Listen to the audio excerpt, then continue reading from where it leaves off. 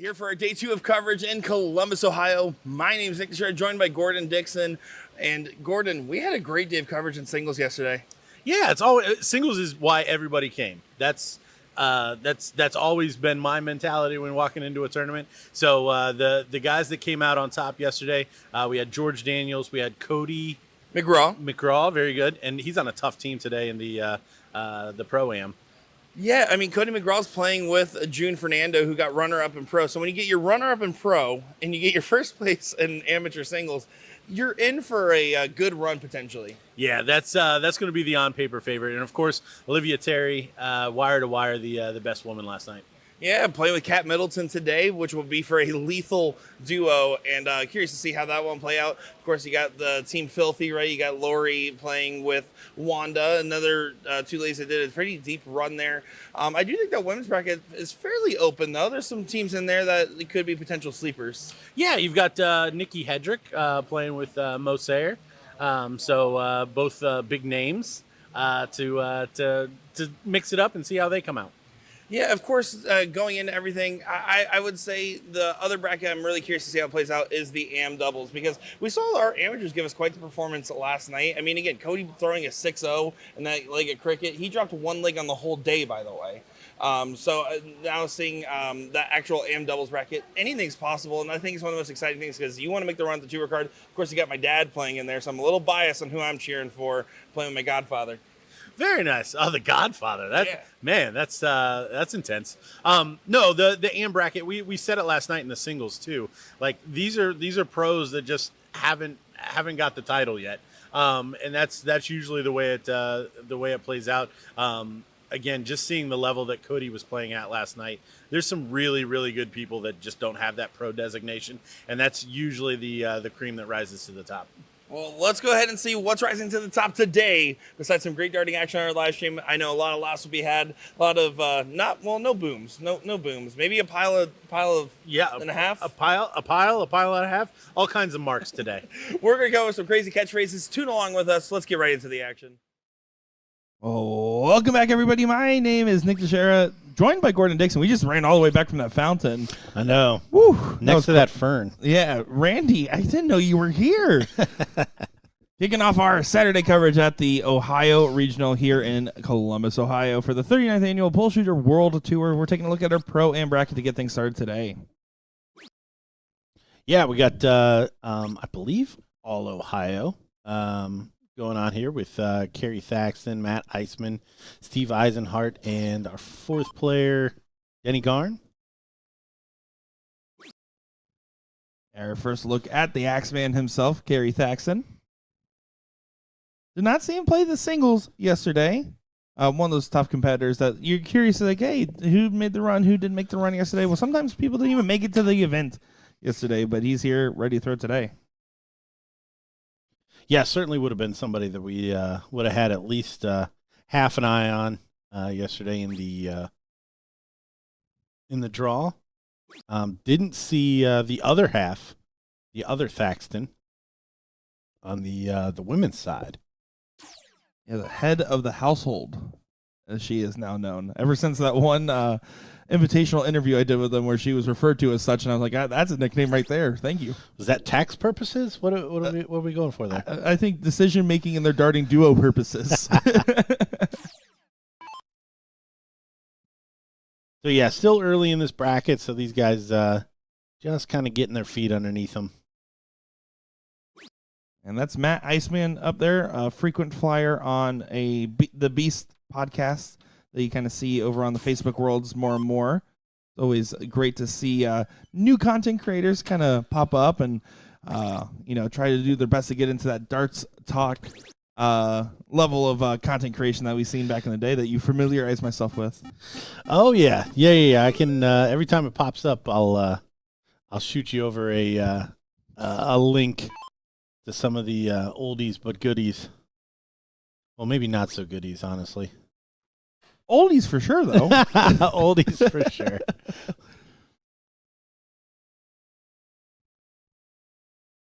No, I agree, by the way. Any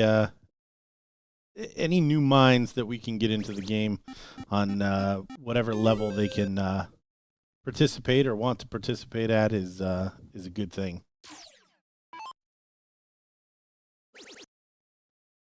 Well, Steven here should have a pretty clear shot. Needs to pop this 19. And after the first dart, I would have preferred him just to switch over in case that dart missed at the single 19. You never expect to miss a single in a Pro-Am level, but just in case, that did not take that opportunity, and Iceman having a chance to throw it right back to sender. Yes, I didn't like the time he took there for that shot. It felt very rushed, kind of whipping that one down at the 19. Going to pay a price there with a 7 mark from Iceman.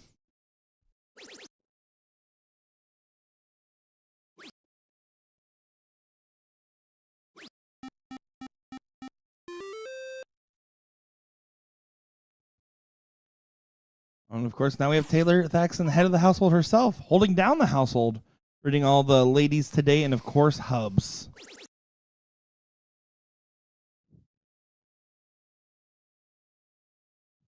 Then he taking a step back, letting what he wants to do on the attack here.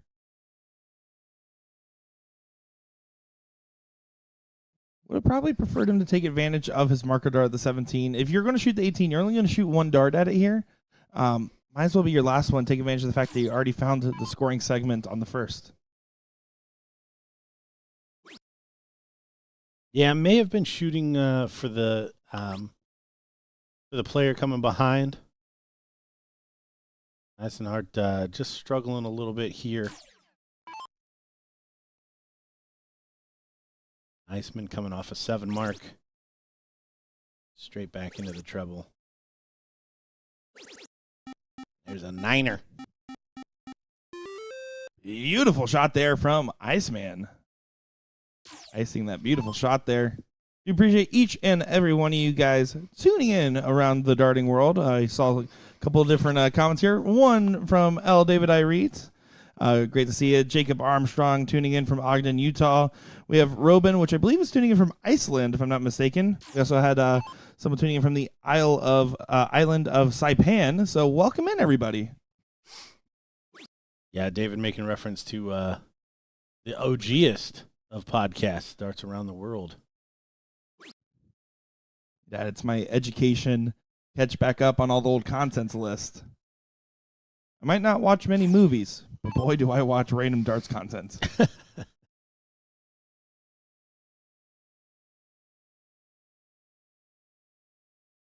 Even trying to make a stand at the 15s here. He's going to have to take advantage of that dart, and he doesn't do so. You can see moved over to the side, but floated it on the last. You're going to move over, try to throw right into that barrel and hope it deflects in. Yeah, I'm trying to remember the Darts Around the World guys. I know Ireet was a part of that.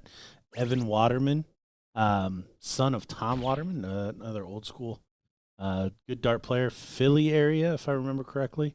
John Ronholm, Bones, I believe part of that.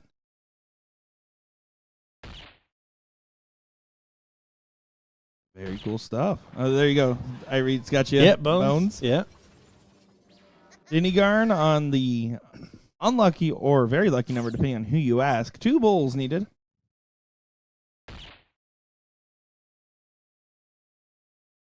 Needs 1 more. Does get it there. So the Pup Boys get the first leg on the board to kick off our coverage here in Columbus. 666.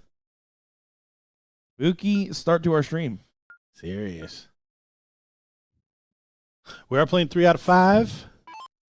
So plenty of time for these guys to get back into it. Again, loser starts. So this format does promote those interesting leg 5s or leg 3s, even on the loser side. Yeah, anything's possible with this format, and you'll see some teams get on some hot streaks, and there's not going to be too many 3-0s today if everything goes according to, well, everyone's plans on the winner side. Currently playing on our other stream board here, Lane Girls and LNN currently 1-0 in LNN's favor, playing in the background over there.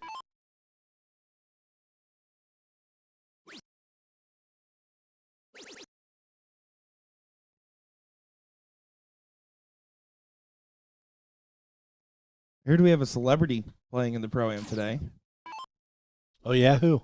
DJ Sayer. Oh, the Slayer Sayer. Love to see that.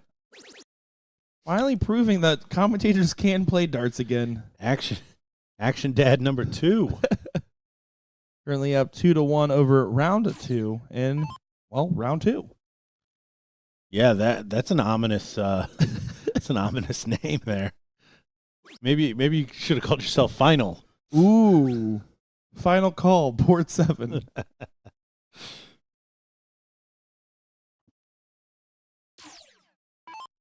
Denny in pretty good position here. Was looking to do the 1, 2, 3 on the 19s. Does it in 2 though. My boy Jack Wagon back in the comments section. Good morning to you, sir. You and Jack Wagon, man. He was still helping us out all last weekend in Las Vegas as well. So Oh, nice. Jack Wagon, our unofficial chat moderator analyst.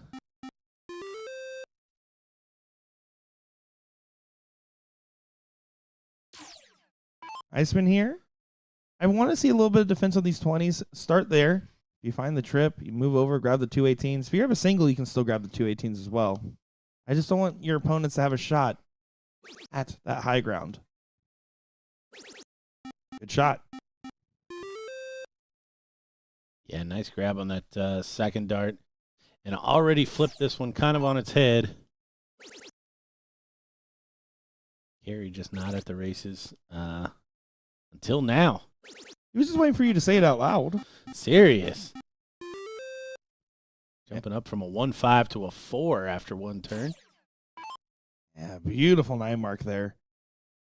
Now setting up an opportunity to keep them in the leg and putting a little bit of pressure on Denny, who has been a little hit or miss at times this weekend. Definitely not the normal collected Denny Garn we're used to seeing.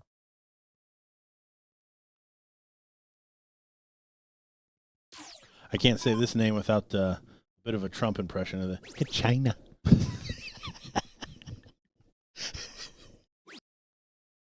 That was great. That was a good one. Probably not how you're supposed to say that, but thank you. We enjoy you listening as well. My default reaction whenever someone says, "Oh, I've listened to you before. I've watched your videos before." Whenever I run into Mandar Hall, I always just say sorry is my default response. Yeah, I think everybody expects me to be on all of them. And that was not a humble brag. I will get random texts at different times on a weekend and be like, "Hey, I'm listening to you," and I'll be like, "No, you're not." That's so good. Well, you gotta admit though, Mike Gordon impression's paying off. No. Nowadays. Hey, you keep repping at Blind Draws. We'll be we'll keep the lore alive. The fact that it worked in Ohio, though, and some people actually are like, "Oh, that must be Gordon," Yeah, it's kind of crazy. Huge fan. Eisenhart here in pretty good position. Should be able to attack the 20. I think I would have preferred the 2 singles up top. Let's stay down for 6. You're going to stay down. You need to hit a fair amount. Yeah, good switch there after Wayward first.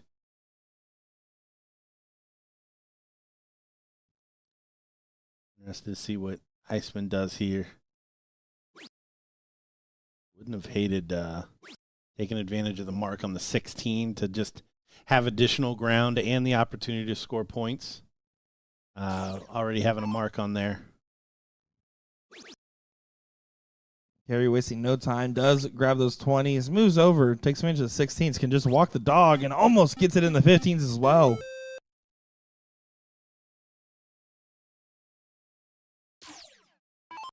You know, Denny's over there talking smack. I'm sure that was a congratulations on a good shot. Denny being nice? Yeah, that's reasonable.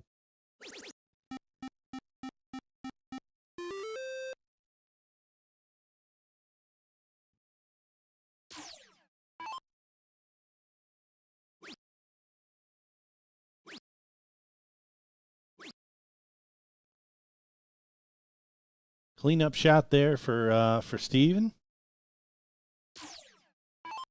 So looked like they were going to go up 2-0, but Thaxton woke up and really wrestled back the lead here. Yeah, doing a good job with a 4.8, and then when your AM partner is playing a 4.4, that's a pretty dangerous duo, all things considered. Just needs 3 to take it to game number 3. Needs to be careful here. Hucklebuck opportunity.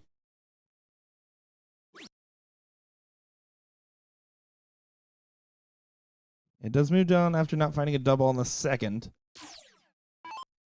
We'll need to find 4 bulls now for Denny. Yeah, did push the bull, so smart last there.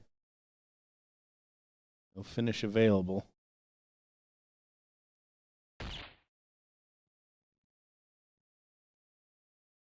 Same thing here, though. You got to be careful if you're Steve. You don't want to accidentally leave a game shot.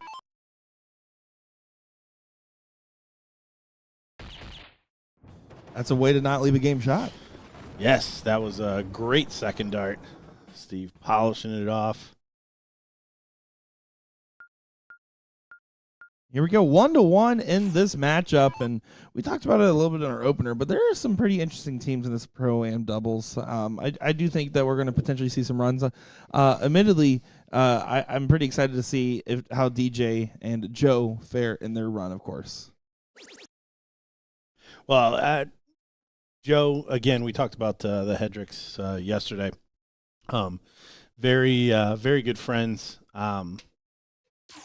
Between all of us, so that's a big piece. The team chemistry, the ability I think is there. It's just what do they run up against to kind of combat their firepower. And again, I still think on paper, June and Cody are the on paper favorites.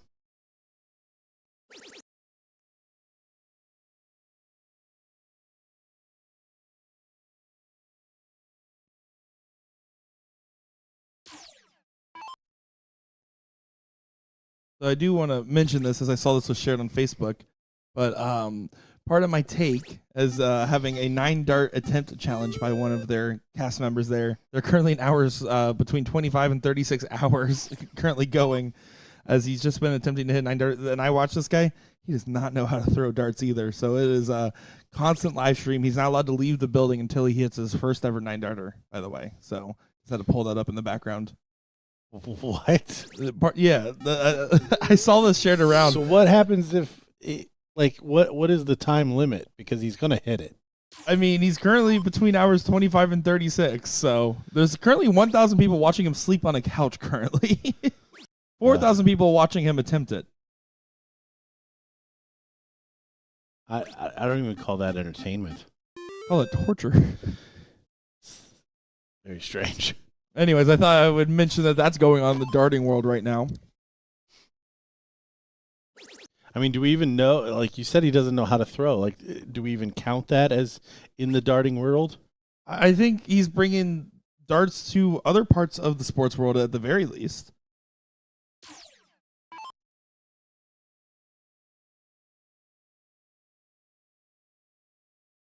It's Hank from Barstool Sports trying to tackle the challenge over on Part of My Take.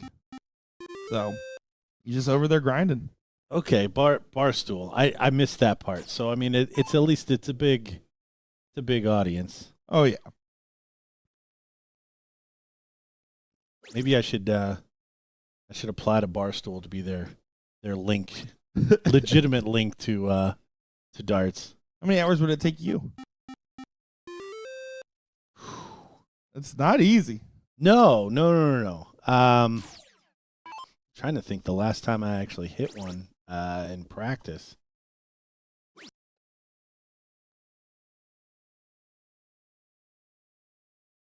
I would say if I knew I was going to do it, I could get like a 6-month run up, and then I think probably within 24 hours, I could pull it off.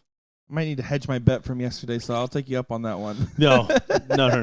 You're not going to get me sleeping on a couch on a live stream. on a Saturday afternoon. That's not going to happen. Well, don't worry. I mean, there's plenty of action going on in your house. The viewers would be entertained anyways with all the kiddos running around too. Anyways, as Tyler said in the chat, back to the match. Steven Eisenhart tries to close the 20s, only gets a single on the last, giving Denny Garn an opportunity here to secure that point lead again. You need to find a 5 mark at the bare minimum.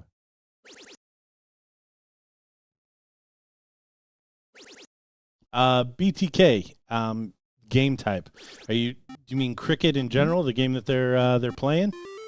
This is I'll take that as the question. So this is a game called cricket. Specifically, they call it Cricket 200 on the Arachnid boards, and that just means that you can't go up by more than 200 points. Each number that you see there represented, 20s through bullseyes, is represented on the board, and you have to hit 3 of each to quote-unquote close the number. If the other team has it closed and you do not, then each time they hit that scoring segment, then they score that many points. So, for instance, they've got the 20s open. Matt Iceman, if he finds a triple 20, he will score 60 points. The winner of the game has the most points, which is why you will see a very heavy scoring aspect to the game. There we see 140 points for Iceman. And you kind of have to balance that against closing the rest of the numbers. You'll see Steve, even though he has the 20s open, will go after the 19s in order to try to pull back some of those points that they're losing on the 20. And from there, it's just the jostle back and forth of trying to close out and score points and close the other guy's numbers and score points. Well explained. Felt a little rambly. No, I liked it. Feel free to sit back, watch with us, and get into it. I do know our YouTube audience, we've been having a lot more European friends joining us on the stream. A lot of people that are new to the modern era darts as well, or new to darts in general. If you're curious about how to learn how to play, watch these guys do it for a bit here. We'll occasionally critique our decision making or their decision making at times, but just have fun. That's the best way to learn, is just by watching and doing.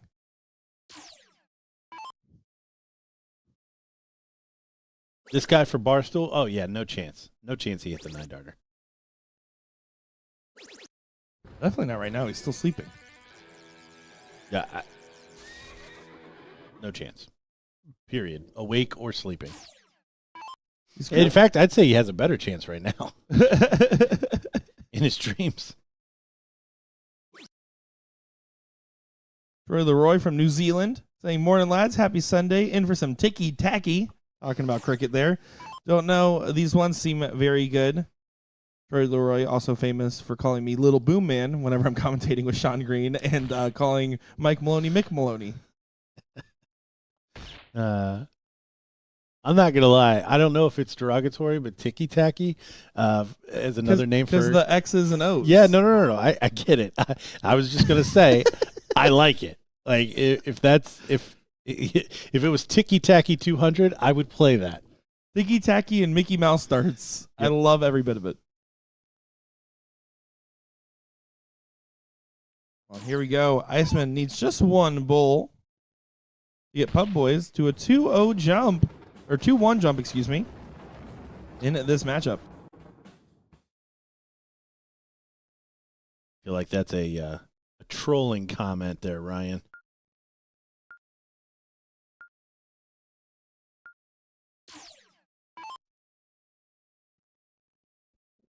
Gary to get things started off here.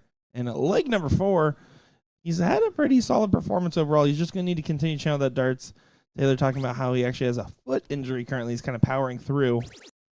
Depends on which foot it is, especially if it's the one that you put all your weight on. For him, he's left-handed, so putting it on this left foot there, it could be very tiring and painful to play on an injury like that.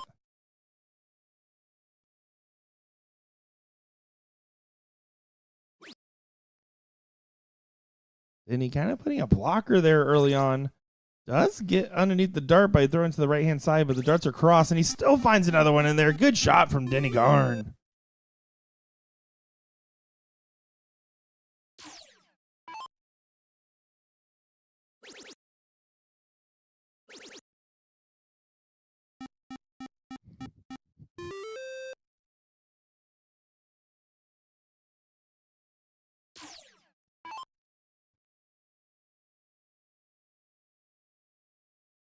Iceman here.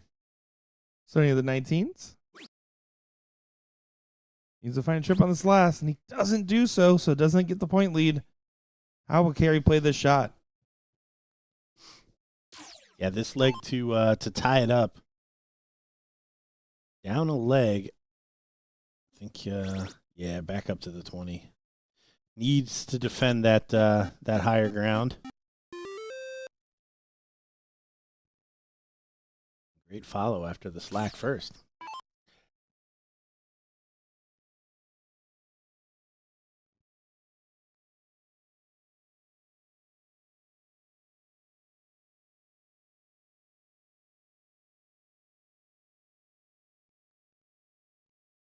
And he trying to talk himself into it. All three going awry. So window shot there from Denny Garn.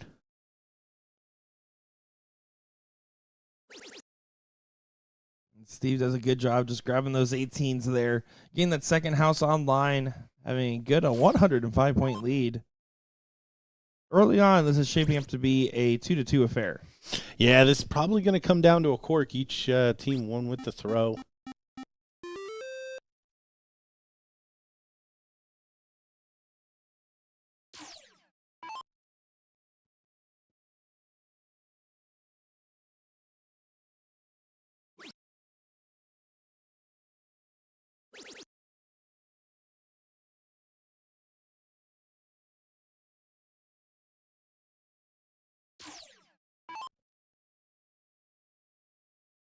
Yeah, leg not over, but gonna need, I think, a little bit of help now from Thaxton and Eisenhart.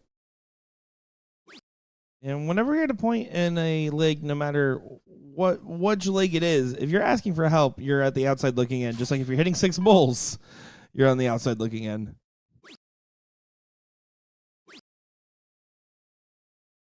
We have our first team into the top 4 of the Pro-Am bracket. That's going to be Team Lights Out. So no real surprise there, knowing that, of course, that is probably George Daniels on the team.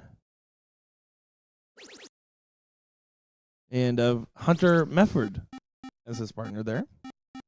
What'd you say? Mefford. I just wanted to hear the name again. Shiesty boy. The Shiesty Boys.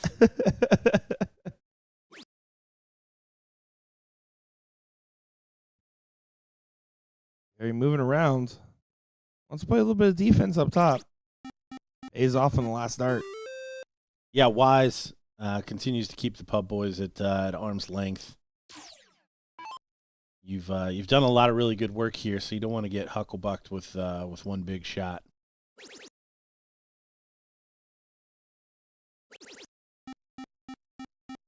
Good recovery from Denny. Coming back to the board and finding 6. Does take that point lead.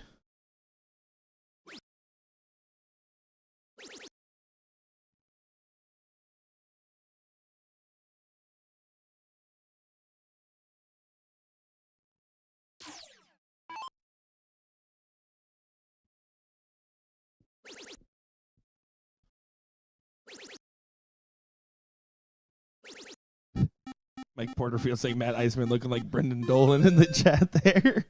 What's going on, MP? I don't know who that's offensive to. It's offensive to Mike Iceman. Don't or tell Brendan Dolan. Don't tell Dolan. They're moving well over on that last start. He's taking full advantage of that hockey. He's not afraid to move around it. Well, and he's playing smart darts here. Again, battling those 16s against the 20, trying to make it a big shot if they are going to turn this leg around.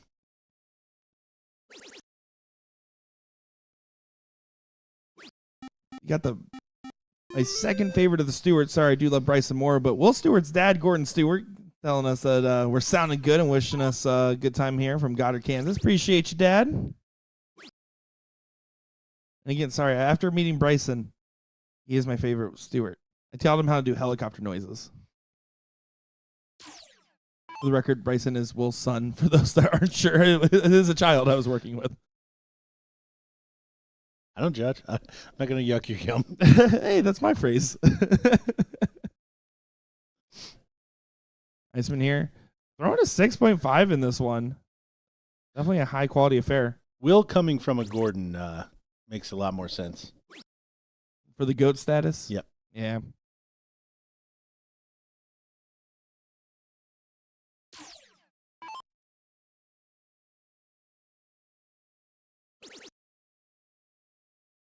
Yeah, and again, this 2018 versus 16 battles, it's been well fought. Pub Boy's falling a little bit shy there. If Denny hits the first start of the trip, I wouldn't mind doing an aggressive look up because at this point you're trying to still ask for a favor from your opponents when you're playing the corner pockets to the upstairs numbers. Yeah, completely agree. You're going to need them to miss. Are they going to miss more than once? So you might as well put them to that test. It's not how it played out. But yeah, don't mind that thought at all.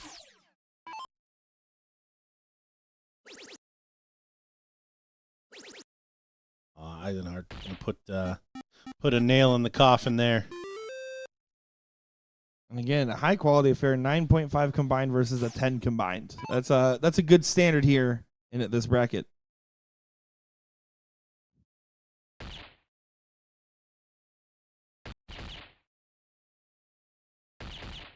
And again, Iceman's throwing pretty fire in this one, 5.83 there. Yeah, it just gives Carey a little something to think about here. Probably won't be enough, but always good to finish the leg strong when you're coming up on a decider. We've got a court coming in. It's going to be Denny Garn throwing for the Pub Boys. Ooh, not going to be happy with that dart. Carey should be able to best this pretty easily. Just don't take the foot off the pedal. Drill it. That'll work.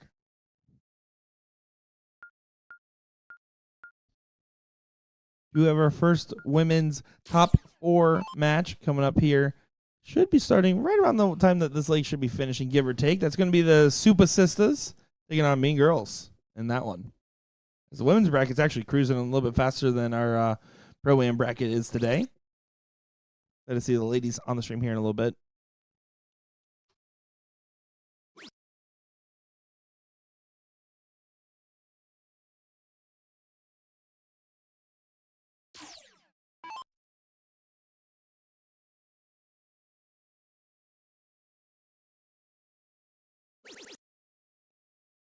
So early shots in this one going to be very important.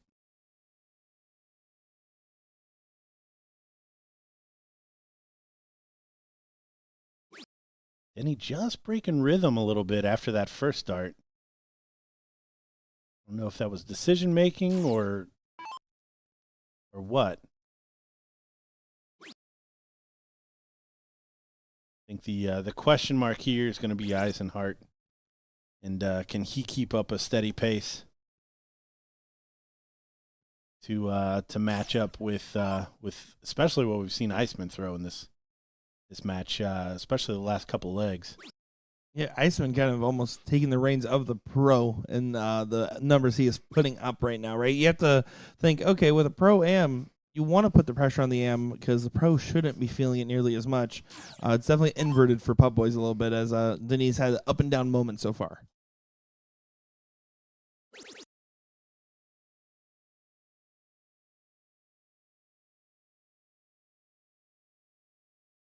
Don't want to take anything away from Carey. Carey playing smart darts, executing well when he has the shot. You see him take that 19 away.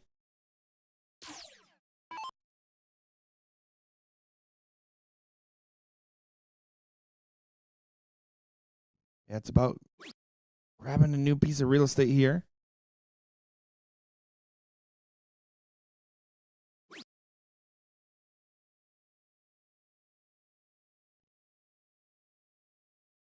Doesn't do so. That's a frustrating turn for Denny.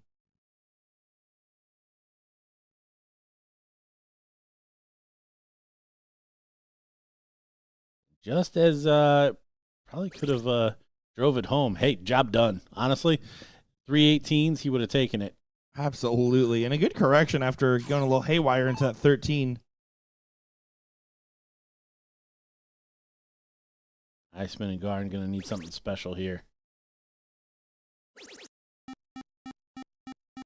Definitely the start to the process. A 6 helps, but does not stop the bleeding at this given moment. Carey needs a big round. Can shut the door on this one. Will he be in the mood to close it, though? Oh, no. Wow. Looks right at the camera there. He looked right to the audience and said, oops. Big shot here, and Denny can turn this whole thing around. It's not going to happen. Not going to happen. Even tells himself, what are you doing there in frustration? Even can just pop these 2 single 17s here. Yeah, I don't like this decision. No real need. I mean, again, if you're going to stay up there, you better collect. That being said, I just think depriving the 2 17s there, Iceman could not get a number close and close both your numbers and get the point lead all in one turn.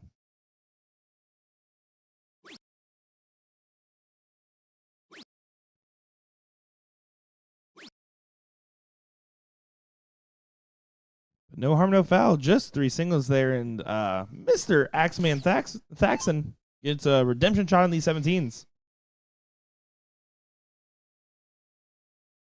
A lot of shake of the head here. Very, very deciding leg-ish here from both these teams. Just trying to press a little too much. And the good news for the Pub Boys is they are one big shot away from kind of turning this thing around.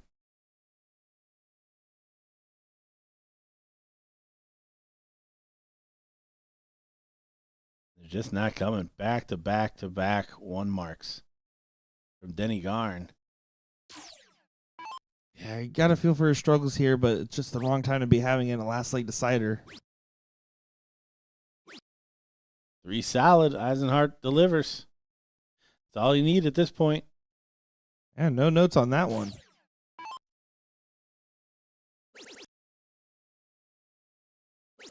Making a last hurrah on the corner pocket here, but it might be for naught.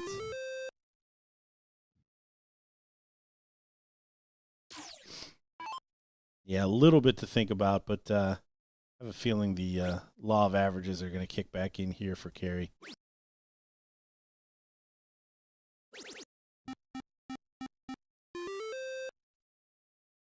Played a little conservative there with the 3 numbers.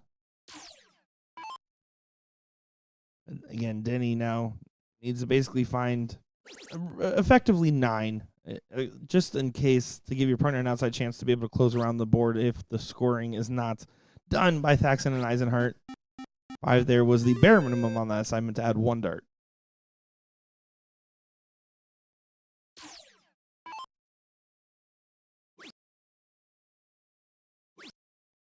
This goes for the 1, 2, 3 here and nails the 1, 2, 3. And here's the question: if you're Iceman, do you just take a stab to try to close everything, or you just try to go for the 4 bulls here, leave it for your partner? I think you try to close out. Again, is Carey going to miss once, or is he going to miss multiple times? Maybe he misses once. Right. So for me, the shot here is to try to close around the board. You can pull the parachute quickly, still grab 4. But yeah, I mean, this is a rock and a hard place, regardless of how you shoot it. It's never a fun position, but if you have a chance to make it 4-3 going into the bulls, you're still playing a coin toss effectively. Carey, though, to shut the door, does do so there and gets the win. Thaxton Eisenhart, best of the Pub Boys in a 3-2 dramatic affair there, as it does look like it's just in time to get the ladies on the board. Daniel, good to see you.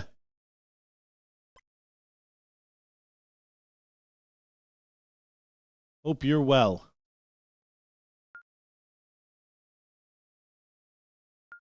So here we go. First top 4 match in the ladies brackets, as I'm looking forward to seeing this one. We have the Super Sisters. That's going to be Olivia Terry and Kat Middleton, one of those very tough duos we talked about early on. And then, of course, Mean Girls here, Rachel Ellis and Raquel Rosa in this one. Yeah, 301 open with a full bull is pretty quick game for these ladies.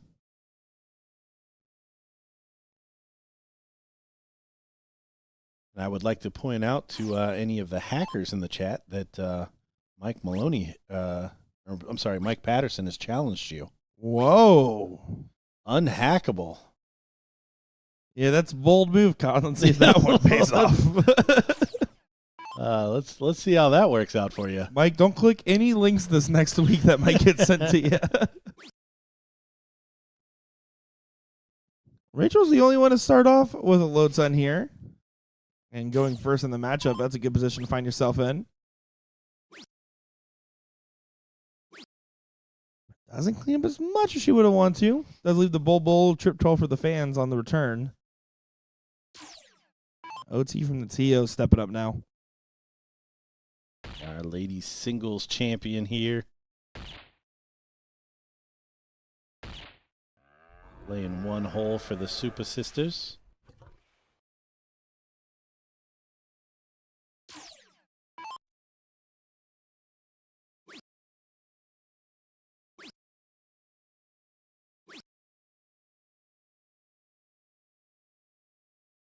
Kel's just a little unlucky there.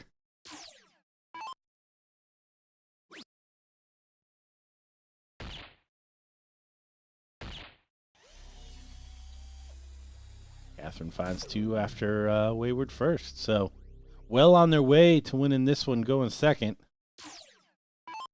Rachel is frozen, cannot finish the 136 now. If your opponent's score combined is less than your partner's score, you cannot finish the game. That is the freeze rule.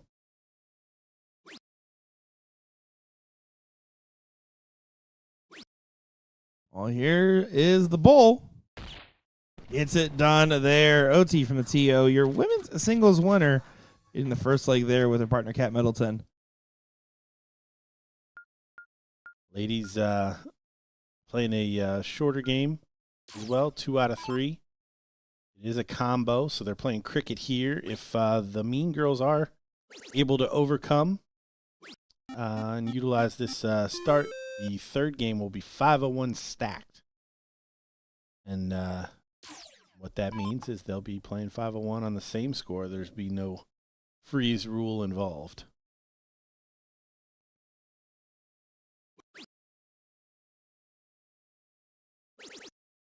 Good last start there from Olivia. Needed to make sure to get the close on the 19s there. Does do so.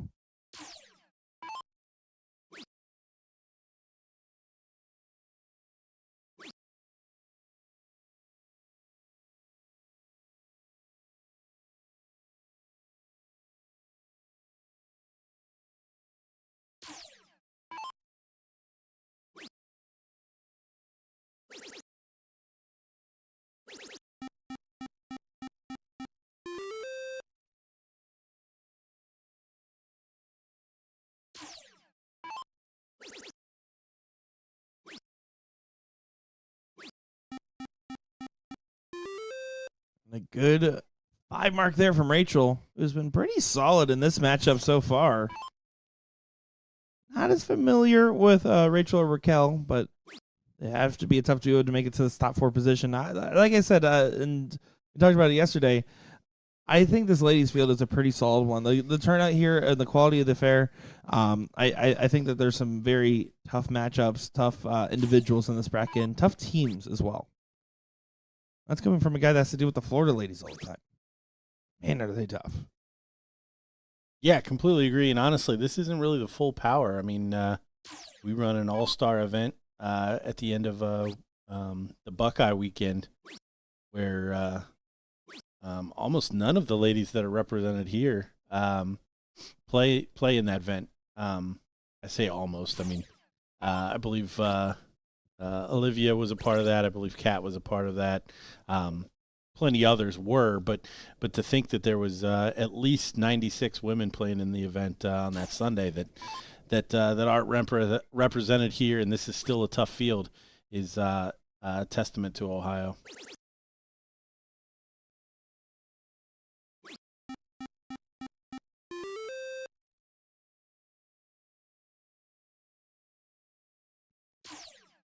Kel's here, just going to try to continue to make a stand these 15s. A little awkward because the 18s are still up for grabs in this situation here. I trying to afford herself an opportunity to maybe grab those 2 single 19s. Yeah, here. Honestly, I wouldn't even be too mad if you grab the 18s or 16s here. Just going to go for the 1-2 on the close, though.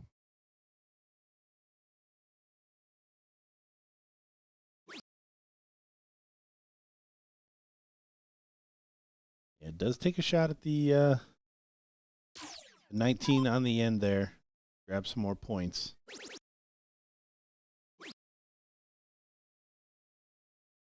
OT can continue to do what she does here. This is to get into the queen seat matchup, folks. On the line here in this one.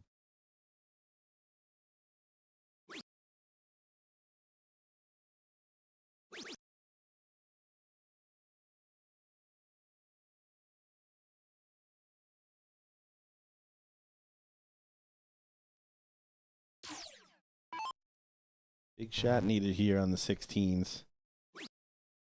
Oh, she's going to close out. Oh, she didn't commit. I don't know if that was a flyer. I wouldn't have hated the close on the 19. Yeah, agreed there. And Kat's going to go ahead and just do some points defense here, but is having trouble finding it. Might not be costly in this given scenario here.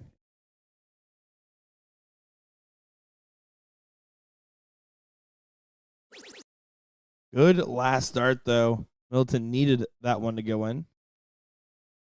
Rachel should be just playing defense at a 4.5. Thoroughly impressed with her performance here. Solid darts. I really like that.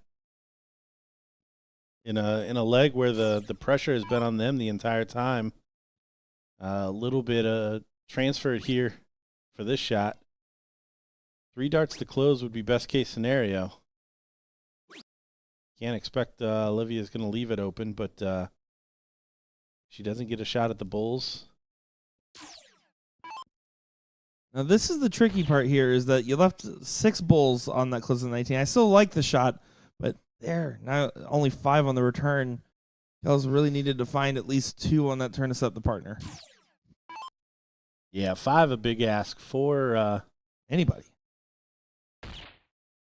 4 needed much more manageable. And there's a big finish. You see Kat ringing it up. Little shake of the head there from Rachel. Who threw great in that match of 4-6. Clearly the leader there. Wouldn't be surprised if we saw them come back around. Oh, yeah, absolutely a tough matchup there. So coming up next on our stream board here, we should be getting that first of the Pro-Am semis here. Last minute versus either these guys or together again. And then on the ladies' side, we're currently waiting for the other semi to get ready there. LNN versus either Me Double Trouble or Team Filthy. So in the meantime, we'll actually go ahead and just take a look over here and have the overhead camera on that match that plays into the semi. So this is going to be that matchup of these guys versus together again. Don't go far, folks. We'll be back in just a moment's time. I'm Nick Cho, joined by Gordon Dixon.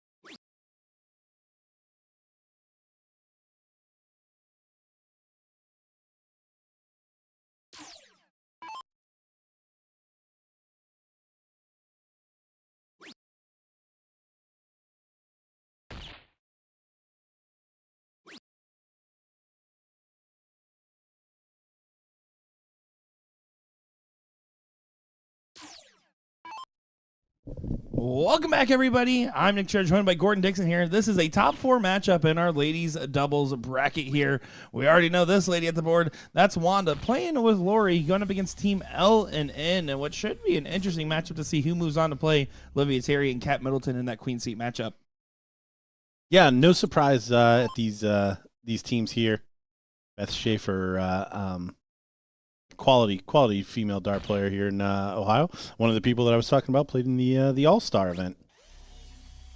Glad to see her throwing well. Lori, obviously, with a good run last night, losing in the queen seat match. Or did she lose in the top 4? She lost in the top 4, I'm pretty sure. She got real deep into the bracket before getting bested by Nikki Henshaw on the loser side. It was either 5th, 6th, or 4th. I would have to look. But in either case, a good run in a hotly contested bracket. Beth here going to try to be the first one at a finish. Will be the first one at a finish.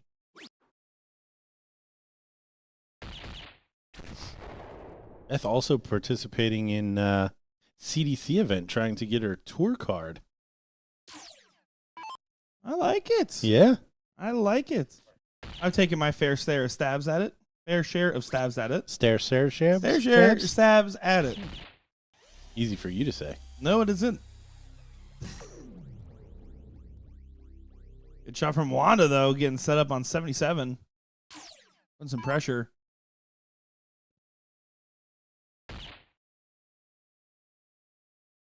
This could get interesting with Lori back at 179. Wow, what a shot. What a shot. You see the acknowledgement there from Lori. Definitely put the pressure on her. No finish at 179. Well, it was kind of risky to go for the high ton there for if you're playing for the freeze, right? If you miss the 19, you potentially sacrifice some points, but instead pays off in dividends here. Beth should be able to set up a freeze after getting below 66. Well, 102 and open out, pretty straightforward. Now, maybe a switch should stay on the bull. Still leaves her a finish. Excellent shot. And the single 13 or finish will freeze. So everything working out in spades there for Beth. Good shot. And of course, those that were hanging out during the break there got to witness a little treat as DJ Sayer was on the stream there playing with Joe Hedrick today. These guys playing together again, 3-1 win for these guys. We will get that top 4 matchup after this one. Yeah, dad number 2 making an appearance. Big 15. Can't finish, though. Big 14, big 13. She chose 13. 42 is the shot, though. You just hit a high ton. Right at the trip 14. You left it. Let's see you finish.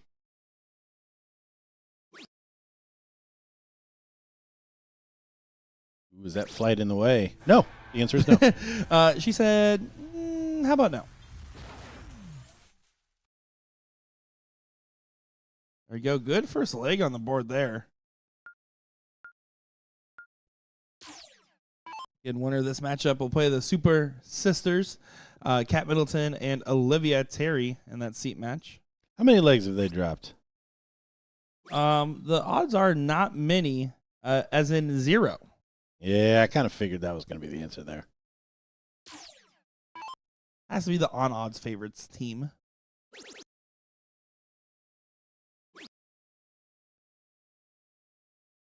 Oh, a little slack on the third. She was hungry for another triple. Just whipped it up there a little too quick.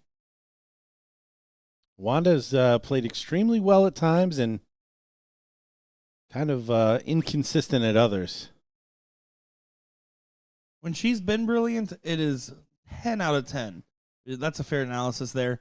Even that shot, I probably wouldn't mind a grab at the single 20 before doing the 19s here. It's only consequential, though. These 19s get grabbed. Yeah, I tell you all the time, I get real stupid to take that 20 away from people early in legs. That sentence went on longer than I thought. I thought you were going to stop at, I get real stupid.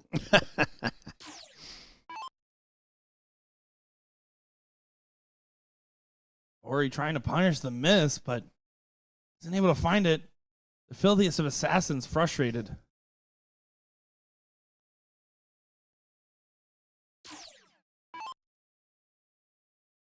The script on FA makes it feel like a something on the periodic table. Ooh. I haven't looked at those in a long time. You know there's a periodic table, right? Yes, but not the one you're thinking of. Oh, Wanda gets to reapproach the board and kind of hit a little bit of a reset switch on this one. One good turn. Change things around here. Does find the trip 19. And stays down to get the point lead. 16-point differential now. Emily here. And try to take advantage of the situation, though. Both teams have had opportunities early on in this cricket league. Neither one has really crossed that boundary yet to capitalizing. Yeah, honestly, from what we saw there at the end of the last leg, Emily underperforming here. Kind of what's leaving Lori and Wanda in it. Lori maybe grabbing a flyer there. Bob Ross special. I don't think she's giving it back though. Would you? Absolutely not. I used to play in a home game, and I mean that in like the truest sense. Like everybody would come over with their own darts and put in $5 to play like a little mini tournament, but it was call your shot cricket. Whoa! Because the guys that played in this particular house game were subject to those type of flyers, and they were trying to limit that. Imagine like you could like do some real BM and that type of stuff. You go like, yeah, 20, 14, 20, and just to piss someone off. I actually like that a lot. But still throw all 3 darts at the 20. You're like, yeah, I know that second one doesn't count.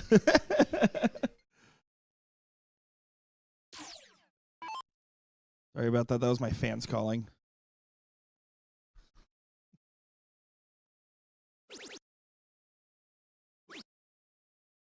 You can tell we're bumping out there in the tournament hall. We're finally starting to get some of those camera kicks there. You apologize if you got some motion sickness. Strap in for the ride.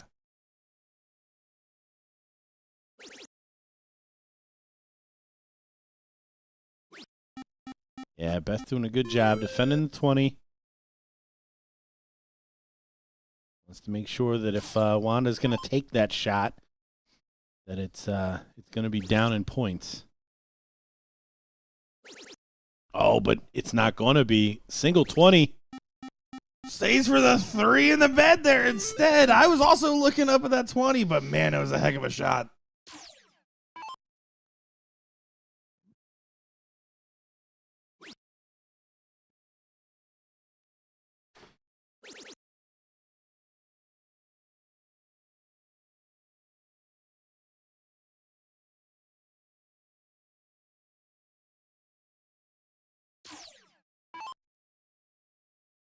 Lori has a couple different options. She does go and grab that close. I love the play at the 18s. That was the other shot I wanted to see in that turn. That 3 mark does so much. Takes away your opponent's honey hole, gets you another playground. You're up 3 numbers. Looking good. Yeah, Beth doing her best to protect that 20, but now pushed down to the 17s. Ooh, and almost catches a flyer herself. She throws her hands up. I want to hear whatever she does is going to be just fine. Coming off a 9er. Following it with a 2 mark, which is actually a curse. I used to have a mental block I had in my head every time when I was first getting into darts. I did a 9. I'm like, don't hit a 2. And I would always hit a 2 mark immediately after. It'd be PTSD for quite some time.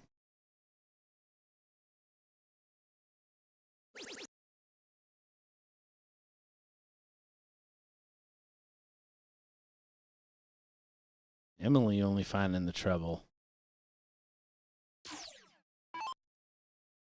So up 3 numbers, but down 9 points. Sorry, 11 points.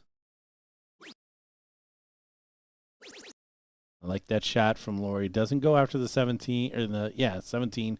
Goes after the 15. Utilizes the mark and blocks against the mark of the opponent.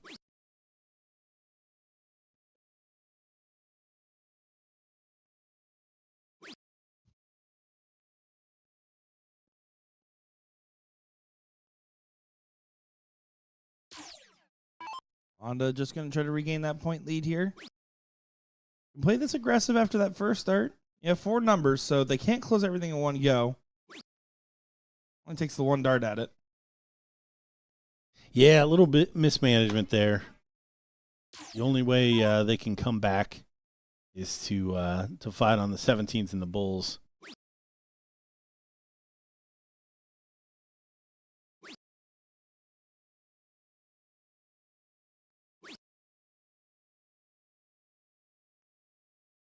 Emily does take the point lead and shut down the 19.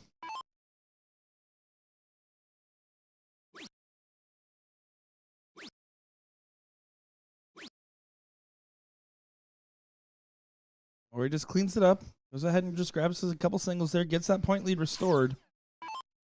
I want to be careful in game states like this. It's easy to get too comfortable when you get those multiple houses up. We've seen that be a curse yesterday on the stream a few times.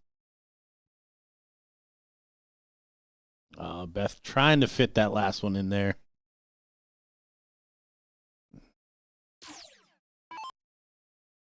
Now again, up 3 numbers, a little more dangerous, but 2 17s will shut it down. She does snag 1. Same thing with the shot selection, though. That first start at the 15, I have no real gripes with. She got the point lead and hit the trip on the first. But take advantage of the fact they only need 2 big singles.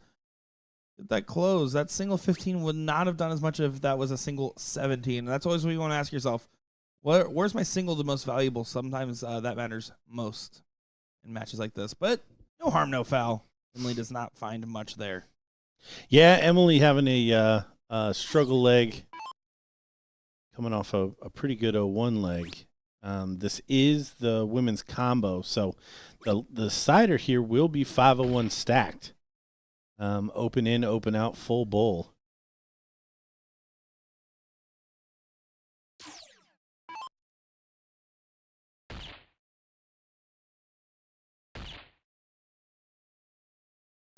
Valorant last stand, but if anything, you're going to think, all right, I'm ready for that diddle. I'm ready for that 0-1 leg right there. Not afraid of those bulls.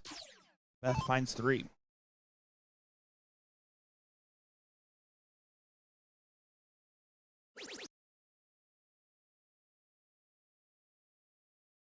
Wanda said, I'm not messing around with nothing here. I'm taking 1 dart at close every go. Who the points want to close, though? I mean, she's staying pretty true to that strategy throughout.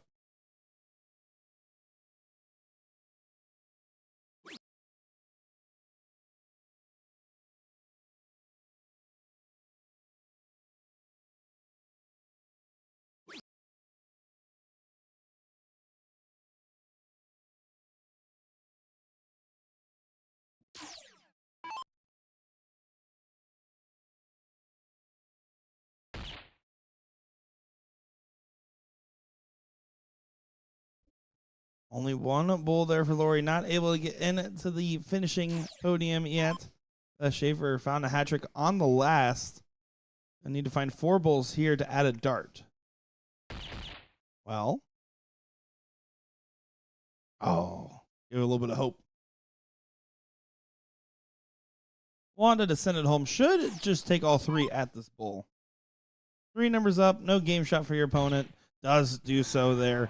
1 apiece in this go. Here we go. On to the diddle.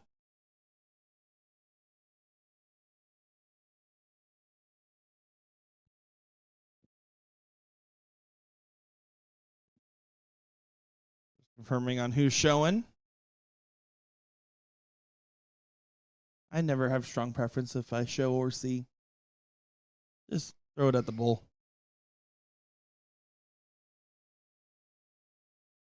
I mean, in soft tip, I think it's a little bit more advantageous to show, but I think Wanda's going to get it by a couple of holes here. You think it's more advantageous to show just because of deflecting reasons? Yeah. Reasonable.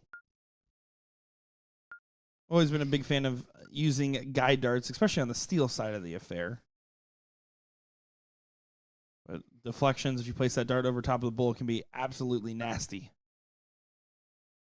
Yeah, I mean, sometimes you're going to have almost a literal trampoline with the the dart bouncing in the board. Believe it or not, me and trampolines don't go well together. Never would have guessed it. Lori to get things started off here and try to get off to the races. Does find 2 bulls. That's the target line. It is stacked in our last game of 5-1 here, so they're playing on the same score line for the teammates.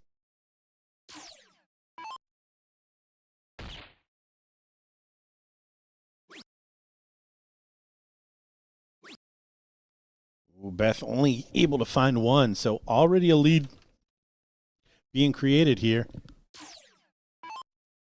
And Wanda's going to have to take the opportunity. They need to push themselves out in front here.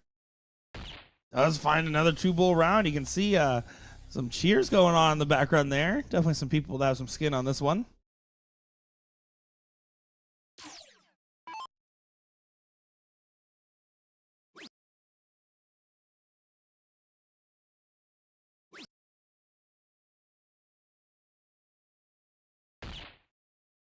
Yeah, it does find it with the 3rd, but just not within touching distance right now. Absolutely needed at least that last start to give them an outside opportunity. Might be on a finish. Will not be on a finish, so. Yeah, important shot there.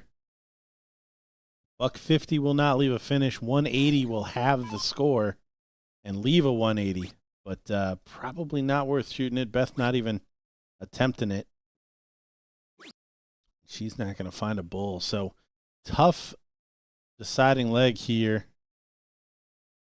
for LNN.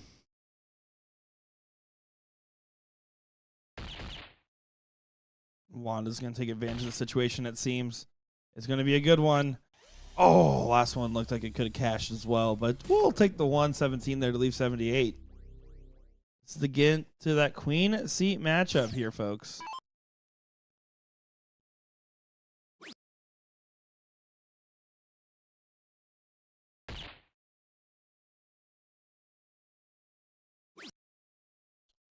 So really no pressure here for Lori. Team LNN 6 darts away at least. 50 for 24. Oh. Ooh. Now this makes it interesting. 6, now it is open out, so a big fat 6 will do it, but bust opportunities all around there. Yeah, this is all on Beth now to leave a finish. She does leave a pretty solid finish at that with the 126. You're right, Wanda has to stay true. More than likely she drills it, but there's a lot of opportunities for failure here. Looking for the single to move to the seat match, and she does it.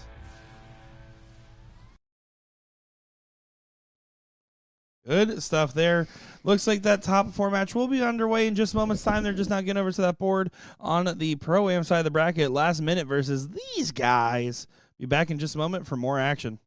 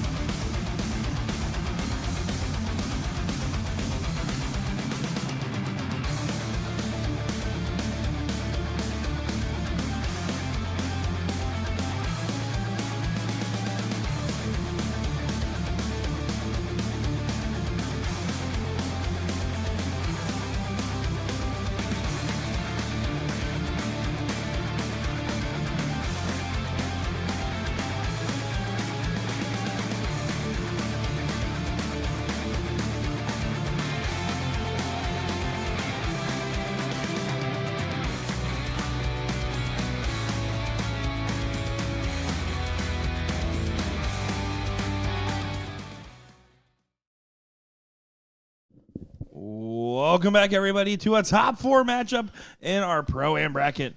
We got a really enticing affair here as we got Last Minute versus these guys.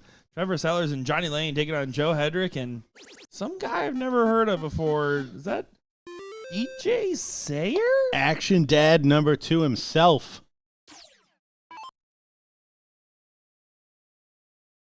Looking forward to this one. Have you ever had a chance to commentate DJ playing? Oh yeah. Yeah. I just always assumed you guys would be working at the same time. Well, there was some time where I was not playing CDC, and he was playing extremely well, Dominating the on the CDC. CDC. Yeah, so there was some overlap there. I believe there was a couple of soft events too with other groups where in Vegas he was playing and I wasn't. And there's been some times in Vegas too where he was on the commentating team and I was playing. I wonder when the last time DJ's actually played in one of these events. He's been working on the tour for quite some time now. Well, for him to be an AM, I think it's been at least 5 years. Maybe 3 years. Yeah, I'm happy to see him playing regardless. The stuff that and I've talked about, especially in Houston with you, about the stuff that you've done for the community over the years. But as a player and as a commentator, he's done so much for the Dart community as well. And the same on the board here, throwing the tungsten. Love to see it personally.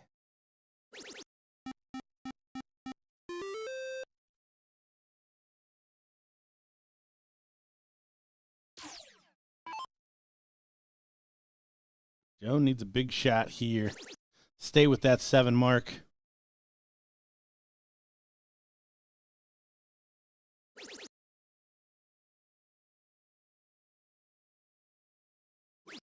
Oh, I thought it was going to go one better. You see the smile from Joe as that last one sails high. Able to reel back some points, but Johnny Lightning.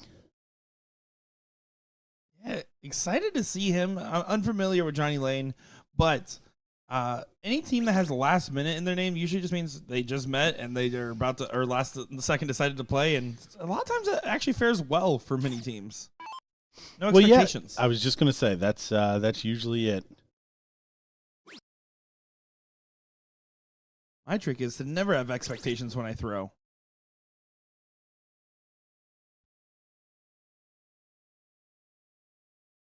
He getting a little frustrated here. 2.5 doesn't really speak to how DJ's played all day. We've caught a couple of his matches on sideboards and stuff like that. He's definitely been proficient. By no stretch do I think he's going to tell me how great he played today.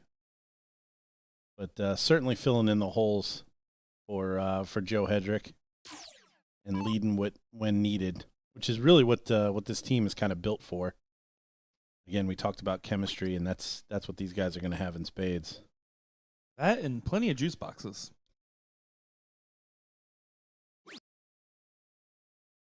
Yeah, the juice box moniker is going to have to stick on old Joe. I haven't let it go in a year.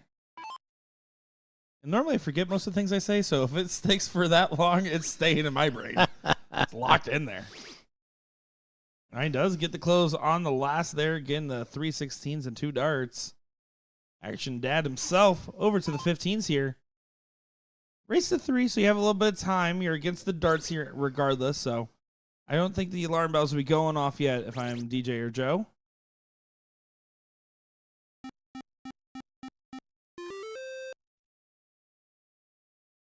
And honestly, that third dart is, I think, what we've seen, or at least what I've seen from DJ be the issue, if you will, for the days. Put 2 good ones on it and then gone a little wayward a couple of times in big moments. But you're exactly right. Against the darts, you're kind of up against it. You get to start the next leg. That'll be the real first test of this leg. Of course, Trevor, looking for a little bit of redemption, had a pretty decent run on the winner's side of the bracket in that pro singles before losing to June Fernando in a last leg decider, and then just got rolled over by Sestefano on the loser side.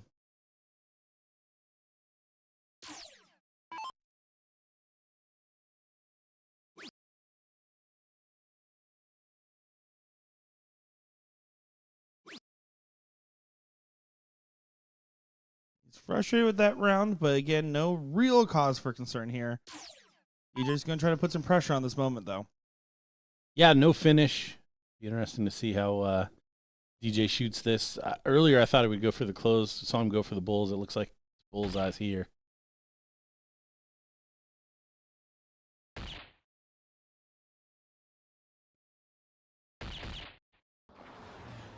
Third dart treated him well that go rounds. Yeah, good find. He'll be happy with that. Transfer of pressure.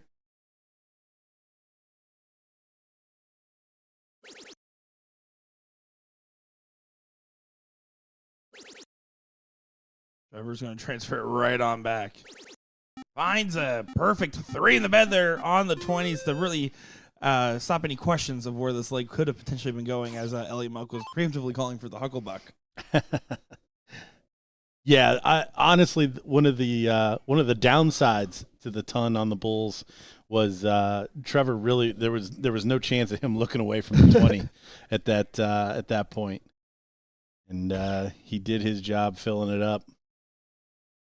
Well, it's because Trevor, when he's listening to Billie Eilish, plays his best darts, and that's what's playing in his headphones right now.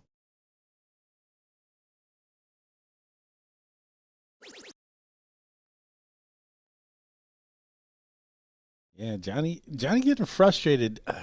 A lot of moving parts with the stroke. The head goes back, not a full follow through, but he still finds what he's aiming at a pretty good clip. Needs 6. I don't mind that switch at all. After finding the double on the first, if you hit the 20s and the 17s, leaving your partner 4 bulls, hoping they miss a hat trick, don't mind that at all. Yep, nope. That's kind of the nature of where you're at in this cricket leg. Again, is Trevor going to miss once or twice? I wouldn't even bet on once, to be completely honest. But you're gonna need him to miss in order to get a whack, anyways.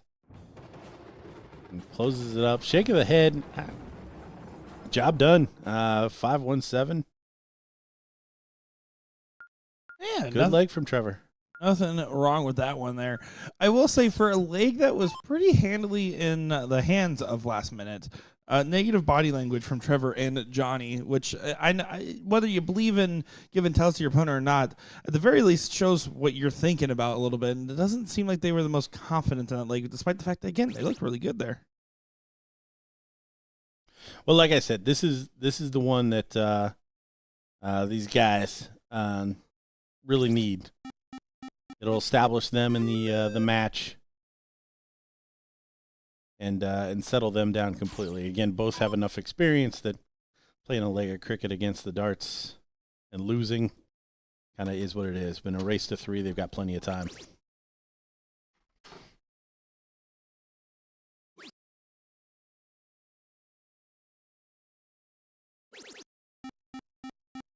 Nice 7-mark answer from Trevor. Surprised Trevor not doing better in the singles yesterday. I know you had mentioned where he kind of fell down, but missing, I think, some doubles early that could have set him up a little bit better. DJ going wayward on his first shot. He's not going to find anything.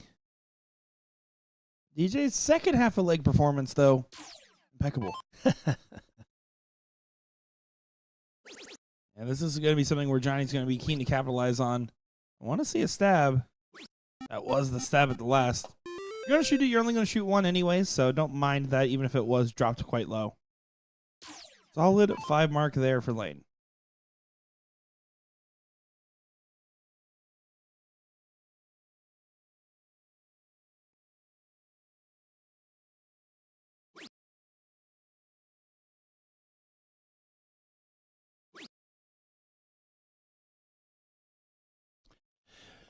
Now the alarm bells may be ringing. Yeah, you're starting to feel the heat a little bit here, especially because you know Trevor's 90 times out of 10, you're going to close this 20 here. You're going to be on the outside looking in a little bit. This could hurt a lot, too.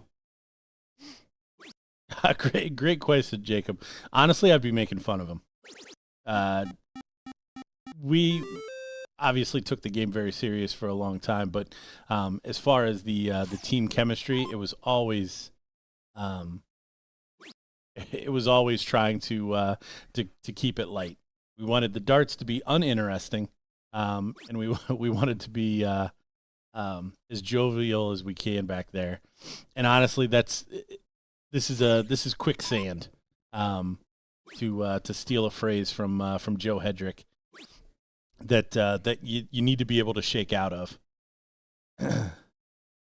Getting a little help here from Johnny, only coming up with 2, but again, with the consistency that Trevor's playing with, it's going to take a couple of really big back-to-back shots from these guys.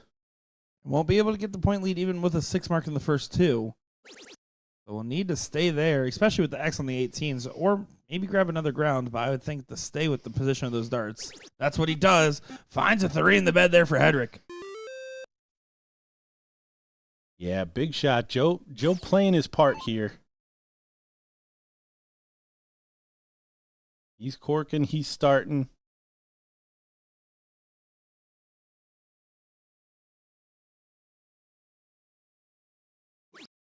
One of my favorite things to say, really to any partner, but especially DJ if they don't find anything, is all over the place. Is that right? Yeah. Yeah. See, my response, especially if I see a very haywire turn from my partner, is I just start shaking my body. I just do one of those, give him a shake it off. Yeah, it catches you off guard because a nice thing to say would be all over it, but all over the place gives you just that little bit of condescension. If someone says I'm all over it and I wasn't close, though, I'm pissed. I'm going to be personally honest. Don't do that.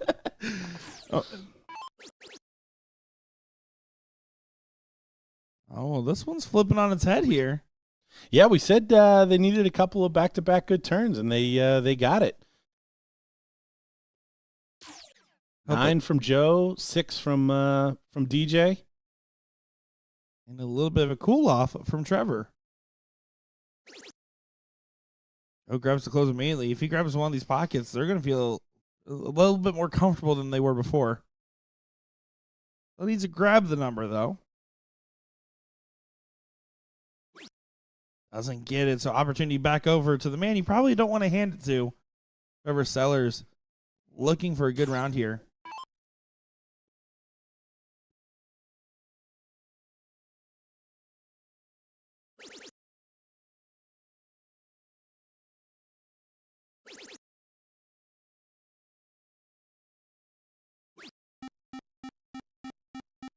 That was a good round he had in mind. His 7 now forces DJ to respond with a 7.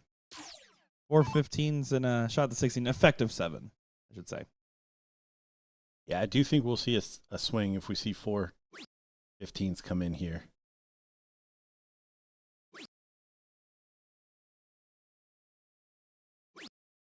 A little overcorrection there on the third dart.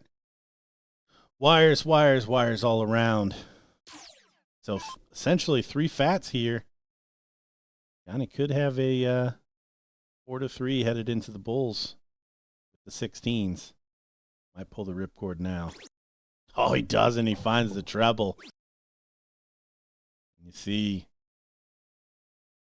does push the bull with that 16. How are these guys going to play it? No finish with that pushed bull.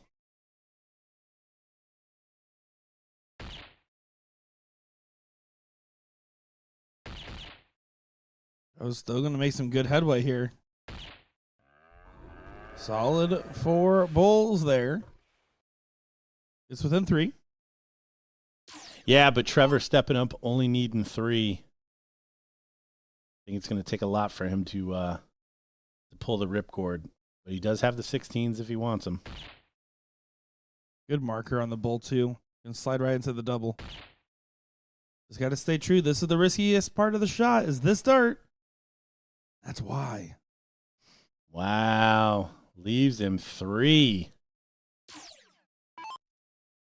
DJ is going to think he's going to hit this, and he has every right to think so.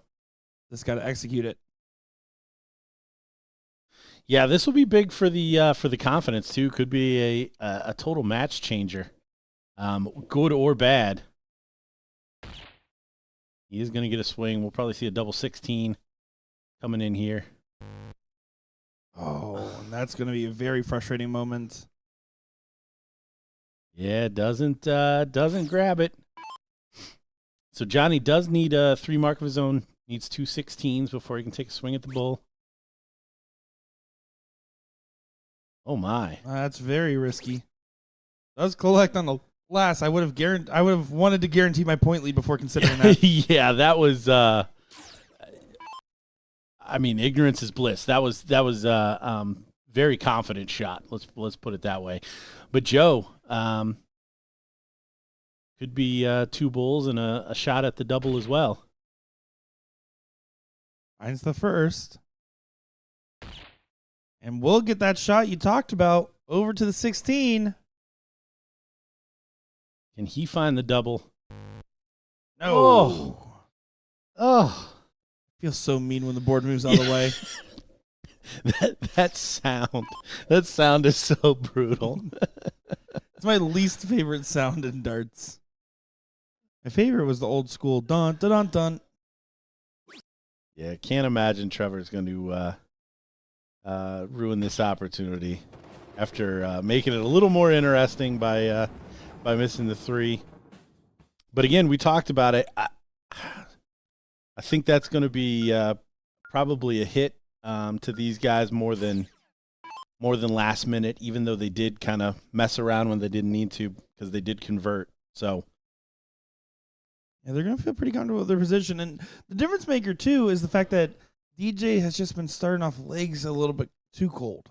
If you change those 0s and 1s into 5s and 7s, all of a sudden, you've been way more comfortable in your start.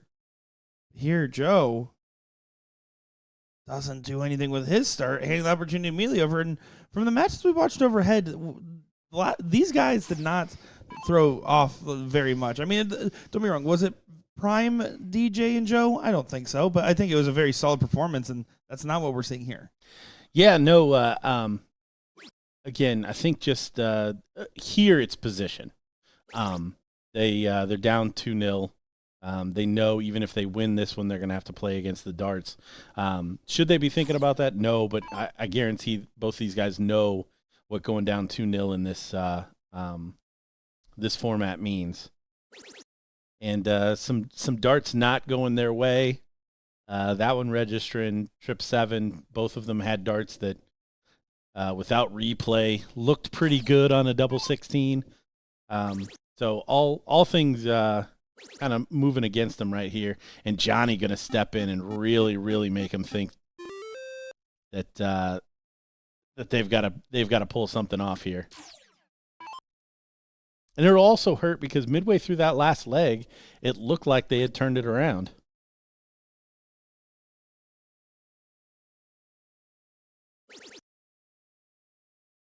Turned it around into an iceberg, it seems. Trevor should have a pretty decent collect here on this turn. I wouldn't mind. I mean, you don't have to take any risks, right? If you're in the position last minute, play a little conservative here. You can go right out if you want. Whatever you choose, just commit to your strategy and be comfortable on that board. Make these guys feel all the pressure. Oh, I completely disagree. I would not play conservative whatsoever. That'd have been 19s until I close it. You got to show me that you have the firepower to turn this around. All right. Respect it. I mean, up 2-0, you get to start the next leg. Why let them live on the 19s? I mean, DJ and Joe haven't shown it just yet, but both perfectly capable of going back-to-back 9s. Oh, certainly. It's definitely not a disrespect kind of shot. It's just one of those things where a lot of times you just want to continue to put the foot on the neck there a little bit. In this case, though, I'm going to go right at it here. I like that shot from Johnny. Again, normally not a spot that you would do that. You'd want to grab another triple 20 before taking a whack, but up 2-0. The pressure needs to be on Joe and DJ squarely. This time Joe taking advantage of the pressure. Does find 5 there. He gets a 2-point lead back on the board. We're going to have to regain that point lead here.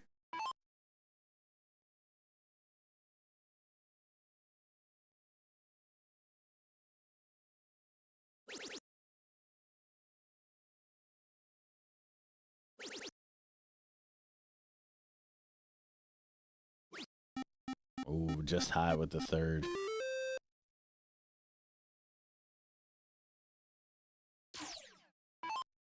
Not a bad 7 mark there, but no real opportunity to close while also getting the point lead. Still to one or the other.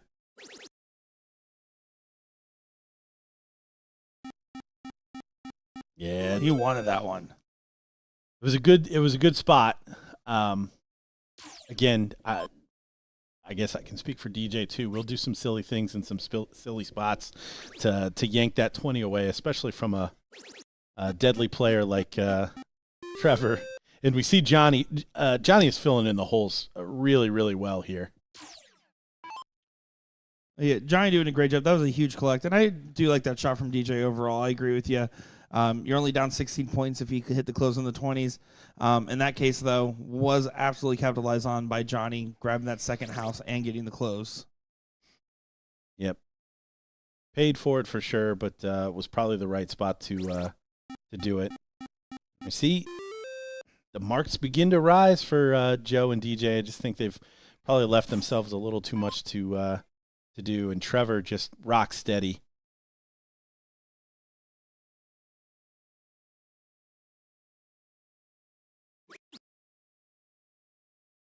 He's definitely not going to miss the 20. I'm trying to help my Yeah, you got to help the odds right there. I hope he goes for an 18 cover. Oh, he just goes right to the 16. I love that. That is what I mean. Like in that spot, why not?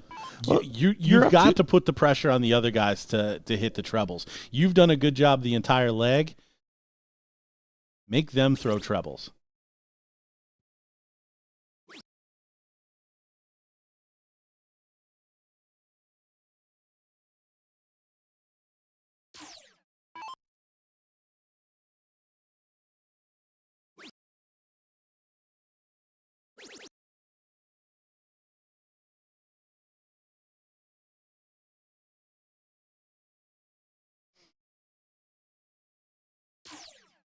Juicebox Joe, not much you can do here. Trying to juice the 15s. Get the full squeeze. 135 points would be handy. 105 points would be handy.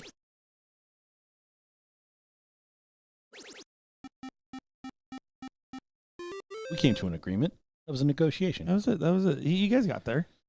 He found that with a moderate amount of pulp. Trevor's done great with shots like this, though. Just going back up, he gets the opportunity to start the points. Does he take a swing? I think he should. He does. I do not. Again, it leaves an opening. DJ can't close out and take the point lead, but it'll be interesting to see what he does with this with Johnny, who's averaging 5 behind him. Again, we just see a little wayward dart to start the turn. Can he find 6? He can. The fight back is well within these guys, but again, I think we've left a little too much to do.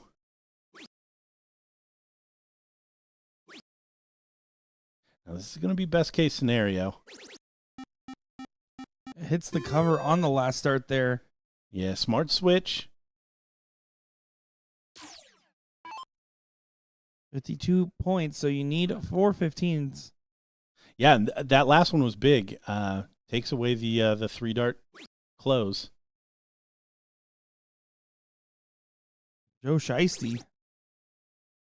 I'm really feeling it. He's trying to get them back in there. DJ doing a good job bringing up his average over a 5 as well. Question is it too late in this leg? One good shot changed the story here, but Trevor really fishing for a trip on this first start so he can just go 2 single 15s. Yeah, he's gone low the last 2 times up. Finds it this time. 2 15s to close going into the Bulls. Wisely takes it away. Now, 2 Bulls down. We'll see if DJ wants to leave the 5. He's going to try to take that point lead himself.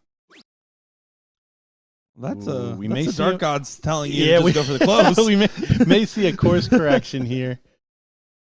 That's awkward to cover the bull. It means that you just need a single. Yeah, good shot. I like this correction from DJ. Leave Juicebox Joe 5 bulls on the squeeze. Yeah, Johnny stepping up here. Again, do you need the opponent to miss once or multiple times? Oh, dead nuts. Look at this. Yeah, finds it. Polishes it off. Last minute, taking this one.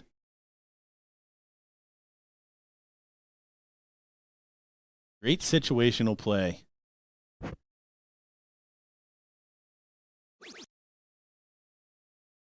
Here we go. Looking over at our other top 4 matchup in this Pro-Am bracket. This is actually leg number 1. Looks like they dilly-dallied getting over to that board there, but looking forward to seeing how this one plays. And our first look at JJ Carpenter on the stream as he gets that win there.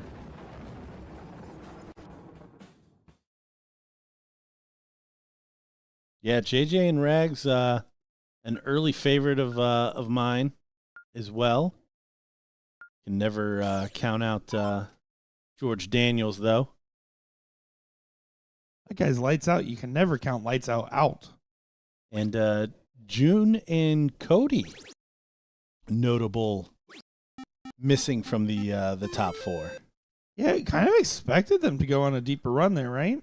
Where are they at this point? That is a good question.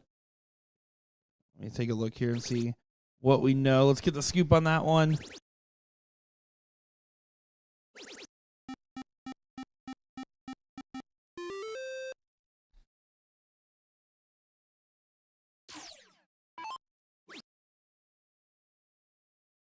Team Underdogs is their team name there. And Underdogs is out. Losing in the winner's side to the last minute Trevor Sellers and Johnny Lane team, and then losing to round 2, far outside of round 2 in the loser's bracket.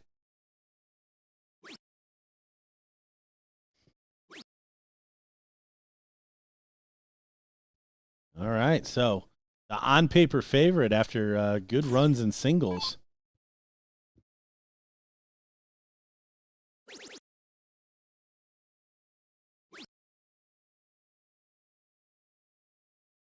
Cross paths with George headed to the restroom. He said they weren't feeling too bad last night, and he said, "You know what? They're not feeling too bad today either."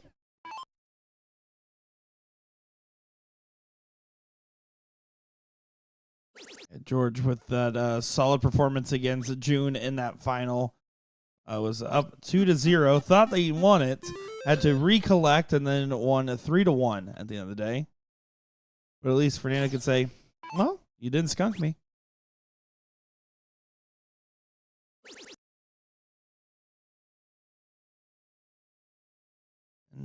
Eye candy there. Frustrated with that last start. Read like a 2009 App Store app.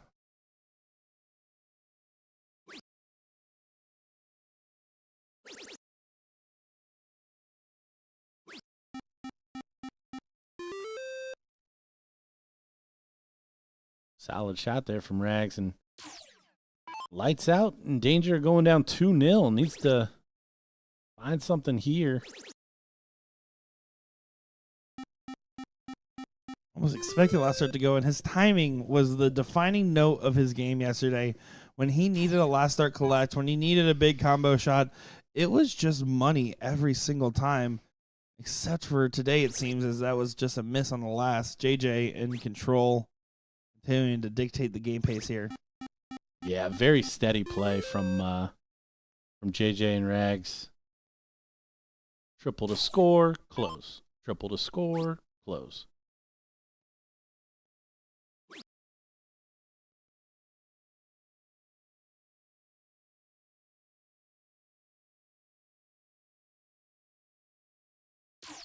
And Rags here just needs the 1, 2, 3 on the 15s. Nothing fancy. Oh, Went for something fancy. yeah. I mean, probably not enough to let the big man in, but crazier things have happened. Not going to do maximum damage. Not even going to do that much as that last start just kind of sails away to the right-hand side.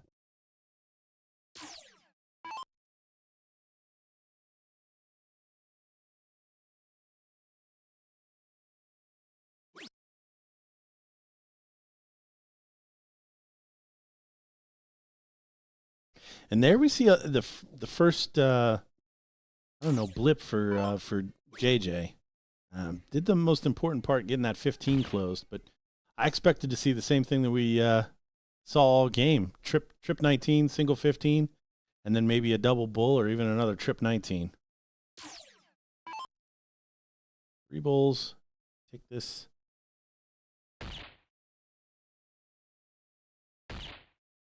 Looks good on the last. And game shot here available for the big man. I would not put this out of his range. Oh, certainly not. And I think you can even see him realizing in the background, maybe I should have hit at least one more 19. Not going to happen now for game shot, but needs to get under that dart to find some doubles. Yeah, first dart was tough, trying to get around it. And JJ now just needing one. Don't need any shenanigans here. Smooth strokes it. Now, I'm not going to put any curses out there on Lights Out, but I've noticed a pattern in the tour. It's either both top 4 matches go to last leg deciders, or they're both 3-0s, and there's no in between. That has been the tail of the tape, especially with the Pro-Am event. All right. Well, I think George starting in cricket is a change agent, as they say in the corporate world. Oh, that's why I don't know it. I did work at a coffee shop once. You worked at Dunkin' Donuts. Sold coffee and then had a shop. Appreciate you setting me up for that one. I got you. I did work the corporate events, though. They would put me in a donut costume and called me Dom the Donut. Stop. That's true. Is that a true statement? Yeah, I used to have an Instagram account for it, too. Of course you did. Oh, that's amazing. And JJ, after the free 19s in the last leg, only able to find one.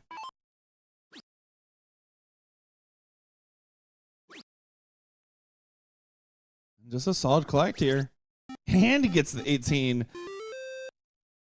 The interpretive dance of triple 18. It's the completion.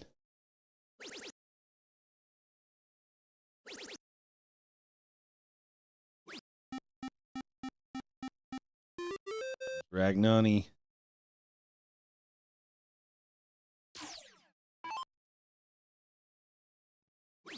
All kinds of options here for George. Doesn't get the point lead. Treble 17. Oh, he stays on points. Interesting shot. Yeah, had every right to be able to close at 17 in the last if he wanted to. It would have forced a perfect shot from your opponents and would have put an otherwise almost chalk scenario if that happens. Yeah, up 2-0. I'd love to see triple 17, 19, 19. Stay there for all three. Does find the 85 points, so pressure back.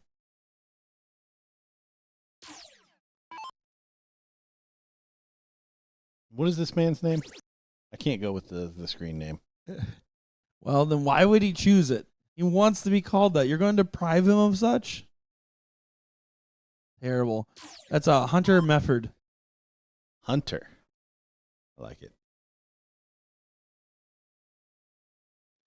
On Rags coming off a good shot.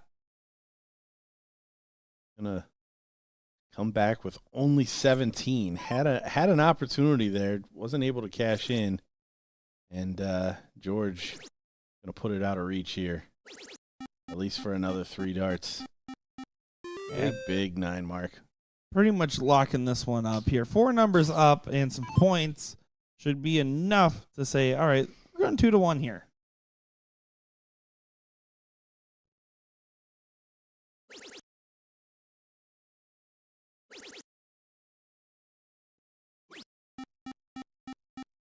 Not a bad shot by Carpenter. Finds 7, but does not have enough room on this runway so far.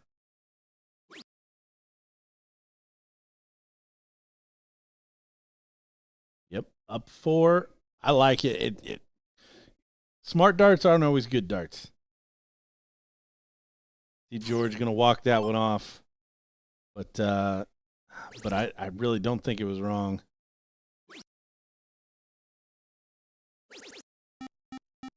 He does snag one. That was a great shot.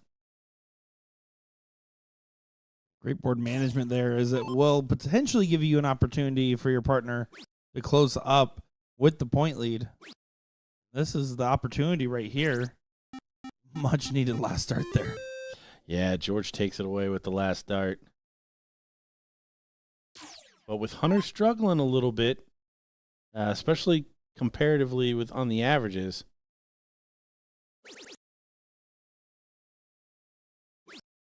And this is the type of shot I want to see out of JJ. A nice little combination shot. Grab a couple points, grab another number, chip away, keep the pressure up on Hunter. Dad chiming in the chat.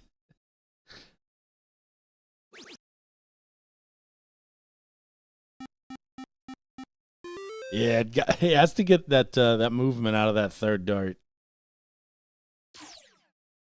Still does the goal there. Gets the point lead and goes to the 15s. Rags should play for this 6. And chucking him in there.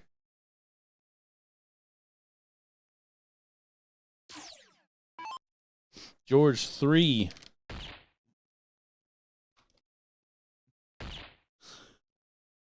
Shut this one down. There it is.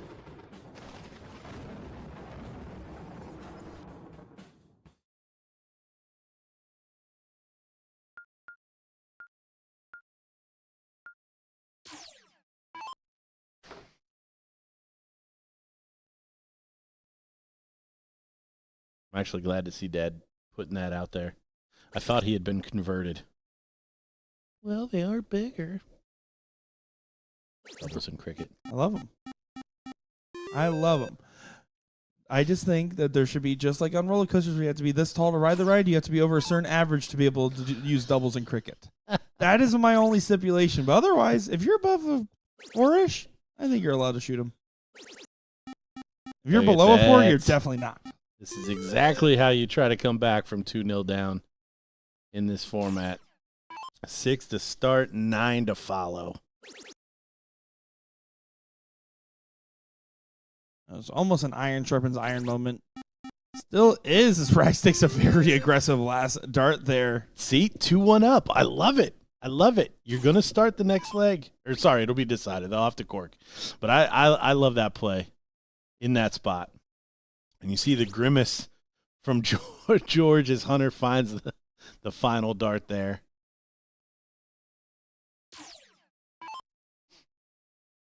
Now, I expect to see JJ settle into what we saw when we first joined this match. Couple troubles for score. Trouble for close. I'll allow it. That is a great 9 mark there from JJ. George now going to just try to play downstairs and will not even be able to regain the point lead with perfection. Still doesn't mean he's not going to strive for it. Finds perfection. Back-to-back 9 marks. Yeah, the man's 6 darts in.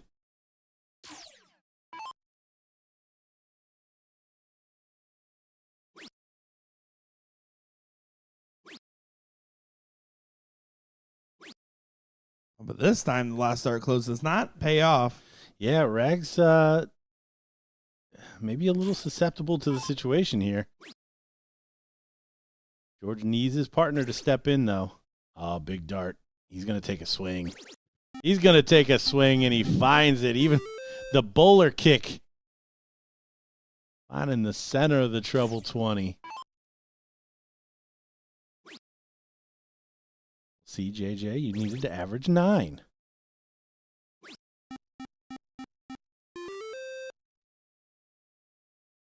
Great competitive leg here.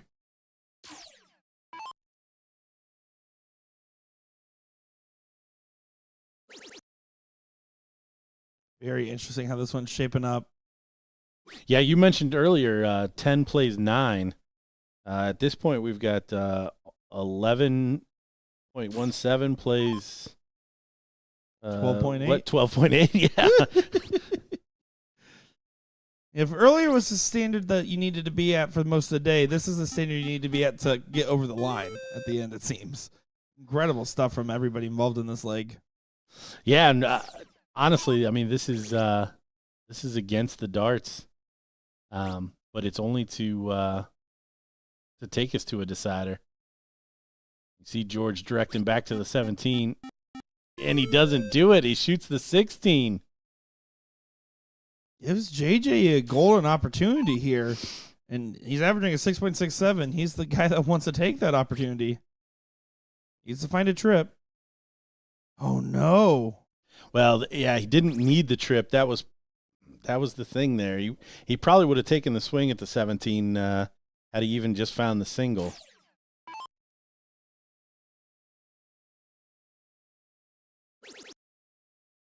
George needs a single 16. Back to the 17, I imagine. A big shot from him. Still a 7.25. Big averages for him.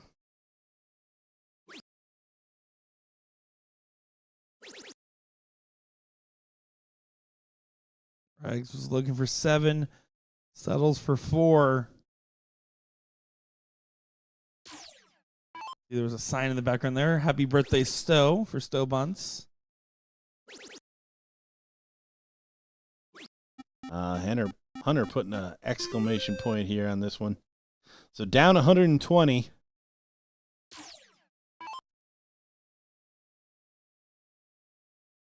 JJ honestly practicing for the cork, I imagine.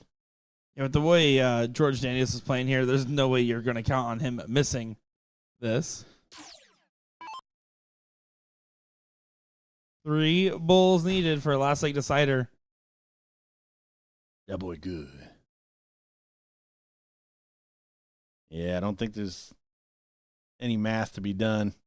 You see George not happy about this one. He's cursing us. Like, I know those guys thought I was going to finish that in the commentator's booth. Oh, I said it. I said there was no way he's missing it.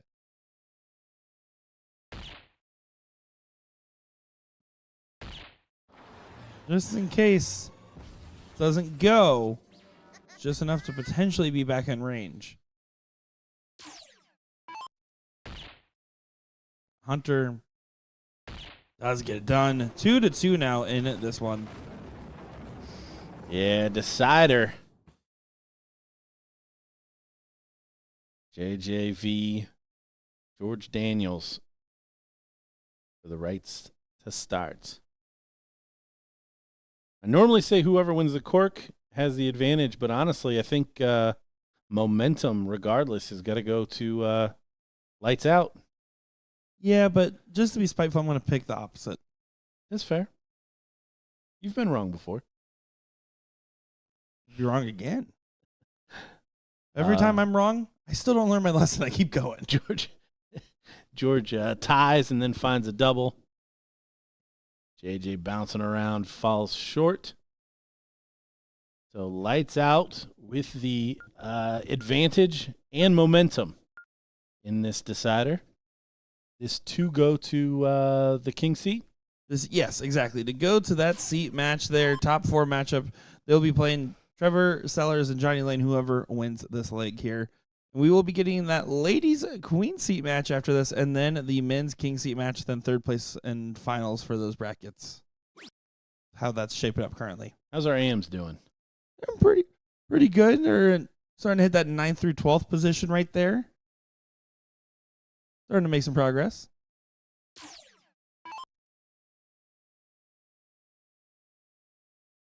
George only with a 2 mark on the open.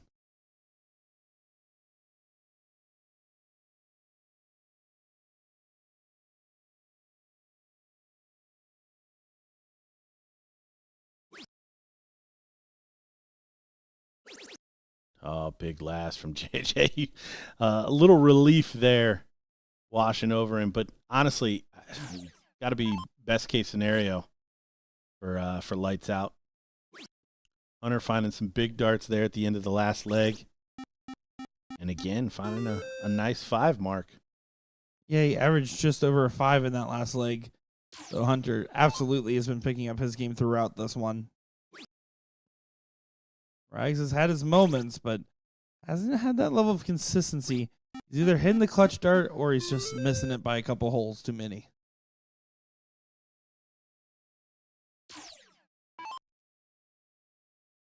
Yeah, low man on the averages. George Daniels stepping up here. Don't say that often. Not at all. Again, 3 low. 5 marks total.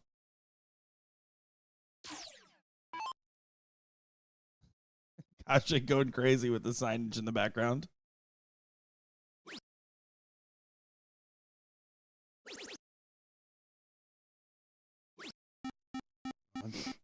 Yeah. AJ, he was feeling good on those 20s. Take the stab there, playing a little bit of defense.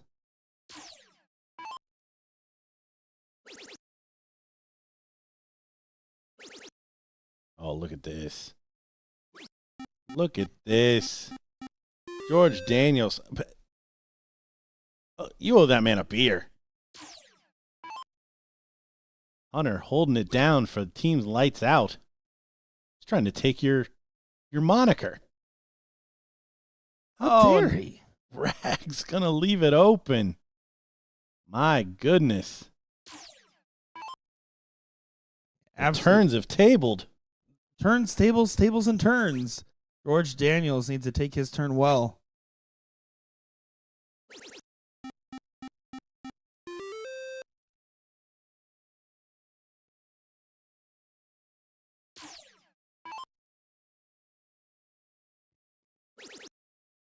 AJ finds the 17s here. Gonna have to stay for as many as he can get. 7 helps the cause, but doesn't stop the bleed. Hunter's throwing a 6 in this leg. Pristine in the last as well. He said, I don't mind being the pro for a little bit, George. Take a seat. Yeah, down in points. I don't completely hate it. I can't see Rags taking this shot. I may have to. This may be the best chance he's going to get. Maybe now. Yeah, he's going around the board. Oh, just a bit shy on that 18.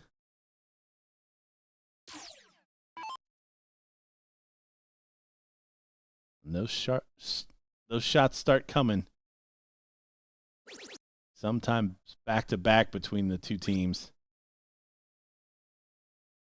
Yeah, we saw shot at the 16 from George Daniels.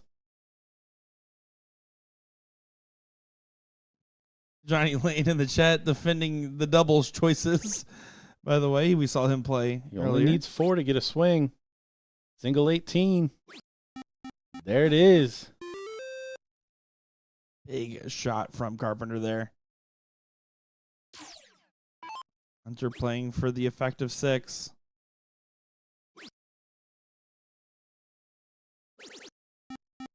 He'll take 5.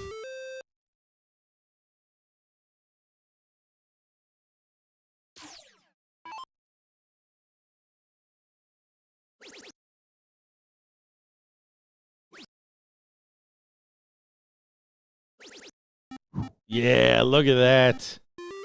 Fiery with it. Yeah, what a shot. See the frustration from George.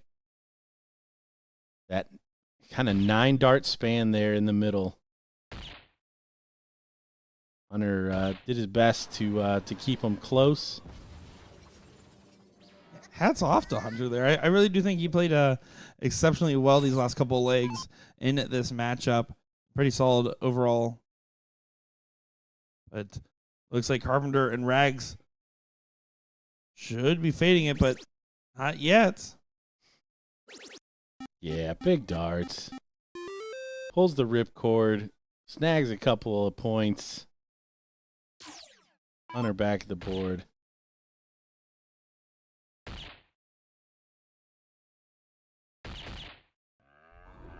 Again, good shot from Hunter. John Ragnoni. Really polish it up here. 3 bulls needed. He does it. Finds the double bull. Players exchange the niceties, and we have our king seat match set. But first, we're going to watch the ladies. Ladies. Yeah, that's going to be Team Filthy taking on the Super Sisters in that one. And I'm looking forward to seeing how these ladies really go at it on the dartboard here. Should be a fun one. Looking forward to it. Guys, we're going to get them over to the board right away, so don't go far, folks. I'm Nick Chad, joined by Gordon Dixon. We'll be back in just a moment.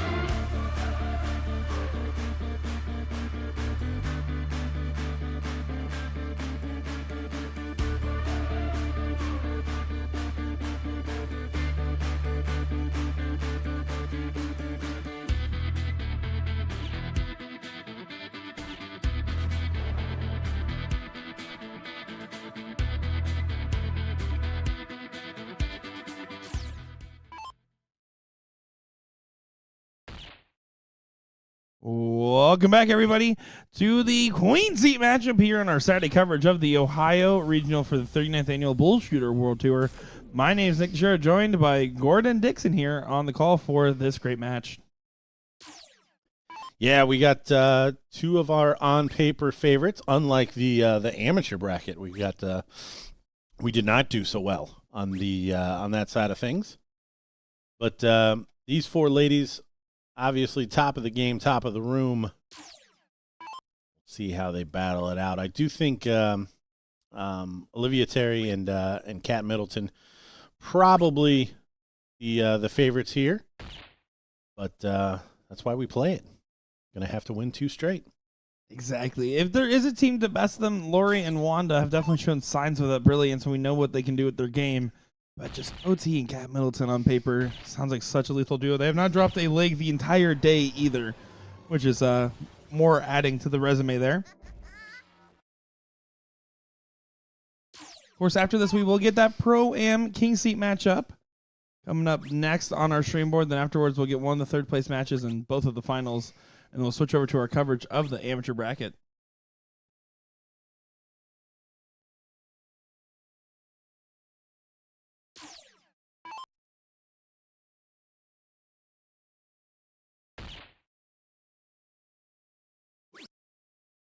Here we go. Lori's sitting herself very kindly at 33. Wanda doing a good job there of hitting that bowl, and the last start there to make sure the freeze doesn't come into play. Kat can do nothing except hit a big shot and hope that OT gets a chance in case Lori misses.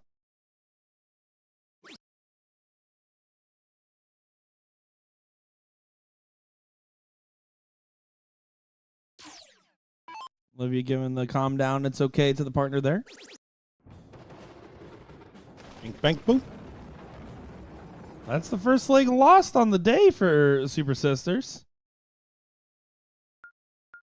Now we're on to the cricket leg. This is where everything can change.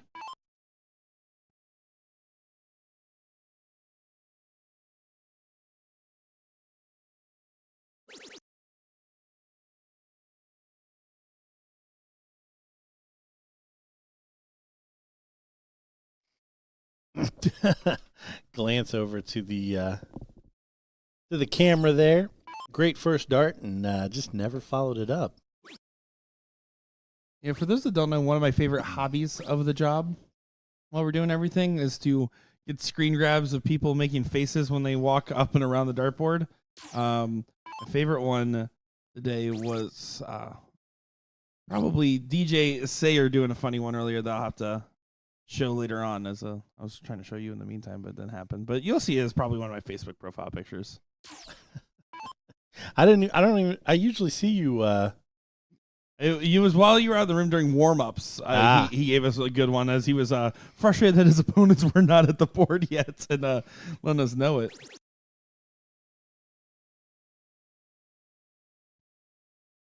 Good last there from Wanda.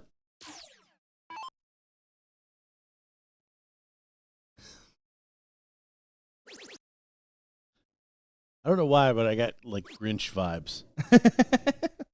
Well, his heart did grow 3 times its size.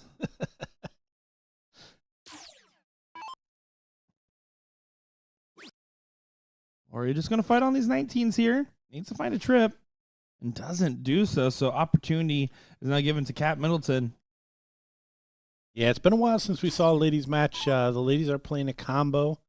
We saw the 301 freeze rule as somebody kicks our camera. Now we're playing cricket. And last up, if the Super Sisters are able to take this cricket leg, we'll play a game 3, 501 stacked. Open in, open out, full bull. This is the ladies' queen seat match. Yeah, this is a good battle in the queen seat match too. Again, the 2 teams that we kind of expected to make it to this point. Out of the other teams that we saw, there's a couple different combinations of girls that are still fighting along in that 7th, 8th place position. Olivia Smishak does get knocked out in that 7th, 8th. You see Nicole Henshaw, our other finalist from last night, currently fighting against Team LNN. That was pretty impressive when we saw them earlier.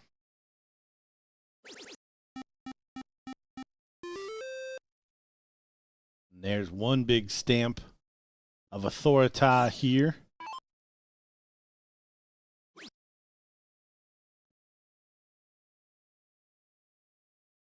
Ori kind of telling herself to calm down there. Was really frustrated with that second dart.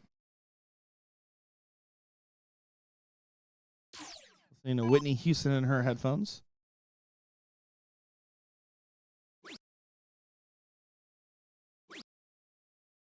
Oh, Cat, couple on the wire there. I always like to make up whatever song I think they're listening to. Imagine one time I get it right and they're like, how did he know? That's the goal. A lot of stars need to align for that to happen. Yeah, or I need to listen to more music. Too busy with Midwest emo. Oh, and Wanda doesn't get the close there. Probably detrimental. OT from the TO. Should be able to walk along here. Grab the single 18 and keep moving.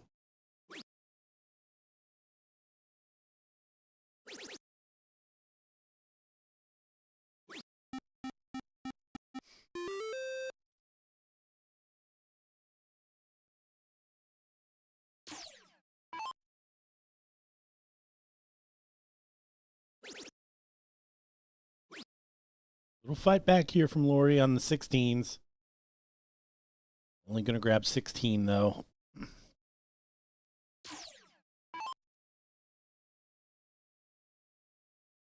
Cat should just be able to grab the 1-2 on the close. Does it on the second dart. They can move right to the 15s. Firm control in this cricket leg. But then again, Team Filthy was very convincing in the 0-1. Yeah, no, these matches usually do come down to a cork. The team going first is going to be the front runner until they're not. Now, we've talked about this with the singles side about having the more 0-1 than cricket legs there and how that can play a factor because of the invitational shootout. Personally, I wouldn't be opposed in the Saturday events here to have choice in the last game, especially for the best of 3 brackets. I think that changes up a lot of the matches if you switch it to a choice. And I do know that it's a feature now in Tournament King. Yeah, I mean, that's a pretty standard format for blind draws, 0-1 cricket choice. That said, I think in this, for double elimination and for just the timing of the tournament, I really like 0-1 as the last game. Oh, certainly. Yeah, definitely for timing and logistical reasons, absolutely wonderful. Or he does find a 5. Olivia giving her some respect on the shot there. The Cat should be able to just tap the 15 and try to mark up the bull. Might just get it done herself right here. It's Olivia Terry giving a helicopter. How's that make you feel? Complicated. Now, good stuff there. On it to the diddle for the middle here. The Olivia guide and traffic there. Looking at Lori saying, your option.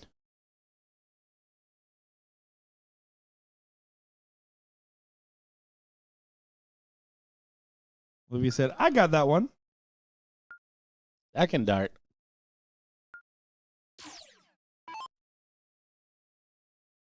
Here we go. Olivia Terry will get the start in this leg. Stacked 501, open in, open out, fat bull for this last leg decider.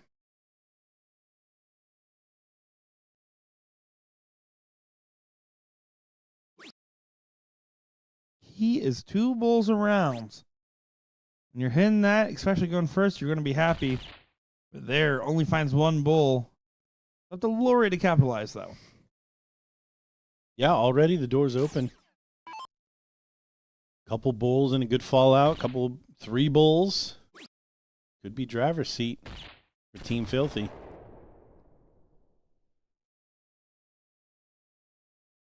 Opportunity converted. And Cat do. Bring him back in. Finish the last leg with all the bulls. 2-bull turn there. Solid scoring visit. And you can see Olivia's all energy right now.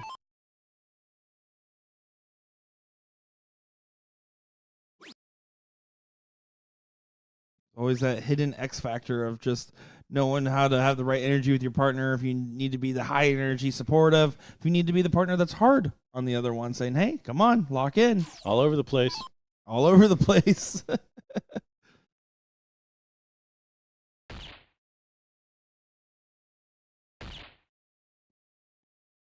Cat calling for it. And it goes. OT does find a hat trick there. Letting the audience know at home that she is happy with it. Or he cannot leave a finish here. So guaranteed 6 at the 174, meaning you don't have to shoot it. Yeah, take the hat trick, leave 24. No sense in trying to get cute. Only 1 bull there from Lori.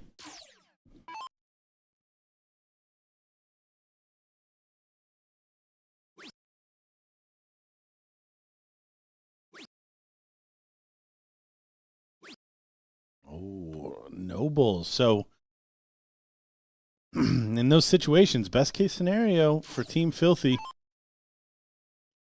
Catherine a long way out, but I tell you, in this format, bull, trip 14, still very doable.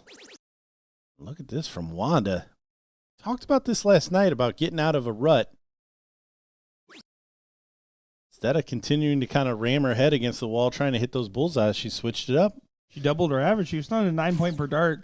And then there, collect on the 19. So not a bad switch up there, but not enough to push the needle, you would think. I mean, needs to set up her partner here. She's going to ask, do you want to leave the bull? Because you can play for the trip 10 and leave bull. You can hit the bull, just leave 2 15s. It's open now. I would say just hit the bull. Yeah, bringing it down, I think, is the best case there. It's plus 30 in this isn't horrible. Like you said, it is fat out. Trip 10, double 15. 3 10s, all of those, 2 15s, all of those kind of in the same range here. Lori does get him down to a finish with 66. Cat can get him across the finish line with 30. Oh, no. There's your outside opportunity.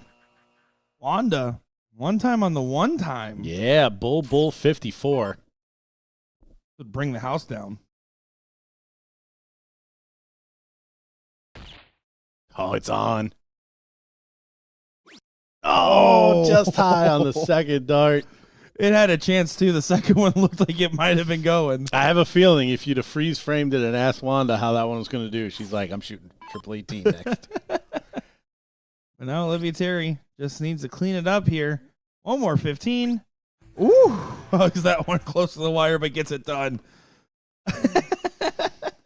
Olivia having some fun with it. And Lori, all smiles between these competitors. And that will be your women's Queen Seat team. Super Sisters are on the run, as we called. And you can see, again, some great sportsmanship from the ladies here. But now coming up next, in just a moment's time, as they're going to start heading over to that board, is going to be the team of Carpenter and Rags versus Last Minute in that Pro-Am seat match. So we'll get them over here in just a moment's time. Don't go far, folks. I'm Nick Sherrod, joined by Gordon Dixon, here for the Columbus Regional.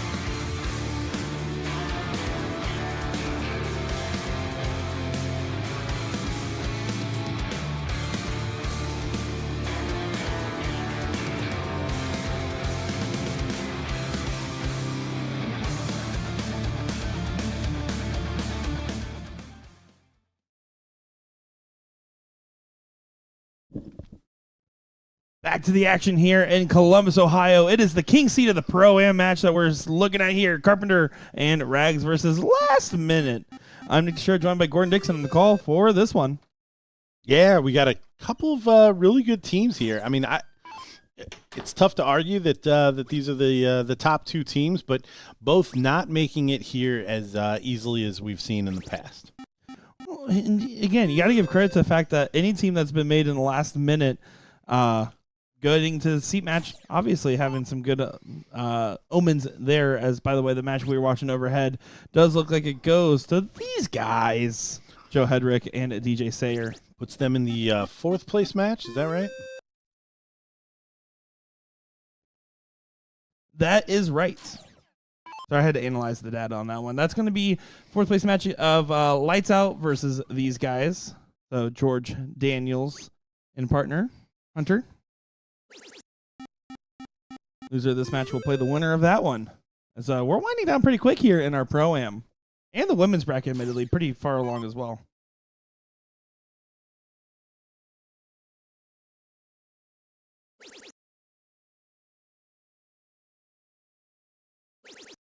Wonderful standard here between these two.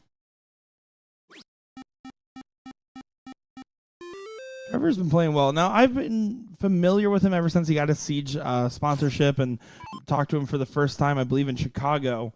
But he's just been in really strong form. Has he always been the strong form? Do you know like much of the history of the tape there? I just know that when DJ and I chat after a tournament, I think he ran into him at maybe the local operator, like their one of their tournaments, and he was really impressed. And I can tell you can't do that to DJ by throwing one good game in front of him.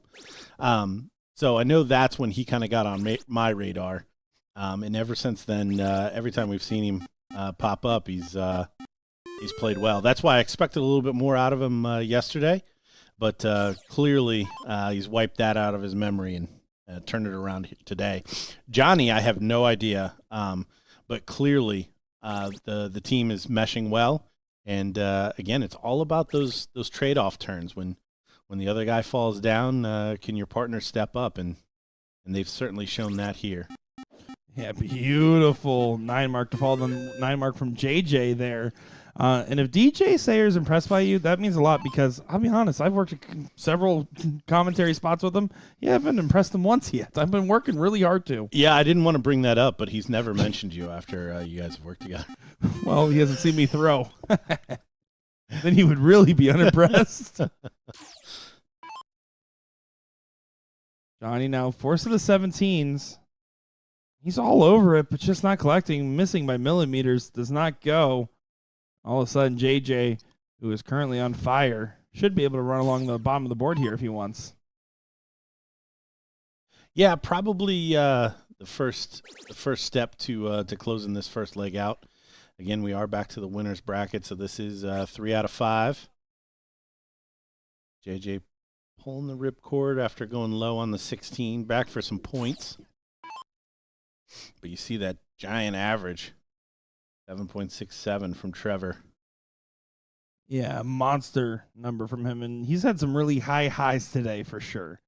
When you're able to consistently find yourself in that 5th gear and hitting the nitrous at times, you're going to be just fine regardless of the situation, especially in a race of 3. You're not thinking too much about this given leg. You're thinking, I just got to keep doing this. It just gives Rags a little something to think about here. Does find it over to the 15. John, definitely a more aggressive player. Out of the two here, we have seen some aggressive shots from Johnny as well.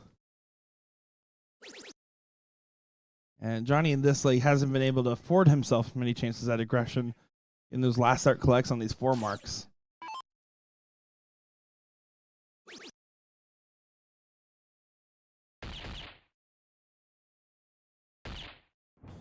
Yeah, JJ just so smooth when he gets into a rhythm.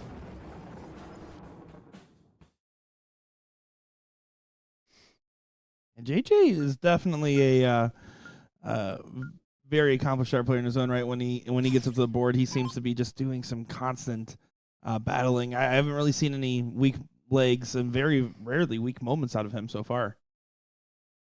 Yeah, no, his consistency is definitely a big piece of him. Does really well in the local tournaments. I don't know that we see him travel much past like maybe Pittsburgh for the BullShooter over that way. Maybe a Vegas trip every once in a while, but yeah, certainly a big guy in the Ohio market. Now let me ask you, because I know when I'm in Florida, I'm always a little bit hard on my Florida players. I want to see them play so great in the stream. Do you ever feel like a sense of like state pride when you're commentating some of the hometown guys, seeing them on the big stream here? No, and I don't mean that in any offensive way. I mean, honestly, my rooting status goes for mostly young people, then Ohio, and then kind of somebody that I've liked when I've met them, and that's just kind of in my head. I don't know if it's pride, but I mean, I know a lot of the Ohio players, so I want to see my friends do well. Fair enough. By that ranking system, your opinion to me makes a lot more sense. Trevor should have an opportunity to attack these 18s here. He's been consistently starting. If he has the 20s, throwing one up there. Now absolutely can take a dart. And finds a 9 for Trevor Sellers, selling that one away.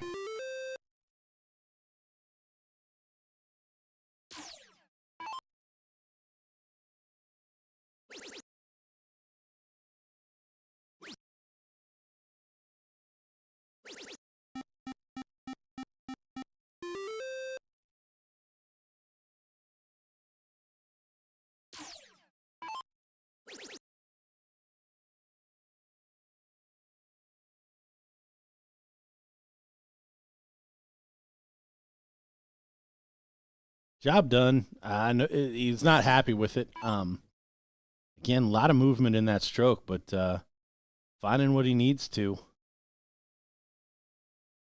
Yeah, your whole goal was to close the 17s there, and why doesn't collect on the cover to the 20s? It's no harm, no foul, especially with Rags. Currently at a 3.5, kind of falling off from the standard that we saw him play in the previous match, where he was absolutely hitting anything he needed to make sure that they got to the seat position.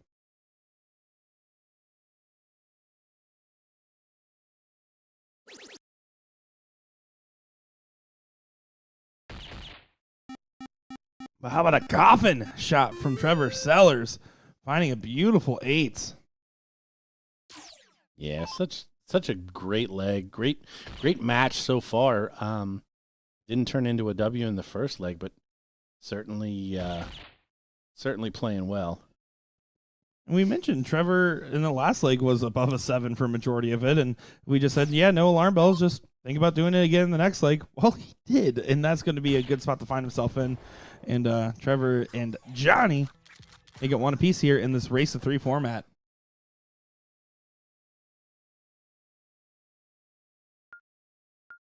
Looks like that amateur seat match is just about to get underway. That's going to be Kiki and Brandt going up against Who Cares? And that one, if you're wondering who they are, well, so are we.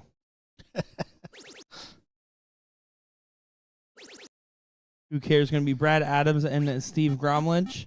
And Kiki and Brandt there is going to be the team of Lucas Brandt and Kirk Smith. Congratulations to those guys, already guaranteeing that they're going to be on the pro list.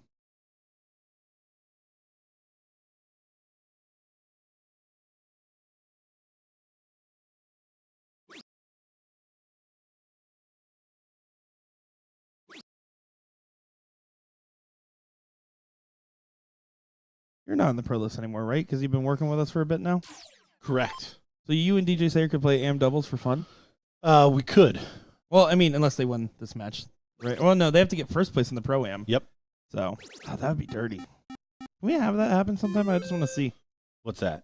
You guys making an AM doubles run. No, honestly, I don't know how DJ feels about that, but I wouldn't play I wouldn't play AM regardless. We'll play under Nick Teixeira and Sean Green. I mean, it's only fair that we trade names. I steal your name at blind draws.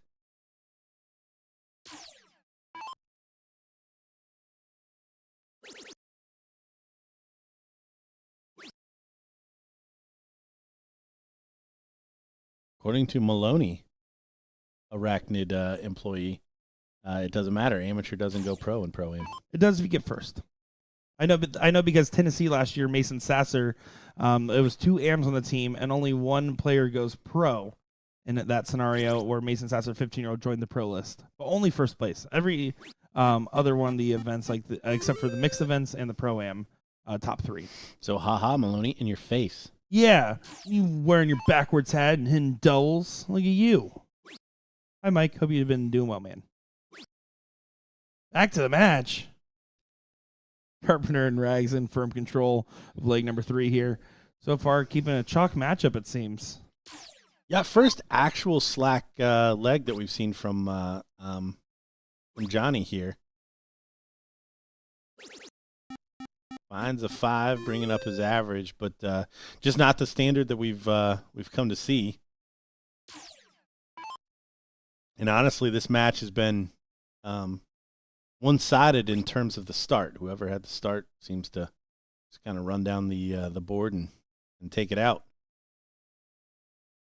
And I talked JJ right out of that. So open opportunity for Trevor. Can't get the point lead and close out, but can do a lot of damage here, depending on his shot selection.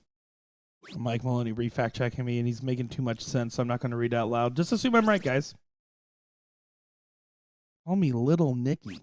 How does he know what my grandma calls me? Suspect.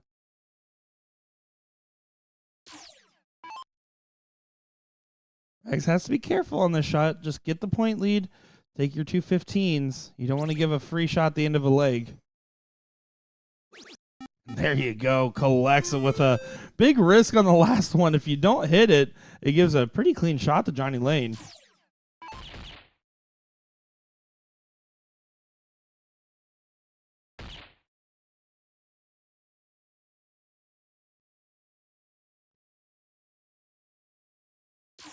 Look at the flick of the wrist. Hey. JJ not messing around. Beautiful shot. Nothing wrong with anything there. Good stuff from JJ Carpenter. Building their way to a match point advantage. Because he's a carpenter.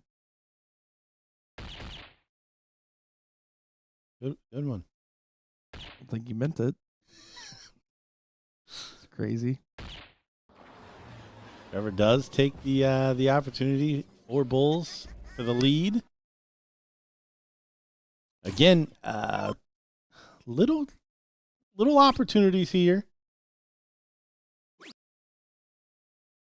Bull. Oh, and he hits the P hole. What a shot from Rags. Yeah, if you miss that bowl in the last, all of a sudden they needed 1 bowl and 2 trips, which is more than doable there. Yeah, 7 mark, and Johnny was certainly on the upswing there. But again, they go 1 away from the seat. First one with their backs against the wall or last minute. Of course, been holding chalk so far. But Trevor Sellers only with a 3 mark. Those first 2 legs were above 7s. He needs to channel some of that energy here. Yeah, JJ probably thinking somebody's been reading my diary. Trevor Sellers only found 2 or 3. He's going to find 6. A solid start from JJ. Johnny Lane, who was a little bit lax in that last one, he has shown signs of brilliance, especially in that top 4 matchup. Showing signs of brilliance right now. Mine's a 7.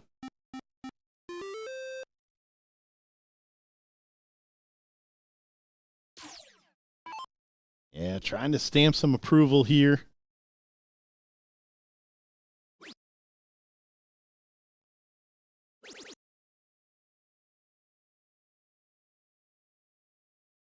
A little slack on the 3rd.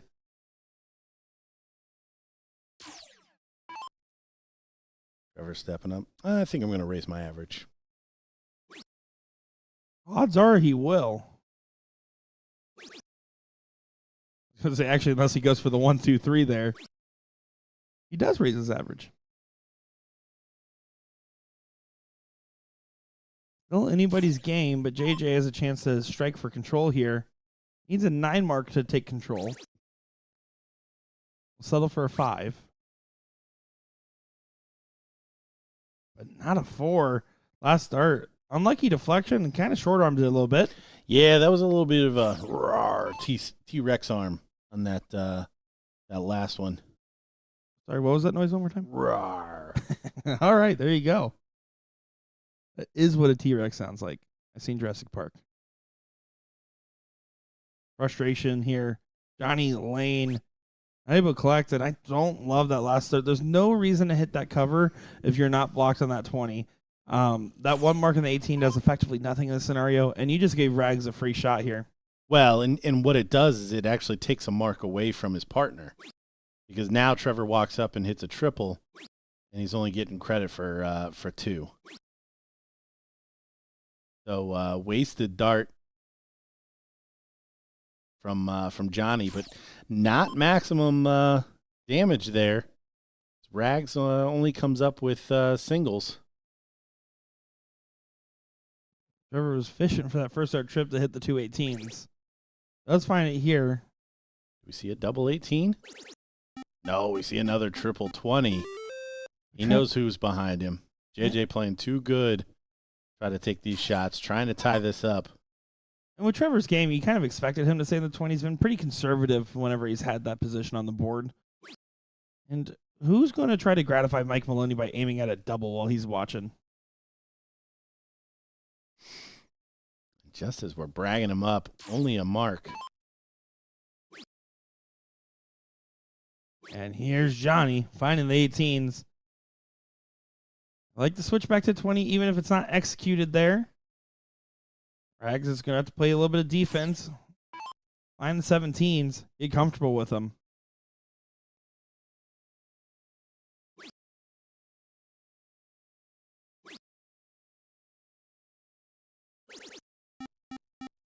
Good last. Grabs 34 points, but Trevor not at the heights that we've seen, but certainly capable of converting here.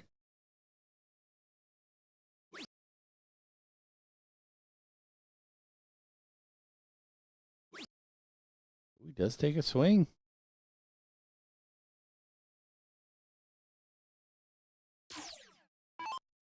Yeah, a little close for comfort here. JJ within striking range. 2 trips at the 17 will give him the opportunity to go up to the 20s. If he hits those 2 trips, he has to take that swing. That's a good first start. He can take advantage of it. Oh! Just outside. Does get the point lead.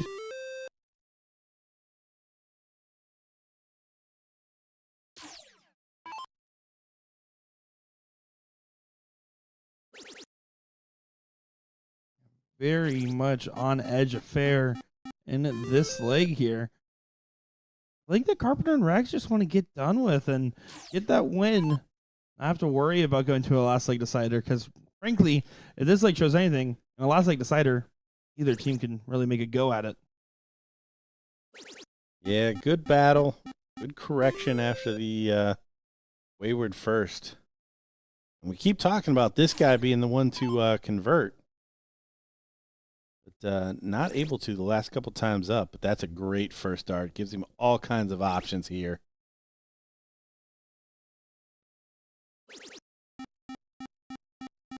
Beautiful. Boom goes the not quite as he hits an 8 mark there. Good shot from Trevor Sellers, regaining control of this leg. Forcing JJ now to make a stand on the 16s. He's going to make a stand. Closes down the distance. Not bad at all. What does Johnny Lane do in this scenario?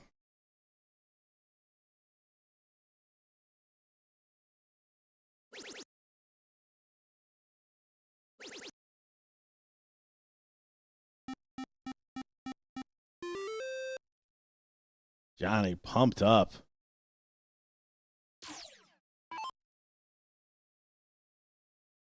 We are some fist bumping fellas in Ohio. Actually, a great album. That the top fronts. No, it's not the Top Fronts. That would be definitely like a rave type album. Fist pumping fellas Fist bumping fellas. or bumping. Bumping. Fist bumping. Back to the match. Trevor Sellers on to the Bulls now. And sets it up with one bull needed to make this a last leg decider in this Pro-Am seat match. Currently, no results in yet in that fourth place match. They are logged in and underway, though.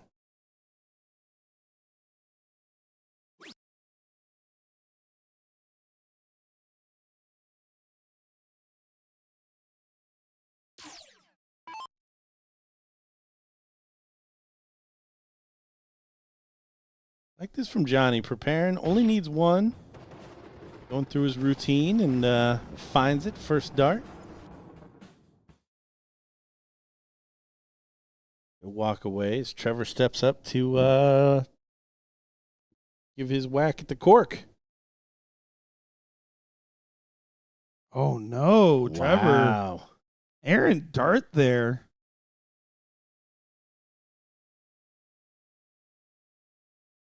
Yeah, you expected JJ to capitalize on that one.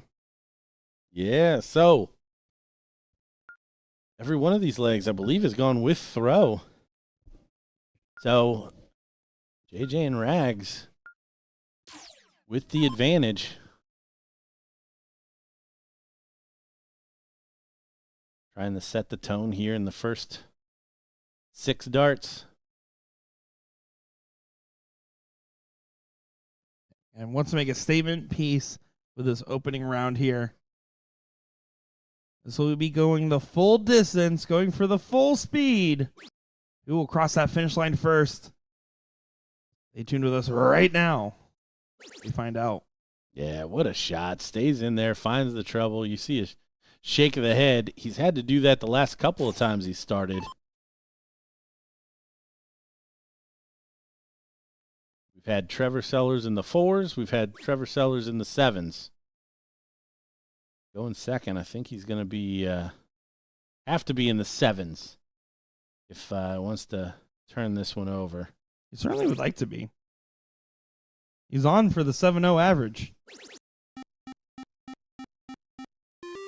It's started with 7.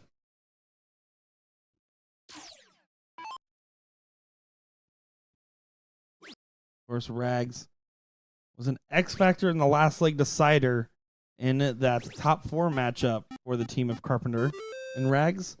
They'll need to channel that energy again as well. Hitting those clutch shots towards the end of legs was the difference maker last time. And we've said it time and time again, you just can't teach clutch. Back-to-back 7s now for last minute.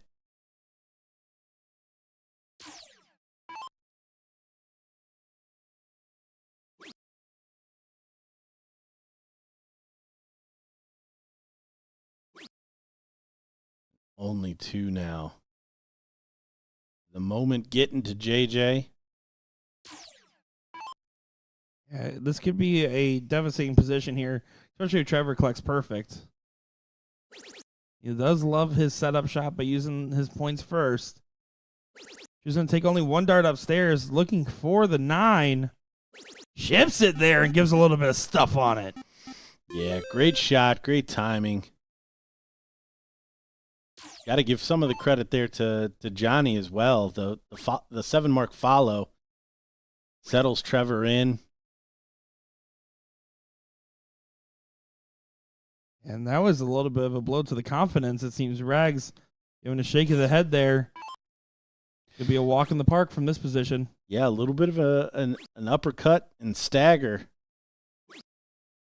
And I'm glad he appreciates that because honestly, job done as far as closing down the 17s. Head shakes continue. JJ is on either side of it here.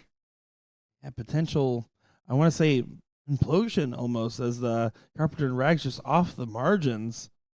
Currently, Trevor Sellers himself is averaging more than JJ and Rags combined. Yeah, not a winning strategy. We did say, Trevor, you're going to throw an 8 or a 4, or 7 or a 4, and he chose 8. That wasn't one of the options, Trevor. How dare you? I don't think he's going to stay at an 8, though.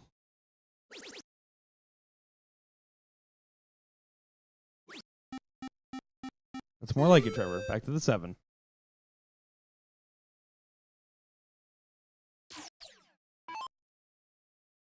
I will say, though, looking at either one of these teams, all 4 teams left in this bracket with lights out and these guys as well still in it, I think this is open for the taking for any of the 4 teams for this title. I don't think that, obviously, having the seats the advantage.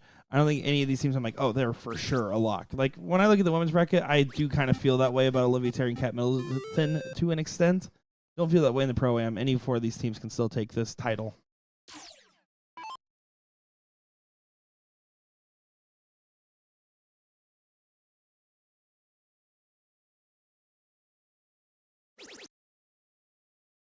Yeah, good last on the 16, but just not enough. I don't agree. Just because they need to be double dipped. I mean, that's so hard to overcome. And best out of 5, loser goes first. Scenario.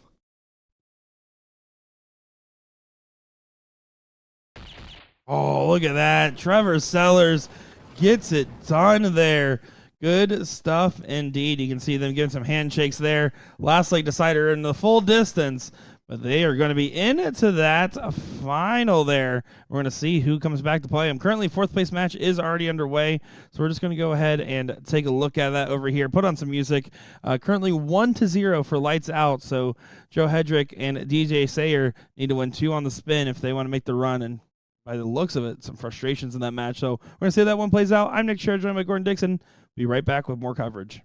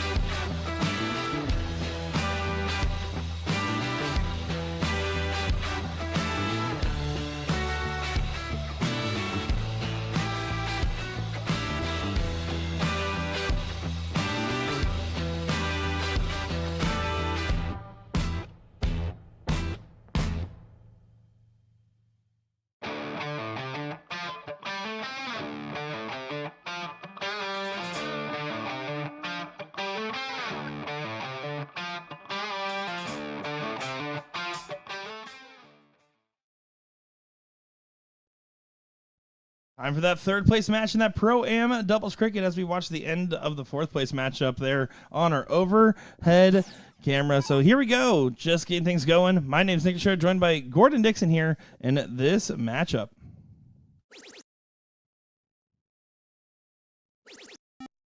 This is going to be teams of Carpenter and Rags that we just saw on the stream not too long ago. Didn't have a long set at all. And Lights Out playing once again as well.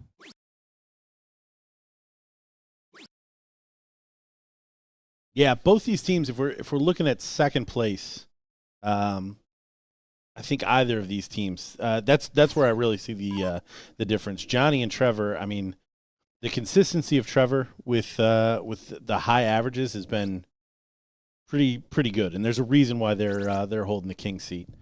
But we've seen flashes from both of these teams, so looking forward to this one. Wish this was a best out of 5. It would have been fun to see these two tangle at that level. But it's going to be a race. Who can find those first two legs? Yeah, it's blink and you miss it here in this Race to 2 format. Now, George Daniels is kind of the question because we haven't seen him play to that monster level that he kind of just consistently found himself at Friday night. Friday, game in, game out. It was clutch shot, big 9 marks, not following with 2 lax turns in a row. The type of performance where you're like, yeah, no real notes on that one. I can see why you won the pro singles. Yeah, no, there was times where he just looked so likely every time he walked to the board. Here he has been a little bit more human. Maybe lights dimmed instead of lights out. But no, George is one of those players with enough experience. He can snap out at any time and come around. But it's just not happening. And lucky for him, even if they win this one or lose this one against the darts, it's no harm, no foul. Yeah, and of course, George again getting that win in singles and his next event going into at least third place. So no matter what, he's perfect on gourmet firewood. Brian Bigham, by the way, came up to me yesterday right before the finals when I walked out there. Comes up to me, he's like, "What's Gordon call those? What kind of firewood does he call those plaques again?" I was like, "Bubba, he calls them gourmet firewood." He's like, "That's right," and he walks away. So he was having a discussion about it with somebody. And again, I am not trying to downplay the plaques provided by our dear leaders. Just something that I always thought with plaques. Yeah, honestly, I'm a mug man myself. Something functional. Absolutely. It's all about the memories with it, not even the object itself. I actually have been getting the habit. I've gotten some silver Sharpies, and I've written on the back what event it was and who I played with on the back of the plaques, but they still send a box.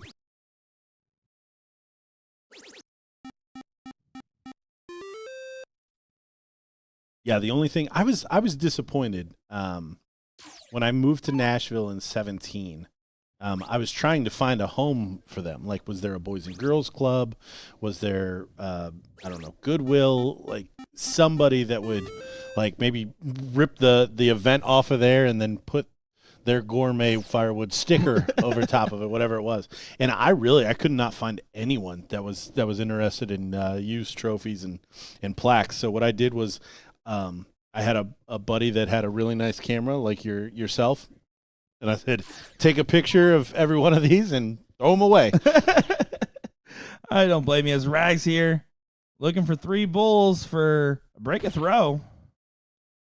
And let me tell you, a digital file of pictures of trophies, a lot less space. Yeah, that's true. Only a couple of megabytes there.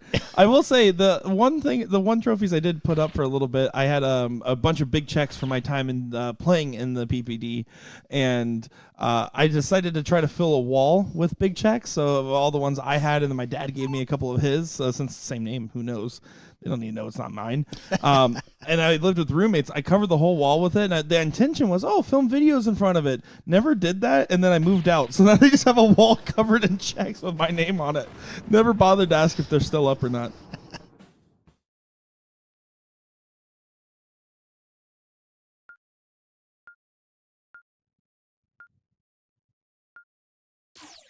So 1-0 to Carpenter and Rags, and George Daniels and Hunter going to get us started. Don't know what the discussion is. Yeah, unless they were debating on changing the shot order of the team, which technically you are allowed to do in the middle of a match. Never advised, especially in a best of 3. Yeah. Otherwise, it automatically sets the order there, so all should be well. The ladies' match in the third place is just now getting started, by the way.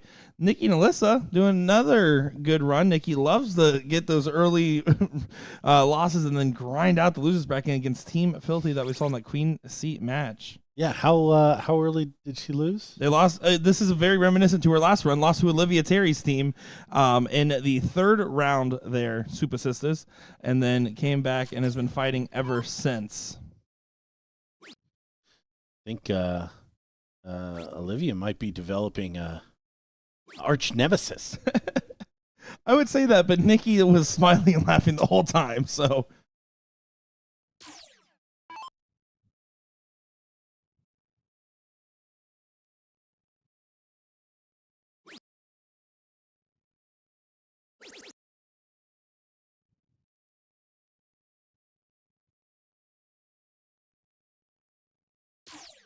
And see, actually, George was watching to see if the turn next to him was going to finish before approaching the line there.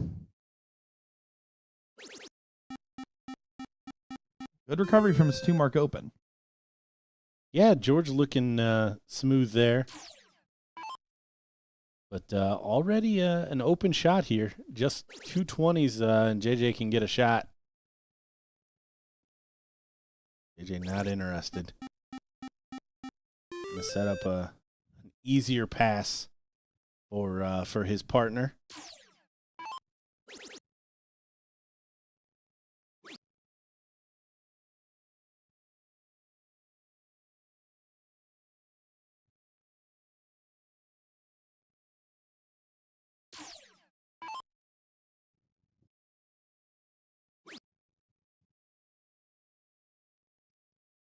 Rags having some trouble there. Does go down for the aggressive shot. With the X on the 20s, I would be a little bit more careful to defend in the best of 3 format, especially when you're trying to get that 2-0 jump. Yeah, you can afford to take risks because you can afford to lose the leg.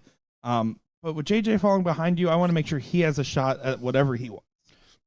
100%. I'm all about the aggressive play. Just I think it has to be timed appropriately, and no sense in taking unnecessary chances, especially as well as JJ's playing.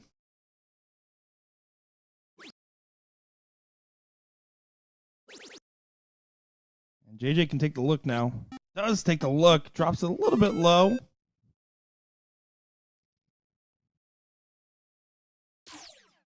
And now Hunter here. And defend those 19s. Awkward first start, and you can see he got caught up with the traffic.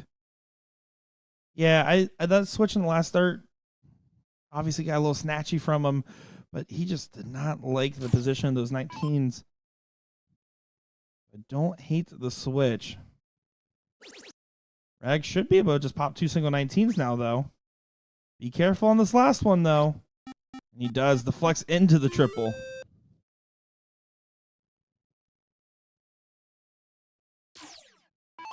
Big shot incoming here from George.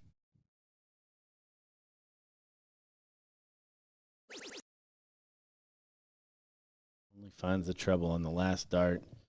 Again, body language not great from George pretty much since we've seen him on the stream. Hunter at times has done a really good job of stepping up for him. But you just have to think that maybe JJ and John here a little too strong. I don't have to think anything. I have to agree with you. Yeah, look at this. JJ's timing impeccable. Last one goes a little bit high, but that's just fine. That was job accomplished and then some. Gets the close, expands the point lead, puts all the pressure on Hunter, and just not the same George that we were seeing yesterday. This one like a little bit better at the 5-2-5, but again, he opened up with a 2 mark, and that's something he wasn't doing yesterday.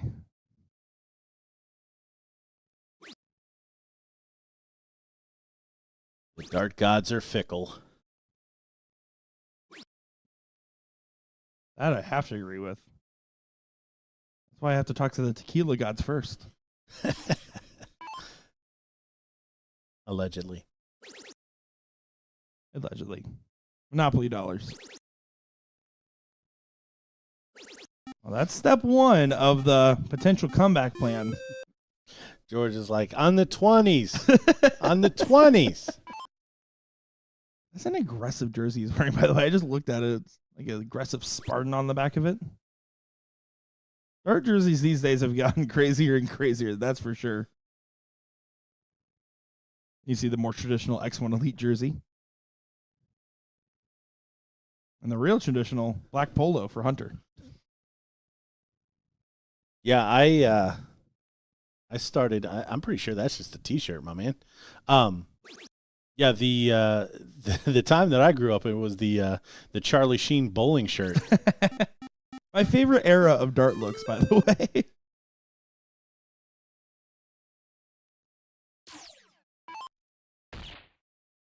Hunter needing a lot here. Probably doesn't have enough to really push Rags off his shot. Rags is just going to be able to go ahead and attack right away. Does that bail out if he wants it? Shouldn't need it here. One more bowl to get to the final. Does do it.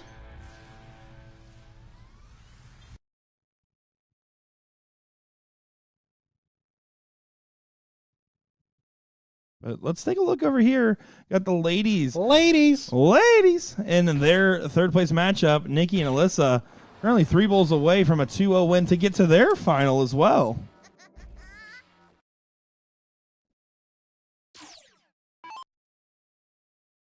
Here we go. Nikki Henshaw. Those bowls were very trusty for her yesterday. Look at this. A 5-0 and a 6-0.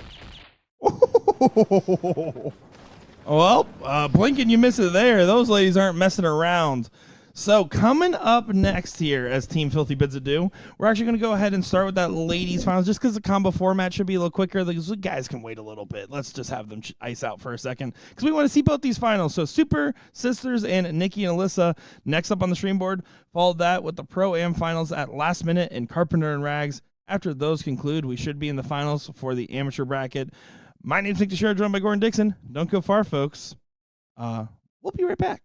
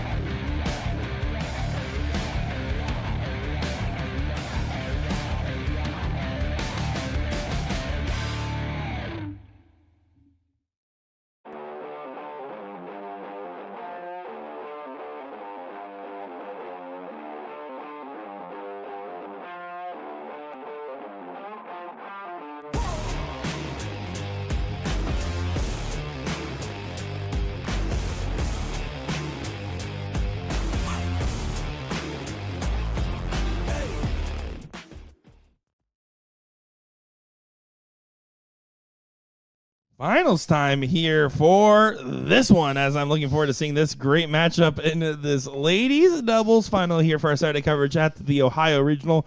My name's Nick Teixeira, joined by Gordon Dixon on the call. Gordon, this should be a great match in front of us.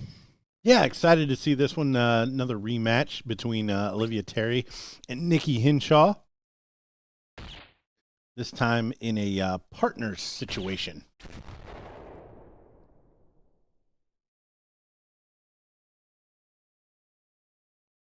Nikki's still in the need to double dip position.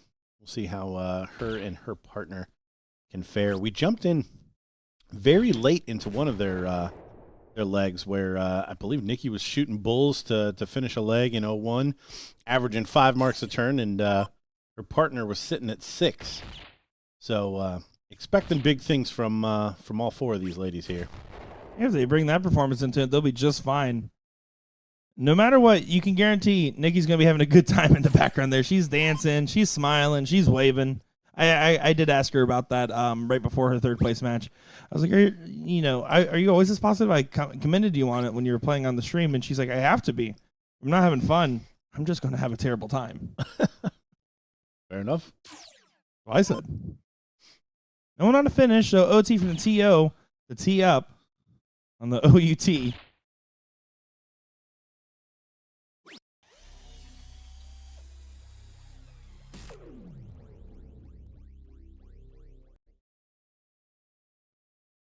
Not bad leave on the 78.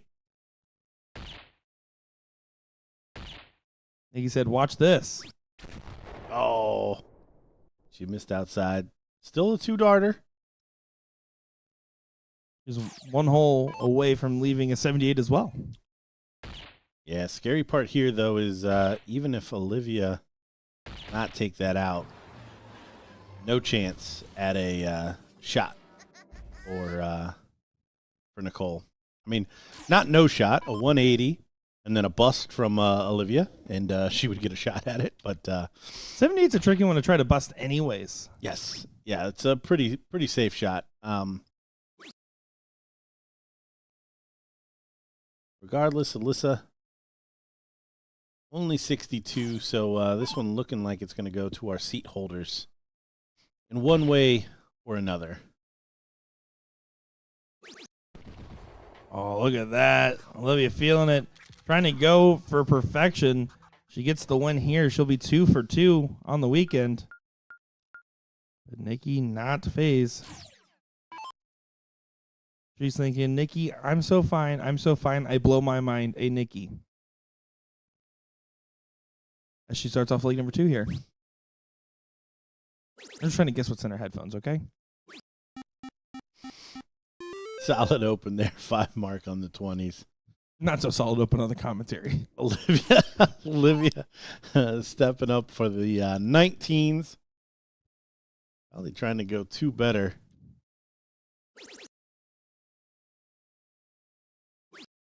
Oh, I was going to say, there's 1 better. Woo! That'll still work. 7 mark there. One thing about Olivia's game is, don't get me wrong, she's not one of those players that would go out of her way to start 19s in any cricket leg, but I definitely think she shows the most comfortability on the 19s when she's going for her opens.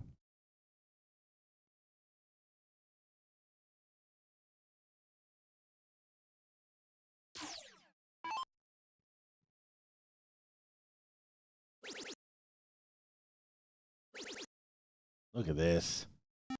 Oh, she tried to float it up there. Just didn't commit on the 3rd dart. Good job done. 114 points. Back there dancing. Waiting for her turn. It has work to do in this position here. That's awkward with where those flights are positioned to try to find that triple 20.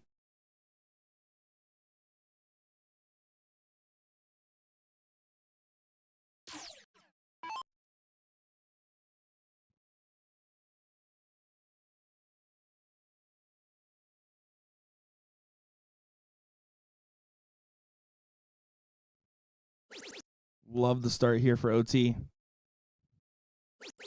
Love the follow-up even more.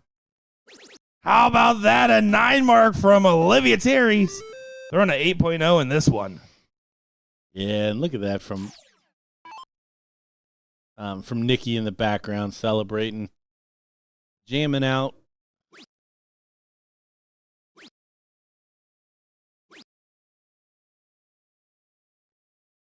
Solid from Alyssa, but yeah, no shame here as Kat is playing second fiddle with a 6-0. Yeah, that's called disgusting. I'm having a little bit of trouble closing these 17s, but of course she's going to get it on the last there. This Talked one's her pretty right much into it. Yeah, I guess so. Not much left between them. It's just the corner pockets and living on a prayer here. If you're Nikki and Alyssa.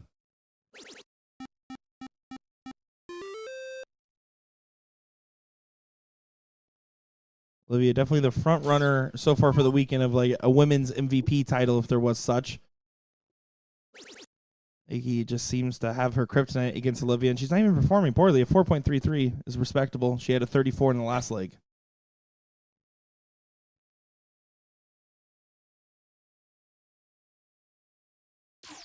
Yeah, she's thrown 9 darts, and seven of them have been triples.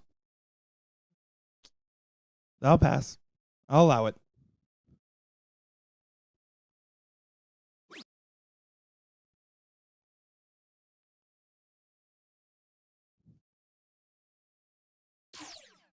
Cat here. Closing the 16s will all but do it here for this ladies' final. What's not happening? Maybe a switch to 19s for points? I think wisely she just stays there. Yeah, if you're going to switch on that last start, maybe grab a bull or stay on the 16. I don't think there's much risk there, just given the 2 numbers up position and the 56-point differential.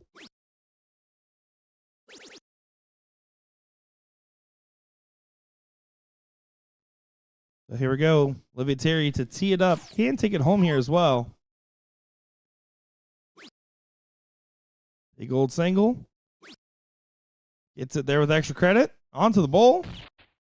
Tees it up. The power close. And Super Sister's looking good here.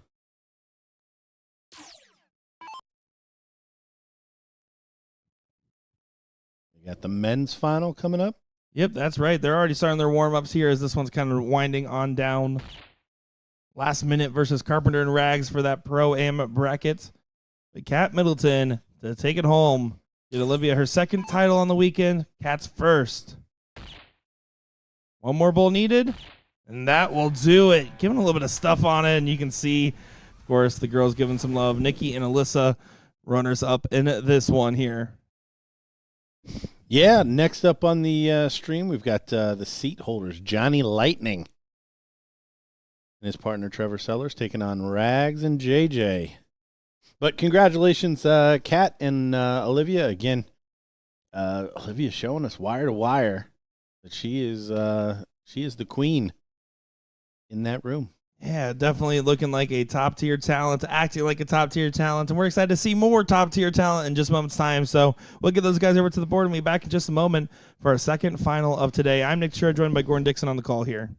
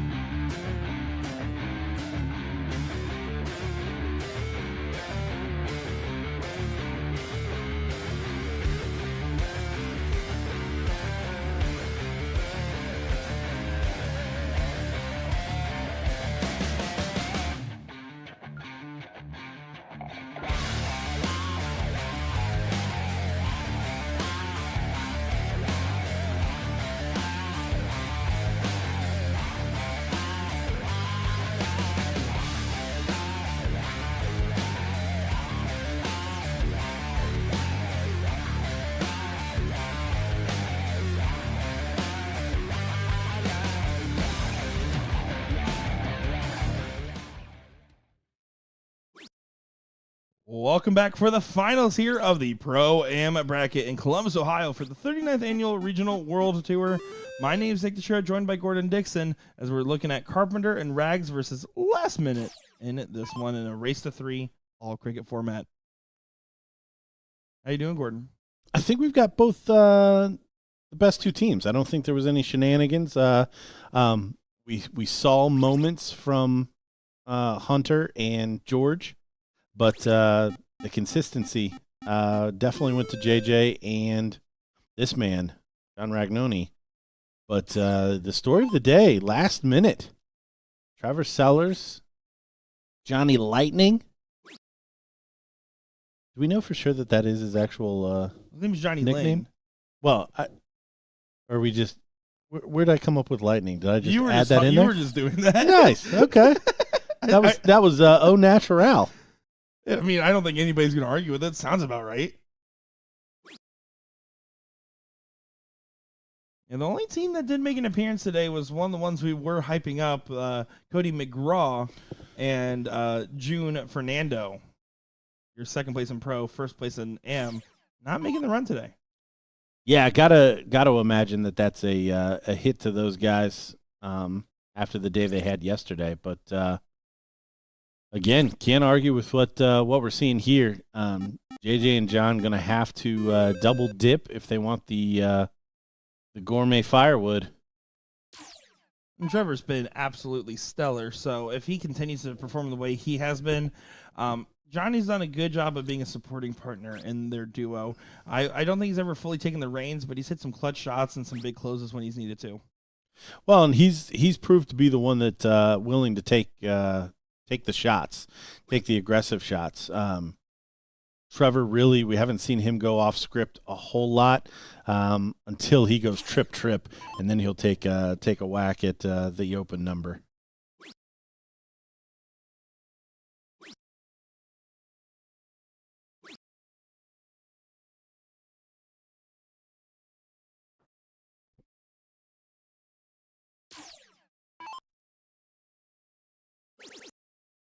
Nines to 17s. Lane are trying to rein it in. He'll take that all day. 5-point advantage and keeping us a little close here, but JJ should be able to defend these 20s and get one pot shot at the 17s.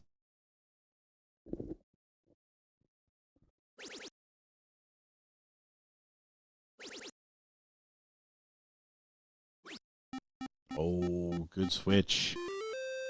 Just doesn't find it.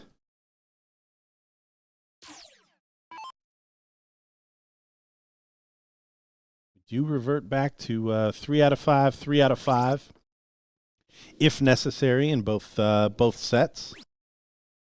Had a little snafu with that last night in the pro singles.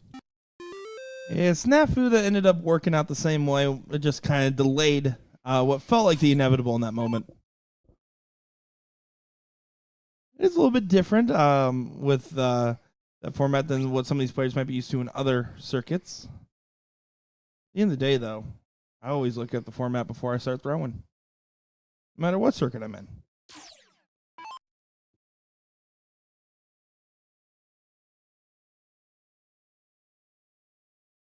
So here's Johnny.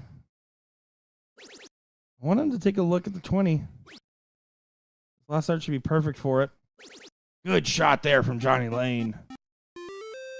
Yeah, look at the reaction. Johnny Lightning striking on the 20. That's good. Oh, it was. I really liked it. JJ only 316, so chance here for Sellers to really open up a lead here, going second.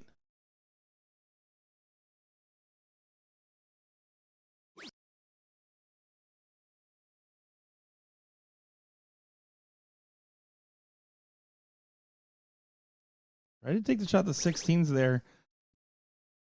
He's only ever going to take one dart at that shot with the X on the 17s. If he hit it on the second, he could have gone right to the 15s, though, so not a bad look. X might take away the 17s in this turn, though.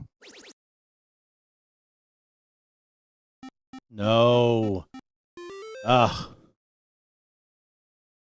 That was such a natural reaction. Like that was real. me sitting on my couch. I promise. No, shoot the 17. What is wrong with you? Well, because they were only going to be down 10 points, it forces your opponent to then have to hit a trip 15, trip 16 to effectively punish that. Although Johnny, he seems to have blocked himself on that 17, tried to immediately switch to that 16. Gets underneath that dart, though. Well thrown.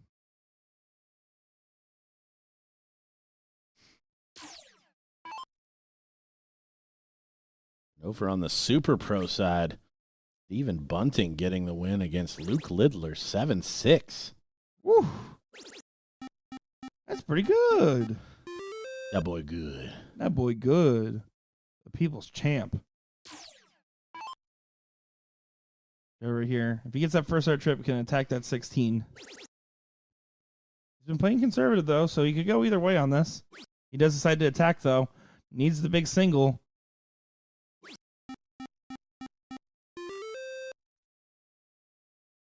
A good spot to find yourself in. Rags only at a 3.25 here. Needs to hit trip if he wants to have the point lead and a dart to close. Otherwise, playing for a 5. Oh, my. And that's so weird.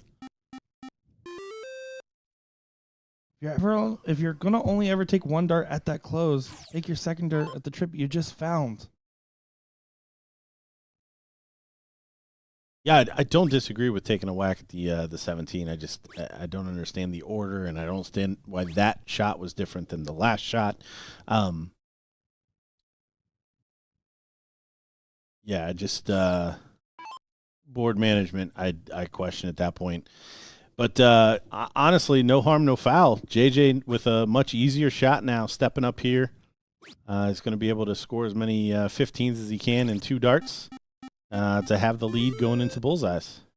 And punishing Johnny Lane there for taking that dart and only hitting a single on the 15. And 6 bulls needed to take the lead.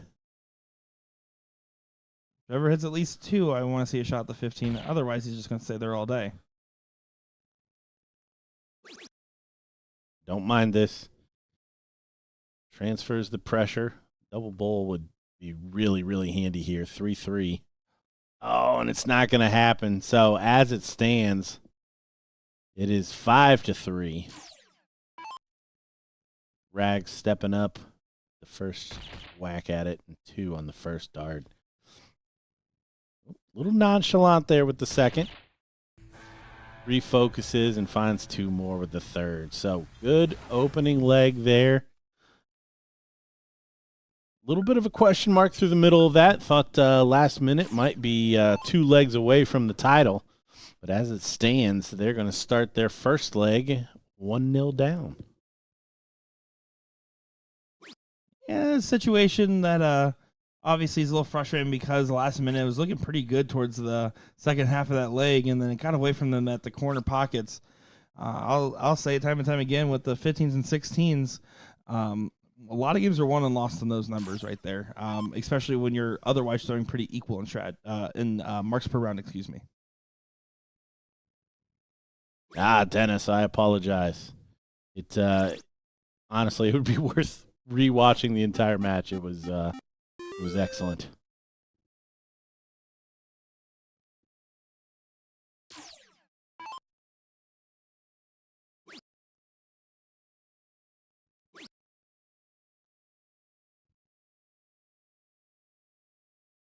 Johnny a little frustrated there. Give him some words to himself. Yeah, I got to give Johnny credit. I mean, sometimes you see that body language and it's just kind of quicksand. You kind of fall into yourself. But we see that a lot from Johnny, and he seems to bounce back from shot to shot.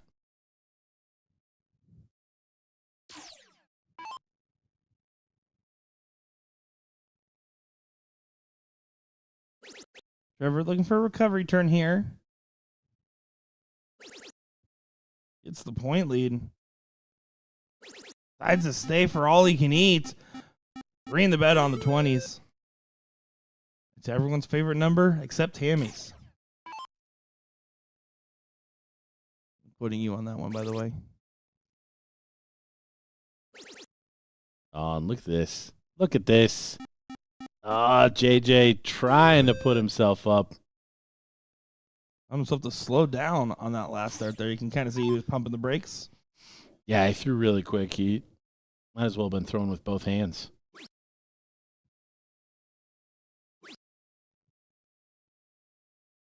Johnny switching, and again, just kind of two minds there. I think it's costing him with the board management. Yeah, I think what I want to see Johnny do here is just kind of go back into more of a supporting role a little bit more, and then occasionally taking that third dart risky move. But Trevor just has a hot hand throughout the entirety of the day, it seems. I'm thinking to myself as the AM in the scenario, what can I do to make sure Trevor has the shot he wants to hit? Granted, he loves starting on that 20 for the marker.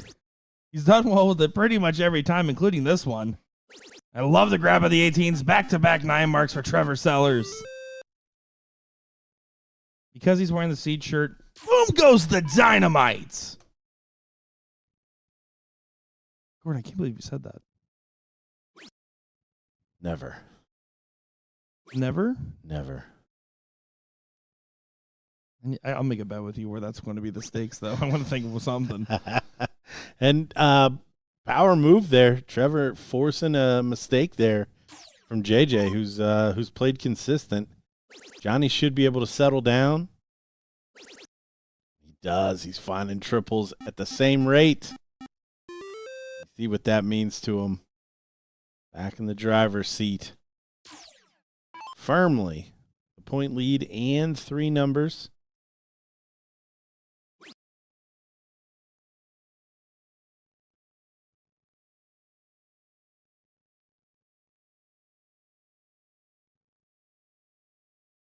Yeah, Trevor just going to have the dartboard as his oyster here. Get whatever he wants. Corner pockets to get closed up.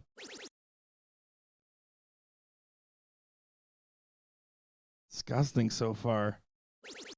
He is on one right now. Well, honestly, this is not shocking. Trevor, there's a reason why they're the seed holders. I mean, they went down 1-0 in this match, but they are definitely showing their resolve.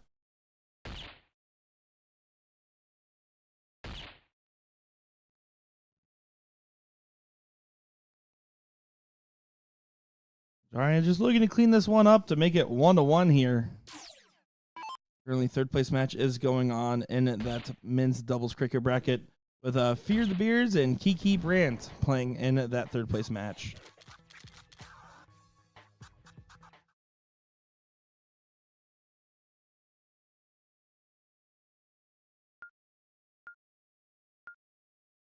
There we go, 1-1.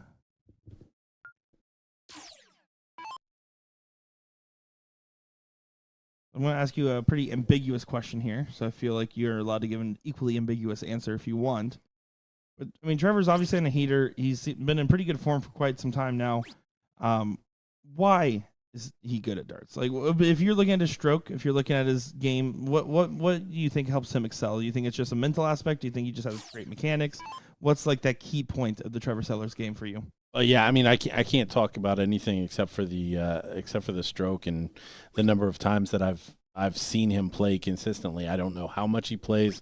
I don't know how much he practices. I don't know what his aspirations are. Like I don't know any of that stuff. But that stroke, straight back, straight forward, keen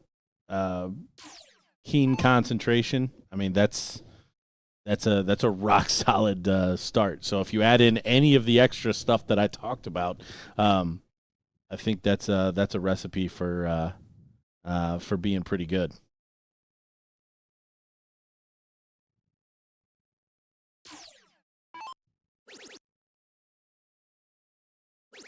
Oh, Johnny's finding something here. Finds a 9 mark on the 19s. And see, that's the type of shot I like him taking a little bit more. Trevor, again, having the hot hand, staying down there, more than likely going to guarantee that Trevor gets an opportunity to get a shot to 20s in the next go. But 20 that he did not miss in the last leg. Yeah, no, and I think that's, I don't know. I think that might be something that Johnny just has to learn. The situational kind of board management stuff, because you've got a guy that's a clear hot hand. You're good as well. If you can put yourself or put your partner in a position to where they have free shots, it's going to turn out well. If you're constantly pressing to take the big shot yourself, you're not really being a team player. And I'm not saying that that's what's happening. No, I'm just saying that that's the potential downfall. As the amateur on the pro-am team, that would be the takeaway, right? I mean, and that's the whole point of a pro-am event is to impart knowledge onto the AMs, get a look at some of the future pros that we will have. Because, again, Johnny Lane overall has been impressive and has been playing just fine throughout the matches we've seen him in. A couple of low moments, but a lot of high ones, too. Yeah, certainly. And I mean, if you're going to find a flaw, it's going to be consistency, which is what everybody in the room is chasing, and to exceed, you have to be more consistent. Because here's the thing: you can only score 9 marks with your 3 darts. So can the next guy. So all you're trying to do is have your marks, whatever they may be, come out on the higher end. Because everybody at the best is the same. Well said there, as Trevor Sellers needs 2 18s on this given shot. Doesn't on the first. Can move along with this, as they are definitely finding some momentum right now. And even with Trevor kind of receding a little bit in this leg, it's because he really hasn't had to do too much stuff. He's been heading some cleanup closes, and Johnny's been doing a great job at a 6.5. Well, this is a really good position for them. 1 apiece. They were playing against the darts here, with an opportunity to be the first to go 2-1. It doesn't do them any good as far as the start. This isn't an actual break of throw, because if JJ and John go on to lose this one, they will start the next match or the next leg.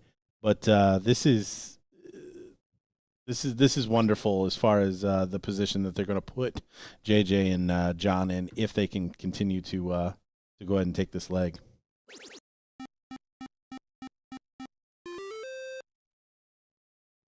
Yeah, the very first leg, again, towards the tail end of it, looked like it could have been going last minute's way. But, yeah, you're right. Finding yourself some 2-1, yeah, you're going to be against the darts, but you're guaranteed to, and no matter what, get to a last leg decider if you get the win here. And you're going to have an opportunity to get it done before it even gets to that point. Trevor Sellers approaches with 3 bowls on his mind.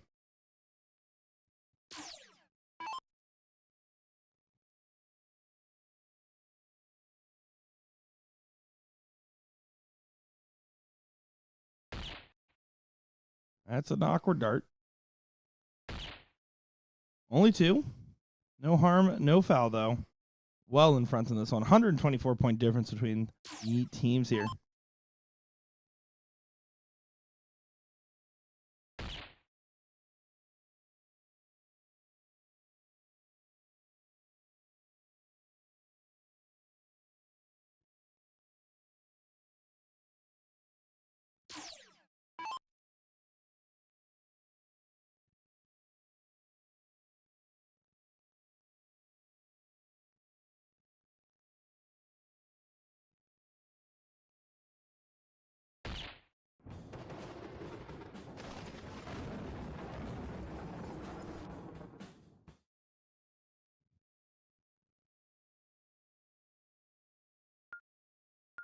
So again, our seat holders first 1 to 2 legs.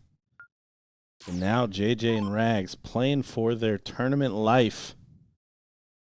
Playing to go to a decider to try to take this to another set.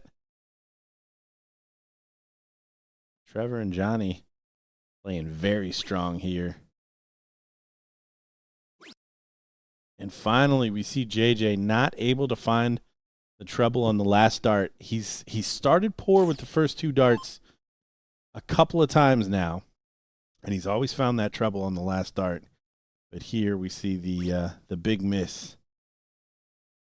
Trevor, who's done very well on the 20s, gonna make me a liar.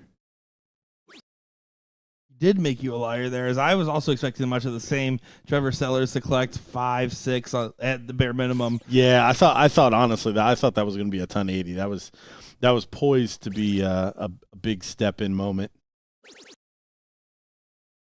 Johnny going to leave with 2 marks, and he finds the treble 19. So just like that, big turnaround here after the opening 9 darts. Yeah, very frustrating, and a good job on Rags to kind of collect for the lax start for JJ, doing some good parity. And then even there, Johnny doing a good job of picking up for the 2 mark from Trevor, but advantage clearly in Carpenter and Rags' favor early on just from that massive shot there.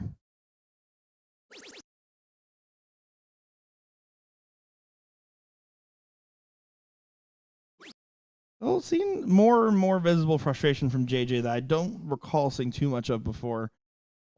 Wonder if it's a little bit of fatigue, a little bit of the mental aspect there on that one.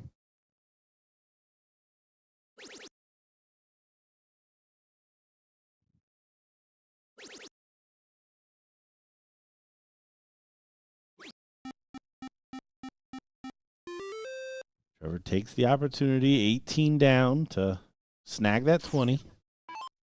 I like it. I like it. He's going to ask Rags the question of how are you going to approach this turn. He does close in 2, so should be back at the 19s. Doesn't collect on the last, so here is your opportunity for Johnny. Of course, a 7 mark with only 4 on the 17s does not get the point lead by 1. Yeah, leaves it at a 9 mark to close and take the points. Still took the swing there. I like it. I still like it. He's up leg. This is for their tournament life. Continues to keep the pressure on JJ. Now, I will say this is a pretty comfortable shot for JJ, as he may not leave those 19s. Yeah, but not looking very convincing on him either. I don't know if I love that switch, just because I think you need to find that trip. Trevor Sellers now has a way better opportunity than I think he was expecting to have. First, our trip gives you 2 single 19s. Yeah, JJ all day has been very consistent. Two trips to score and a trip to close, with all the variables in there. And we see a nice setup here from Trevor. Closing and grabbing 68 points. So Rags and JJ now down in points with no playground. Rags looking to clean up though still, and does find a 7. He has been absolutely crucial in this leg. 6.33. He's saying, just hold on. JJ, I know you'll get there.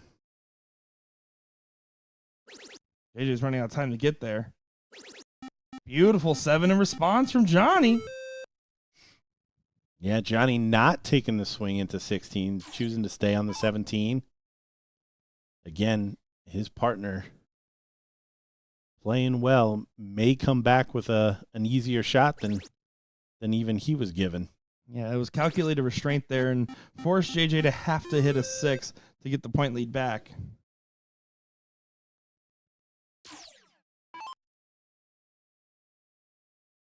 What do you got in store for us, Trevor? Awkward first start. I wouldn't mind getting a switch up. You have the 2-1 advantage. He moves to get underneath that dart.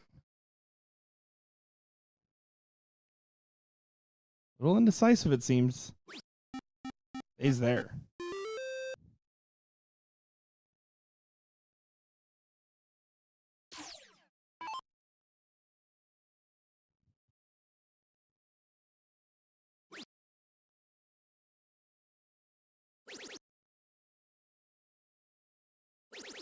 Yeah, good shot there. 7 mark on the 16s. 39-point lead now. This has been an am takeover in this leg so far. 6-0, 6-5. And look at this. Johnny Lane hits a 9 mark there with an absolute guttural shot. Yeah, big shot. You see the reaction from Trevor in the background. Wow. That was an impressive shot right there. What a time to hit that with the chance to just get the title sealed up here and leaving Trevor Sellers a hat trick. Absolutely incredible, and we're seeing the best of Johnny Lane right now. So 3 bulls for the title.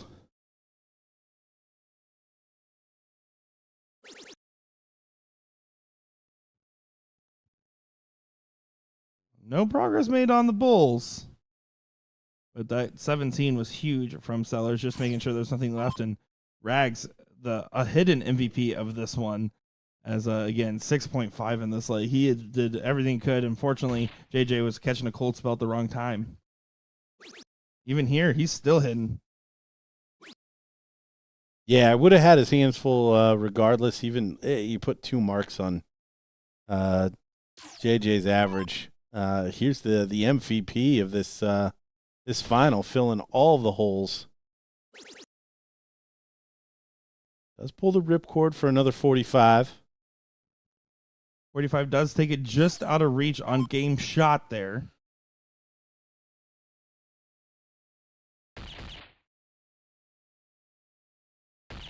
Out of left field, another double makes it interesting. No, now Trevor Sellers, there's no way he misses it twice. I agree. One curse cancels out the other curse. Usually how it works. And 2 lefts make it right.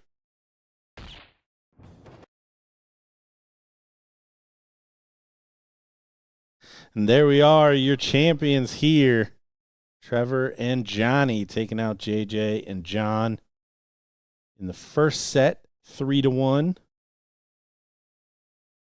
Great shooting for them all day long. Trevor super consistent. Johnny stepping up pretty much every time needed with some big 9 marks of his own. Commiserations to JJ and Johnny, but good run. They were just half a click behind. Yeah, there was a team to do it. That was the team, right? And we saw in that first leg that energy from JJ and Rags.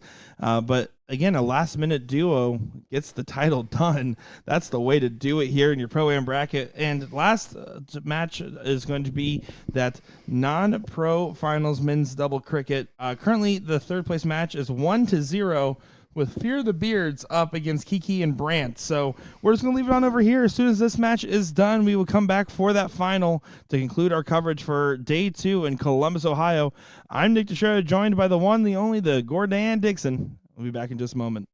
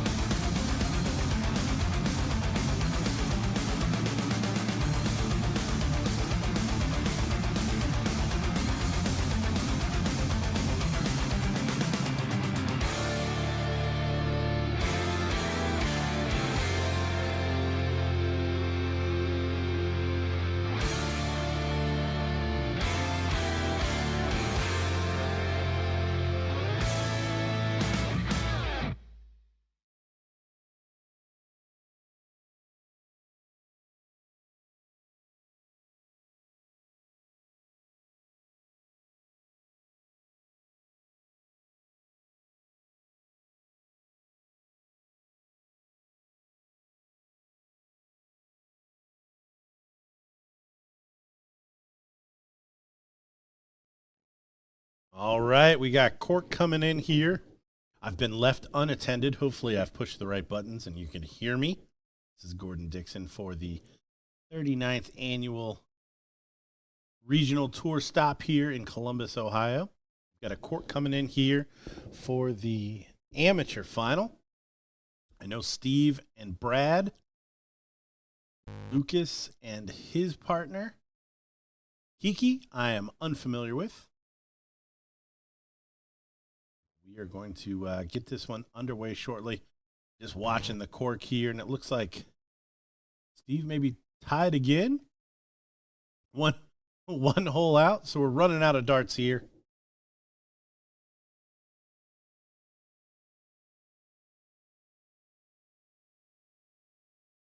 Reset here. Oh, and he kicks way out.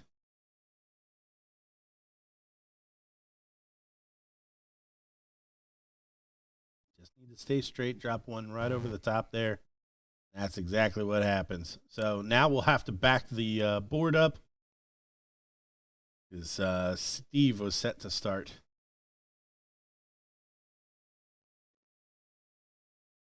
Gonna go get an official. My co-commentator, Nick, should be back shortly. He's actually going to be playing in the next event. Found himself a mixed triples team. So I believe they leave the stream up and running. So there's always a possibility that you guys will get to see him grace the other side of the camera.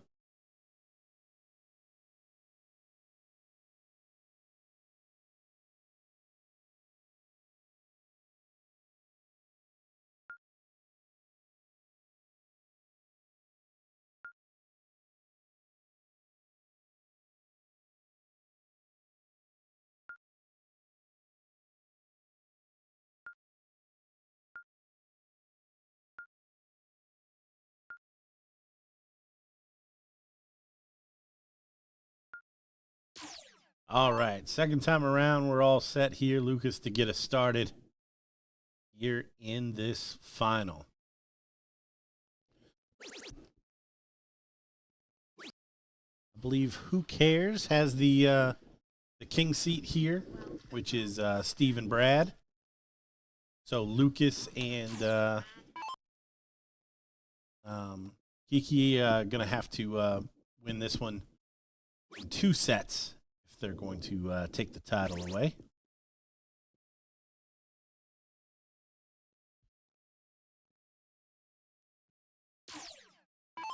Our first look at Kirk.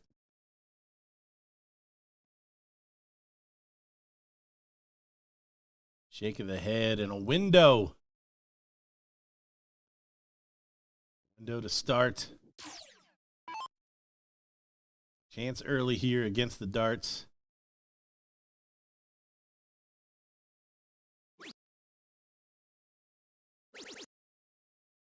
Look up. He does.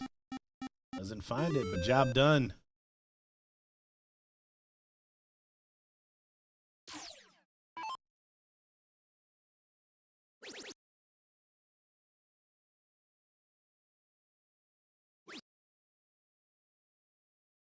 Only 4. Probably not enough to overcome.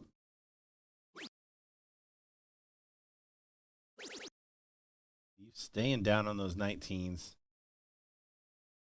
I don't know when the eyes changed. That looked like a mid-stroke change of mind.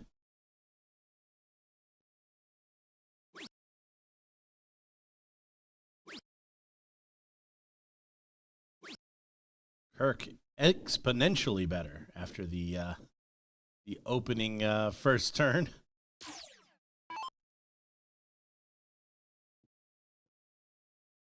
How aggressive Brad wants to play this here, starting with the point lead.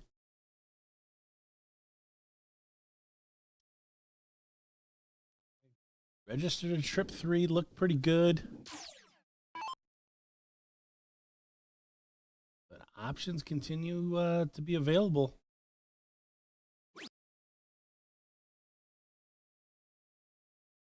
Only a single mark. A lot of nerves here in this this amateur final. I can't imagine we're not seeing these four guys for a much different reason. I have a feeling there's a lot more triples in store as this match kind of gets going. We are 2 out of 3 on the amateur side. So a little blink and you'll miss it.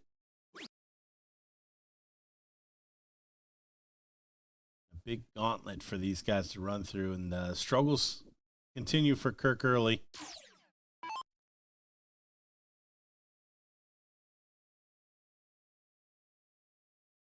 June and Cody went out relatively early. I want to say top 16.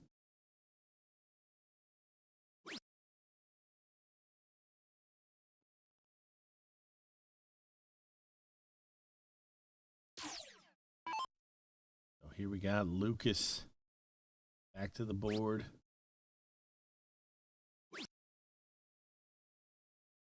Trying to get something going on the 17s. Not going to happen.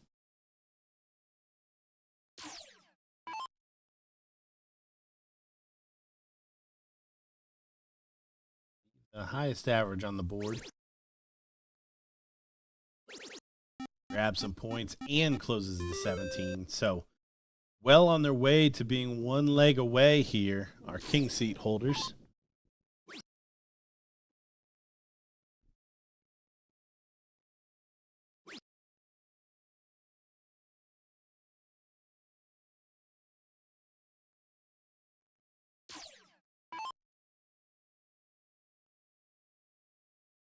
Yeah, Nick is off. Heck, he's probably warming up for the event at this point. He left me to go sign up for the triples, but never came back. Luckily, he told me the 3 buttons I had to hit. So hopefully you guys don't have music over top of this. We've got the right cameras going as we see Lucas find a couple of triples. Probably a little bit too late here, at least for this leg. This is loser goes first, so Lucas and Kirk will get another chance to start and even this match back up. But looking like there's a little bit too much to do here in this first leg.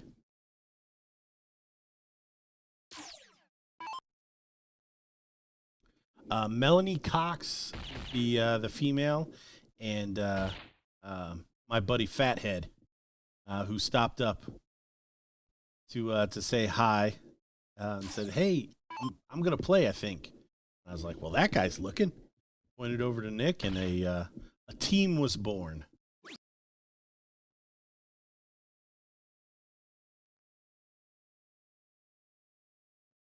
And yes, that is the government name there, Fathead.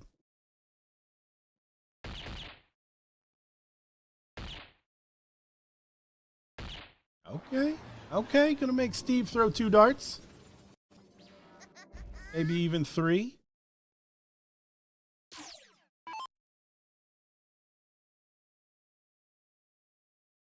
Needs at least 2 for the score. Don't want to mess around and leave a 5 mark to finish.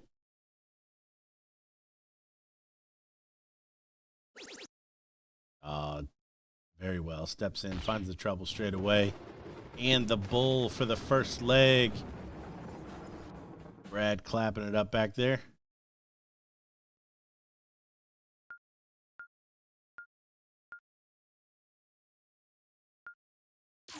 Again, loser starts, so Lucas right back at the helm.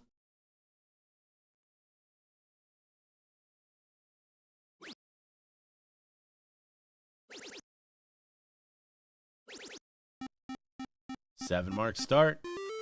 Maybe these guys have settled in. Like I said, I think a little bit of nerves kind of settling these guys in the first leg.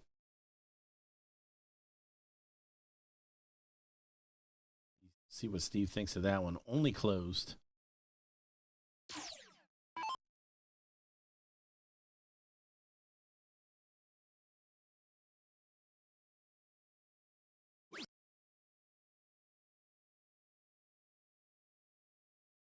was going to be another open for Kirk to start.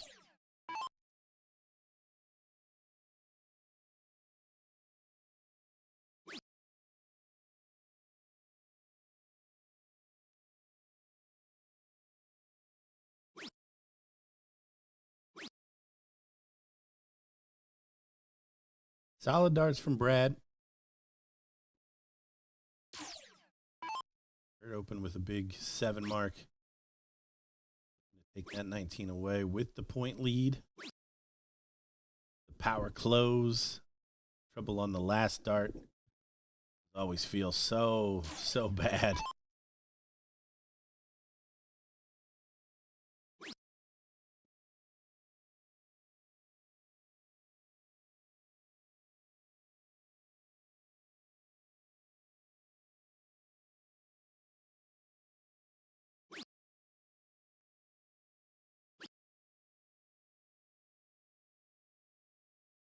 Top of the pants there's Steve again, only finding 3. Started off much hotter in that opening leg. And there Kirk comes alive. A couple of big trebles. 7 mark. Stamp some authority here.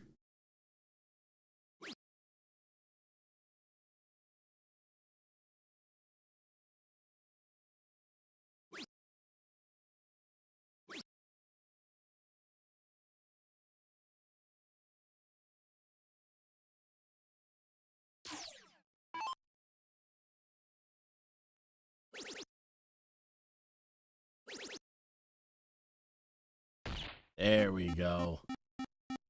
Lucas definitely off and running at this point. It's looking like we're going to go to a deciding leg here in this first set. Again, your seat holders are Scuba Steve and Brad. So if they win this, the decider, that I'm convinced is coming, will be over. Lucas and Kirk are able to take it. Playing another set as Kirk cleans it up here in the second leg. 1 apiece.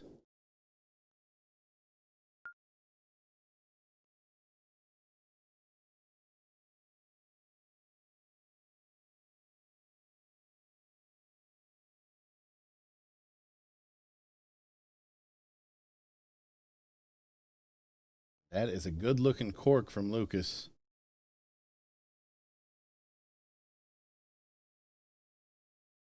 Both legs going with throw, so this is a big advantage. Steve not able to find it.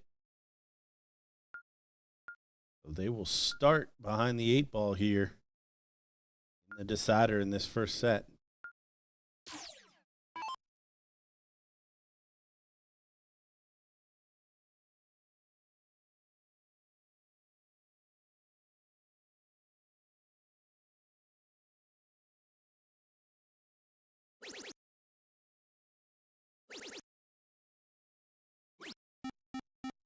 Another 7 mark open.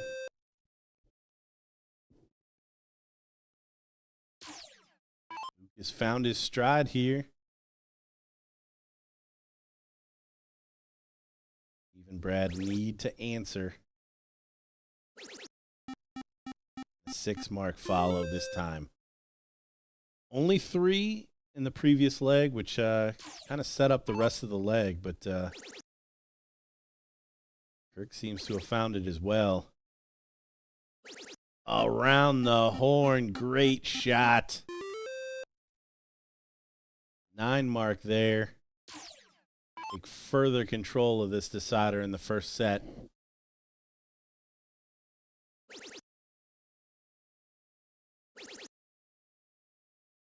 Here comes Brad. He gonna answer too.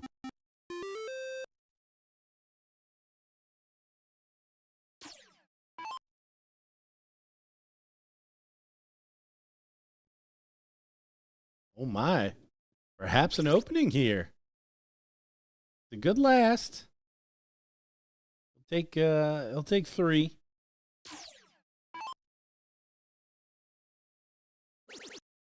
But options here. Is Steve gonna go for the hero shot. He is not playing steady. Lucas needs 3 of either of his open numbers. See what he does after that, coming off the 9 mark, and he's going to stay hot. Go back up.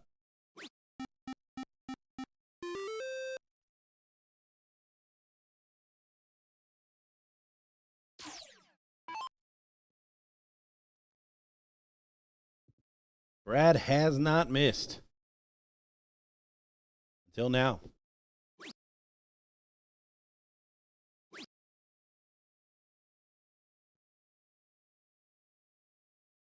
Does not take the lead, so 2 marks. Close that 17. I think is where Lucas is going to start. Is now a trip 20. Only a single, so kind of best case scenario for Scuba Steve. Needs to find some 16s. 16s, feast or famine over there on the corner.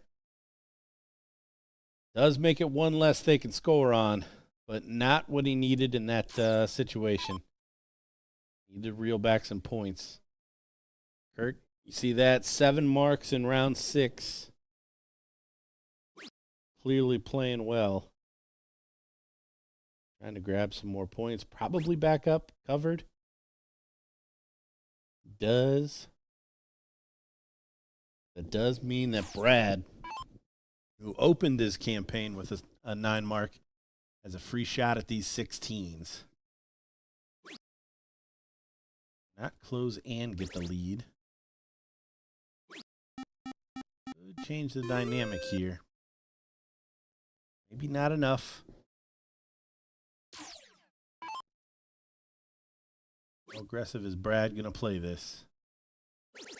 Pretty darn aggressive and effective. Look at that. Great shot. 7 mark, 4 to score, 3 to close. Who cares is down to the 15s.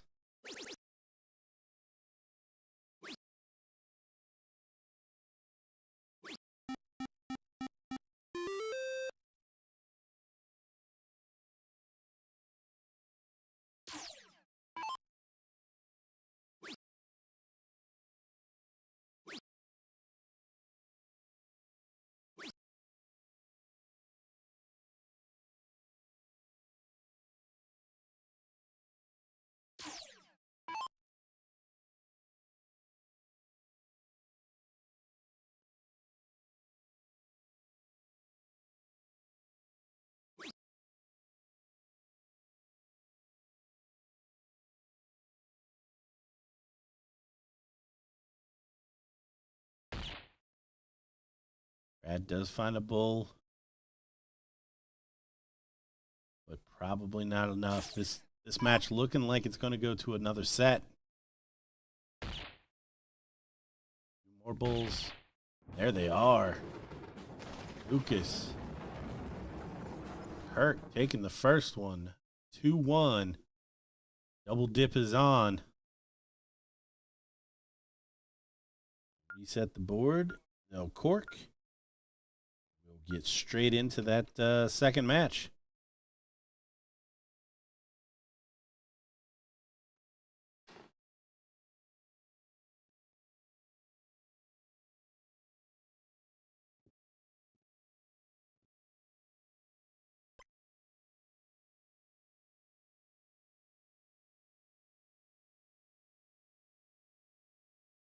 Again, Lucas in with a good cork. Steve not able to pressure. So off and running. Lucas and Kirk clearly a little more settled than Steve and Brad at this point.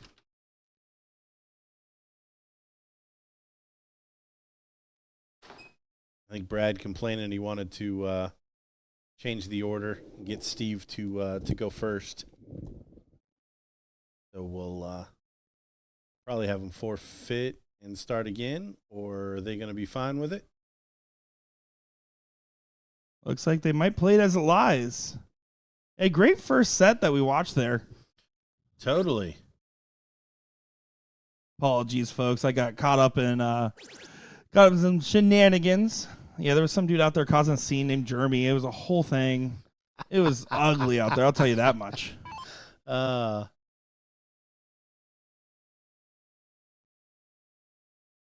Here we go. Second set, 2-1 advantage for Kiki Brandt over Who Cares in that first set. Did I miss a good time? Yeah, it was a little wishy-washy there at the beginning, but Lucas and Kirk clearly the better team in that first set. Steve and Brad just not able to really string shots together. I will say, I was worried because right before the first set started, I had to go out there and I was like, hey, just in case I'm not back, hit these buttons. You hit all the buttons, and I'm exceptionally proud of you. Oh, I told him. I kept saying, I said, hopefully there's no music playing over the words that I'm saying. Hopefully you can hear the words that I'm saying. I think the proper cameras have been enacted. I might just get fired. You might just be taking over the whole show. One-man band, Gordon Dixon. I'm pretty great. That is true. That's why I keep using your name. So Lucas closes it down. Pretty aggressive shot here early in this second set.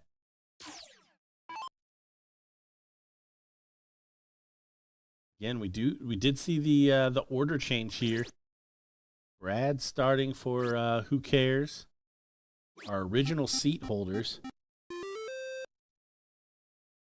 And Brad's definitely a tough shot for someone I am familiar with. I got a chance to play against him a few times. It was the same blind draw where I met like Bryce Hall and a few others. And let me tell you, Brad can be a bully on the board when he wants to be.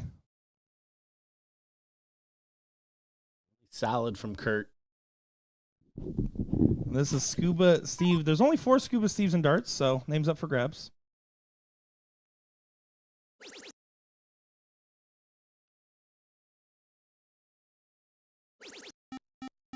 Nice 6 mark there. Taking the point lead.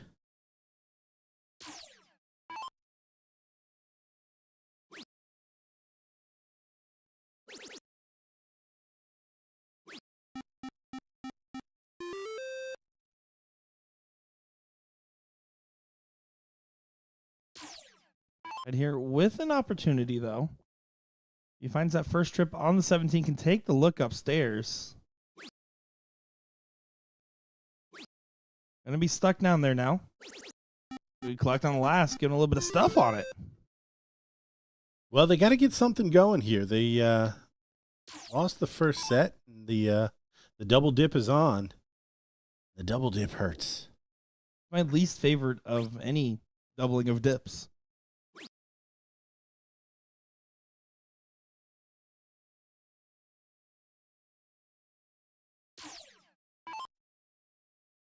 Better opportunity for Scuba now, though. Has the point lead. Will he take a look? Doesn't look like it. He's staying down. Shot selection sometimes changes when you're looking at the amateur divisions versus some of these pro divisions. But still, you said it best. 20 is everyone's favorite number. At some point, you got to take away the honey hole. Yeah, I mean, it pays off because there's a clear shot here. He's coming to the board with the point lead. Couldn't have expected that. Lucas at times has been a big hitter. But Brad now to step in, and he starts on the 17.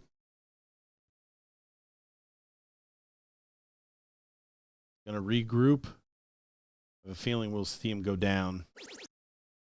Does find the treble 17. 61-point deficit here for Kirk. So at least 4 20s. Or he'll get a shot. Kirk as well has had a couple of big 9 marks. But again, coming to the board with the lead. Does Steve start on points? Does he take that monstrous 20 away?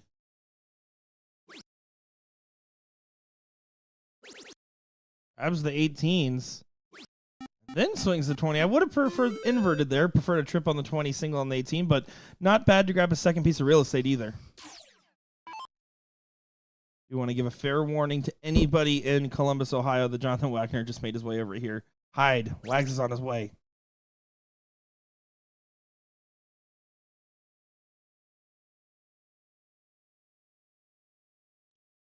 Yeah, so big fall off here from Lucas and Kirk.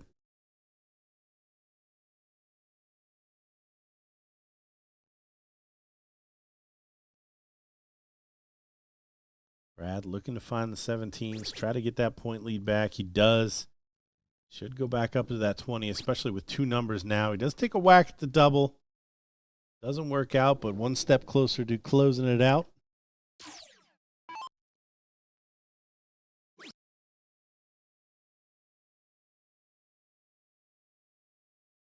The frustration for Kirk, not able to find anything there.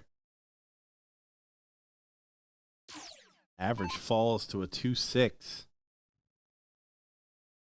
There's a fair amount of eyes on this amateur match in the background there. You can see everyone taking a peek over the shoulders. Johnny Nolan giving his support as well. We just saw one on quite the performance in that Pro-Am final. Well, I'm not very familiar with Lucas and Kirk, but Steve and Brad I know are very active in the soft community here around Columbus. Brad's wife, Naomi, is a professional TikToker. I did not know that. Yeah, she posts about it on Facebook. She does like all these like viral food trends and stuff, and it's pretty crazy actually. Inspiring for our BullShooter content. Does that mean eating nasty stuff? No, not always. Not always. That means yes. I don't know. One time I saw her put way too much ranch on something, and it made me very disgusted. I love ranch, and I was like, "Girl, come on." Well, if that's the only sin, Maybe she's just all right. yeah. Kirk continuing to struggle here. Had a couple spots where he could have made a difference. Big last does change maybe Steve's mindset here, but a couple of big playgrounds still open. We've talked about conservative play. This is definitely some of the more conservative play that we've seen today. Steve is moving around, trying to get an open shot at that 17, I believe. But he has the 18s, which is why I was so confused. Now, the first cover, the first shift on the 17s paid off. But then to try to fit another one in there, at that point, go for the 18s, take a stab at the 16s, or even grab the third number and get the 15s online. I don't know if that's where I would have stayed for last. Yeah, and we've seen him go to additional real estate when blocked previously. So Big Rad Brad can just close down these corners, stay for that marker, does do so. That'll work. Good switch. Good switch. And against the darts, it's looking like maybe Who Cares is up in this one. And one leg away again. How it went in the first set. And then losing 2 straight. One of them is with the cork.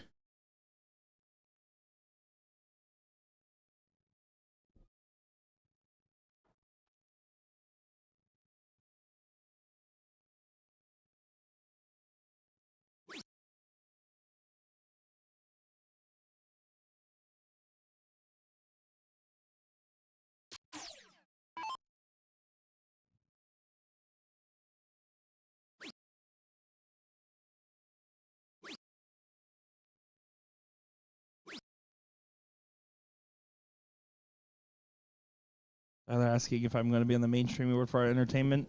Me playing on there after a day of streaming is usually the opposite of entertainment for me, as it is just miss, maybe a bowl.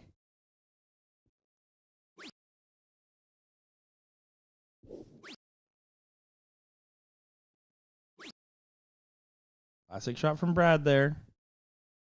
Kirk, normally I would advise to do the close here. I think I would prefer the bulls in this given instance, though. Give a little bit more of a settler because he's right now sitting at a 3. He does opt to do so and grabs 1. Yeah, hat trick here for Steve.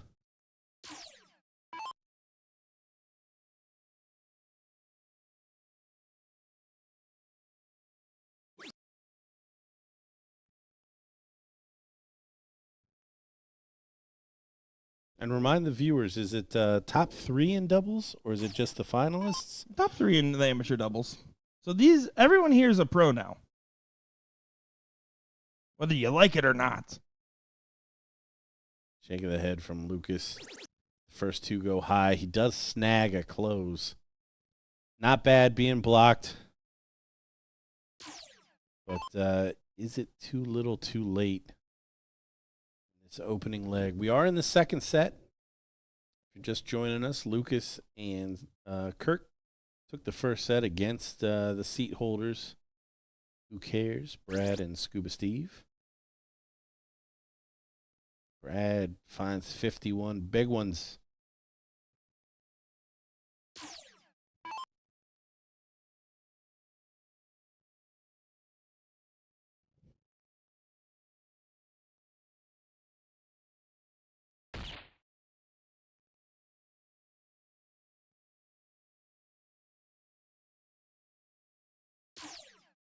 You should just be able to cross that line here. Back right at it. You can see a lot of frustrations in this. Like, no one really showing their best stuff here. About to hit round 19 of 25. Something, the last streamed match of the day goes the full distance. Never fails. Never fails. I will say, though, at least my commentary performance in the first set was flawless. Hashtag nailed it.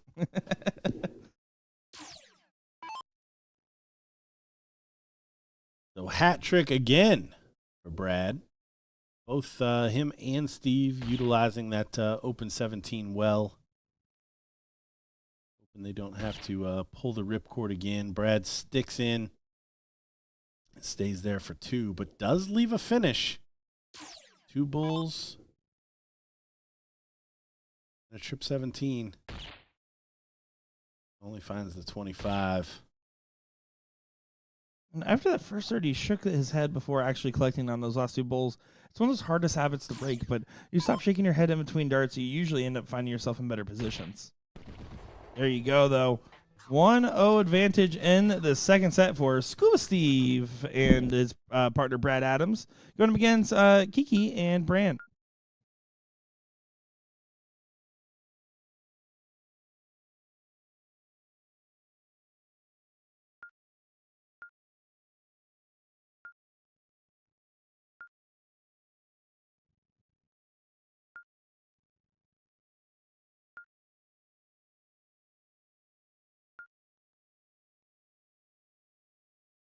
Here we go. Going on to the next leg here. Just confirming the start order, giving us some thumbs up there. David, I'm doing great. Thank you for asking. And there's allowed to be multiple Scuba Steves. I know a couple in Florida.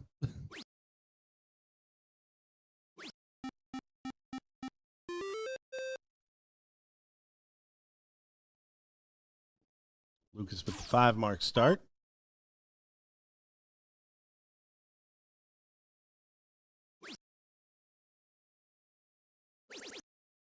He does find a treble.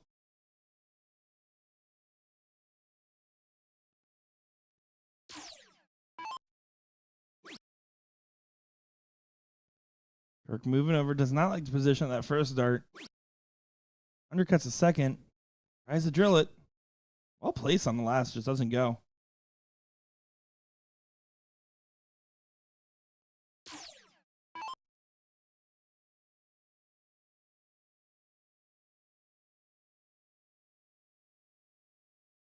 Tyler saying I'm a big no blinking, no shaking the head while on the Aki. Speaking of no blinking, I recommend anybody to go back to that silver WTF final we covered on USA Darts on the women's side, where it was Sayuri Nishiguchi who closed her eyes and opened them right before releasing each dart. It was one of the most incredible things I think I've ever seen from someone that actually was averaging above a 70.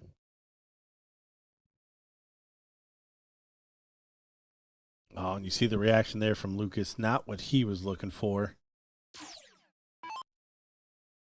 So opportunity here for Steve. Steve played very conservative here. Probably going to stay down, and he will now. Maybe if he'd have grabbed another 19, we'd have seen a shot at the 20.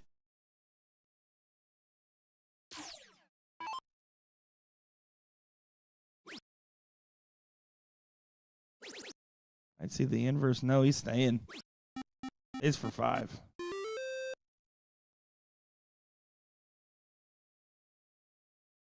Brad fishing for that first start trip. You're only going to take one shot to 20 in this throw if you get the opportunity. So just try to get the opportunity early. No, you're going to be able to take that swing. No, I'm going to be stuck on the 19s. Does find 5, though.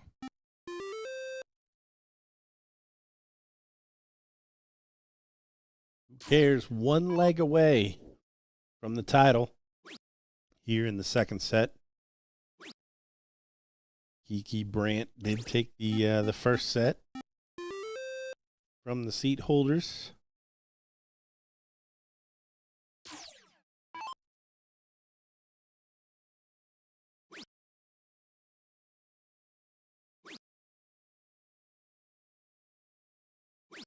You were not able to find the triple. Does get a 4-point advantage.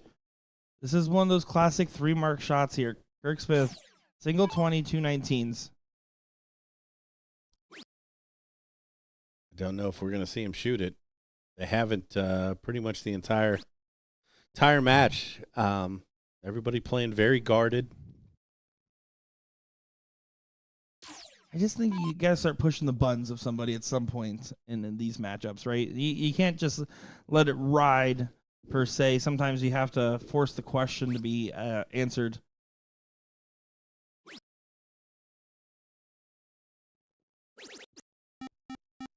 Big last start, though. That was the forcing the question to be answered. With a 2-point lead, Brad Adams, a great shot.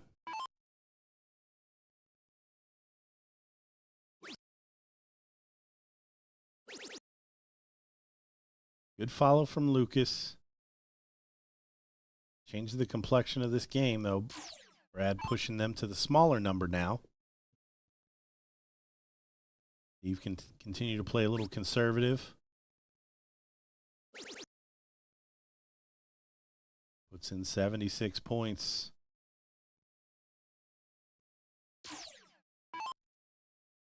It's always the kind of the next couple of shots from the opponents after a big shot like that from Brad, where you're up only a nominal amount, where you kind of see how it all played up.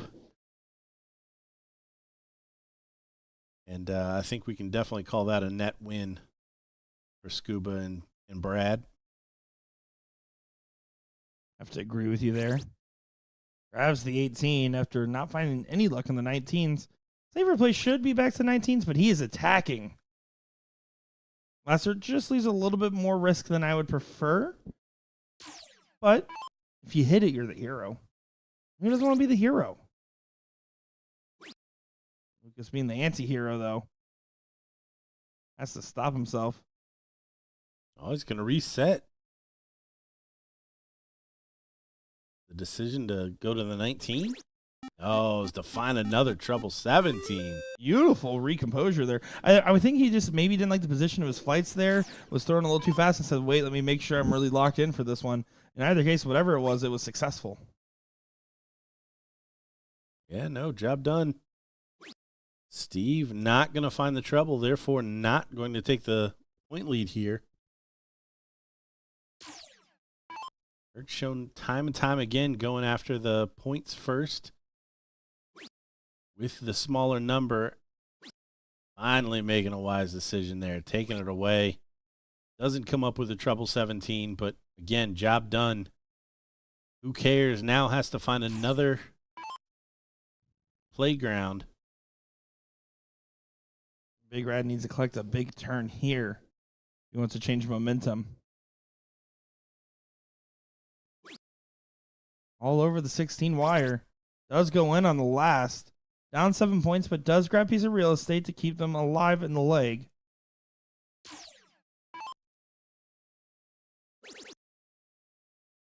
Lucas on the attack. Walking the dog finds a 7. Yeah, big shot.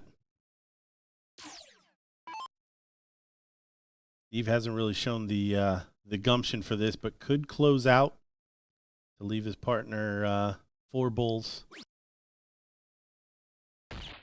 Did take a whack at it.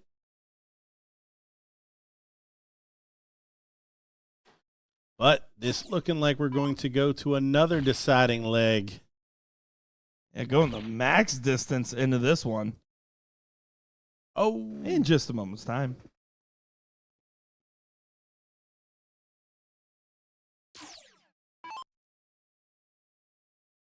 Steve did grab a bull, so 3 will take the point lead. Maybe Brad's thinking here. Needs a double. And he does by a point. Gonna make Lucas throw 2 darts. That's harder to throw than 1 dart. Taking a deep breath, though. He's looking composed. He's throwing well on this leg. Should still be fine. Finds the trip 17. Should be plenty easy to grab that bull for him. Working in on that dart. Does do it. Almost with a fadeaway.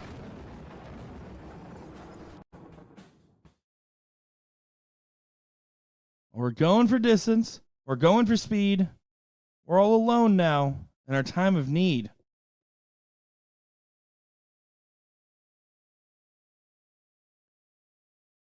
Outside on the bull. Lucas now best it. Seems poised to do so. Does.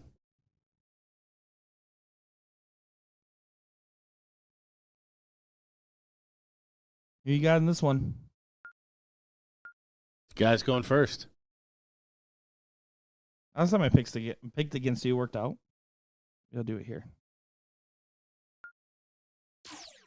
Thinking who cares for 500? Ooh. No, I don't know why Jeopardy did that. I'm not actually taking it for 500. Hold on. Y'all heard it. Let me clarify that one real quick. Hey, Arachnid, I might need an advance on that paycheck. Solid open there for Lucas.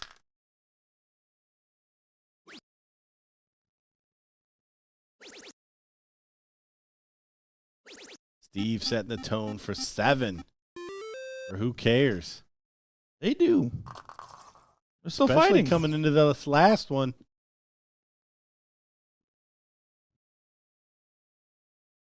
And we saw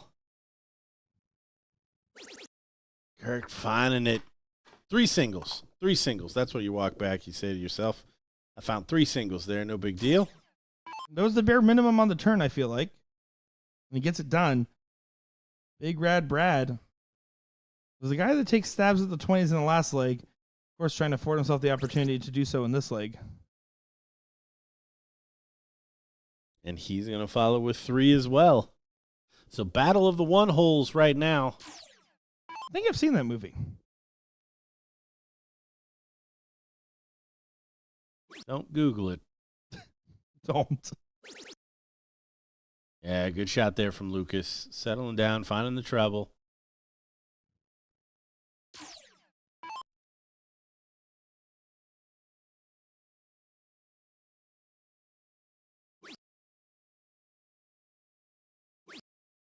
Steve, only 2. So Kurt's come up with 9 marks in situations like this. It's going to be one of those times. Does take a swing at the 19. Back to the 20, it looks like. And he finds a triple. Good shot. Brad and Steve need a couple of big shots together.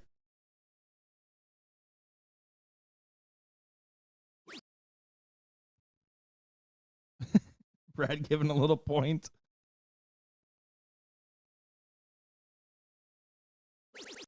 I was finding it on the second. The third looked good for a 6-point lead. Yeah, no, I think that dart went exactly where Brad threw it. Just didn't drop into the treble. Lucas back into it. Ooh, and he takes a quick shot downstairs. Yeah, would have preferred him just to slow that hand down just a little bit because it was the right switch, but good recovery on the last start there. Yeah, he recollects and finds another treble 20. What can Steve do here to answer? Another 57 be handy. Just a heads up for anybody that's sticking around after this, we'll be live for no commentary coverage of the mixed triples over on twitch.tv/arachnid360. No commentary coverage of Nice that memory. one. I have my moments. I actually just looked at it. You didn't see me look at it real quick to make sure. Oh, that's funny. But yeah, twitch.tv/arachnid360. I'll actually go ahead and put that link in chat. I was for just you gonna guys. say maybe we drop a link for that particular one. Yeah, that's no commentary coverage. We record all those matches. Sometimes we add commentary to them after. Want to make sure we show them off, but once you get us for more than 7-8 hours on the mic in a day, it's really just nonsense. And also, someone has to play. His name's Gordon Dixon. Just gonna run that one into the ground, aren't you? Yeah. Well, I like your team name you chose. What's your team name again? It's not my team name. I don't play with team names. Well, it's just last names. Dixon Harry Cox. How can you be part of the problem? How's that part of it? How's that Because you know possible? my actual opinion on team names, too. If I'm going to do it, I'm going to make it so obscene until we don't do them.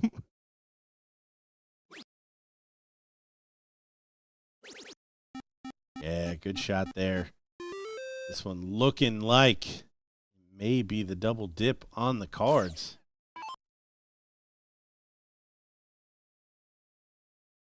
Couple of trebles does give the lead, but down 2 numbers, he will not be able to take the lead and close out. Just concentrate on taking that lead. It's not going to happen. Only 2 17s. Who cares? Going to need some help. Yeah, just doing a check down right here. Setting up for victory formation. Almost gets perfection there with what would have been a beautiful 8. Settles for a pretty nice 5.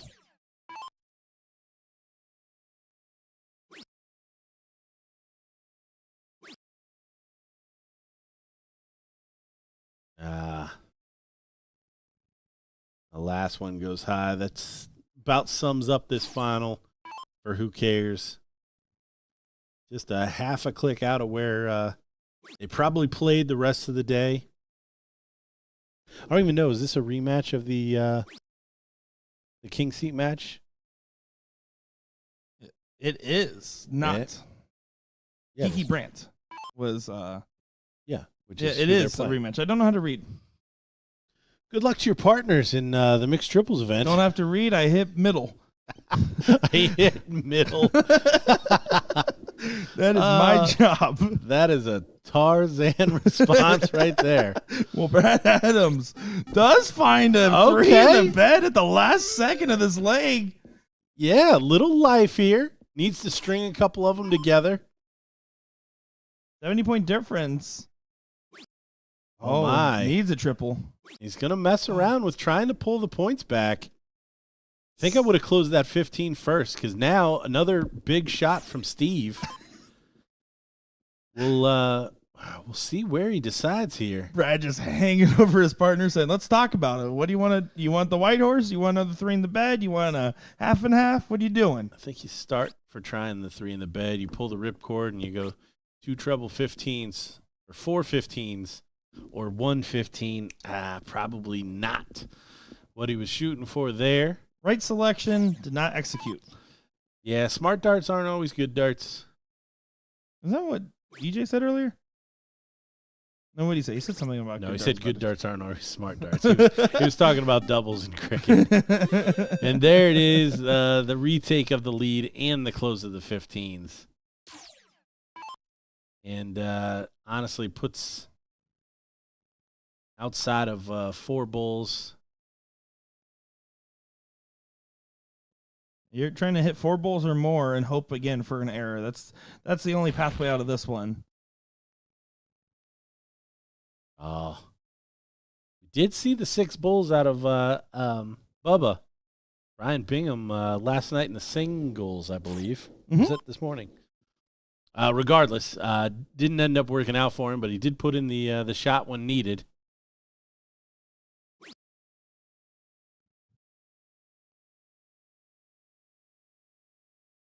Not quite over yet. A little bit of a troublesome turn again from Lucas. No punishment here from Scuba. Diving deep into the outside wire. Yeah, not able to bring anything home there. So hat trick continues to be the winning shot. Needed. Big last double bull. Last one helps suppress the anxiety of, are we going to ever hit the bull? Yeah, from 0 to 2 is a pretty good jump. 0 to 2 is my last GPA jump I had.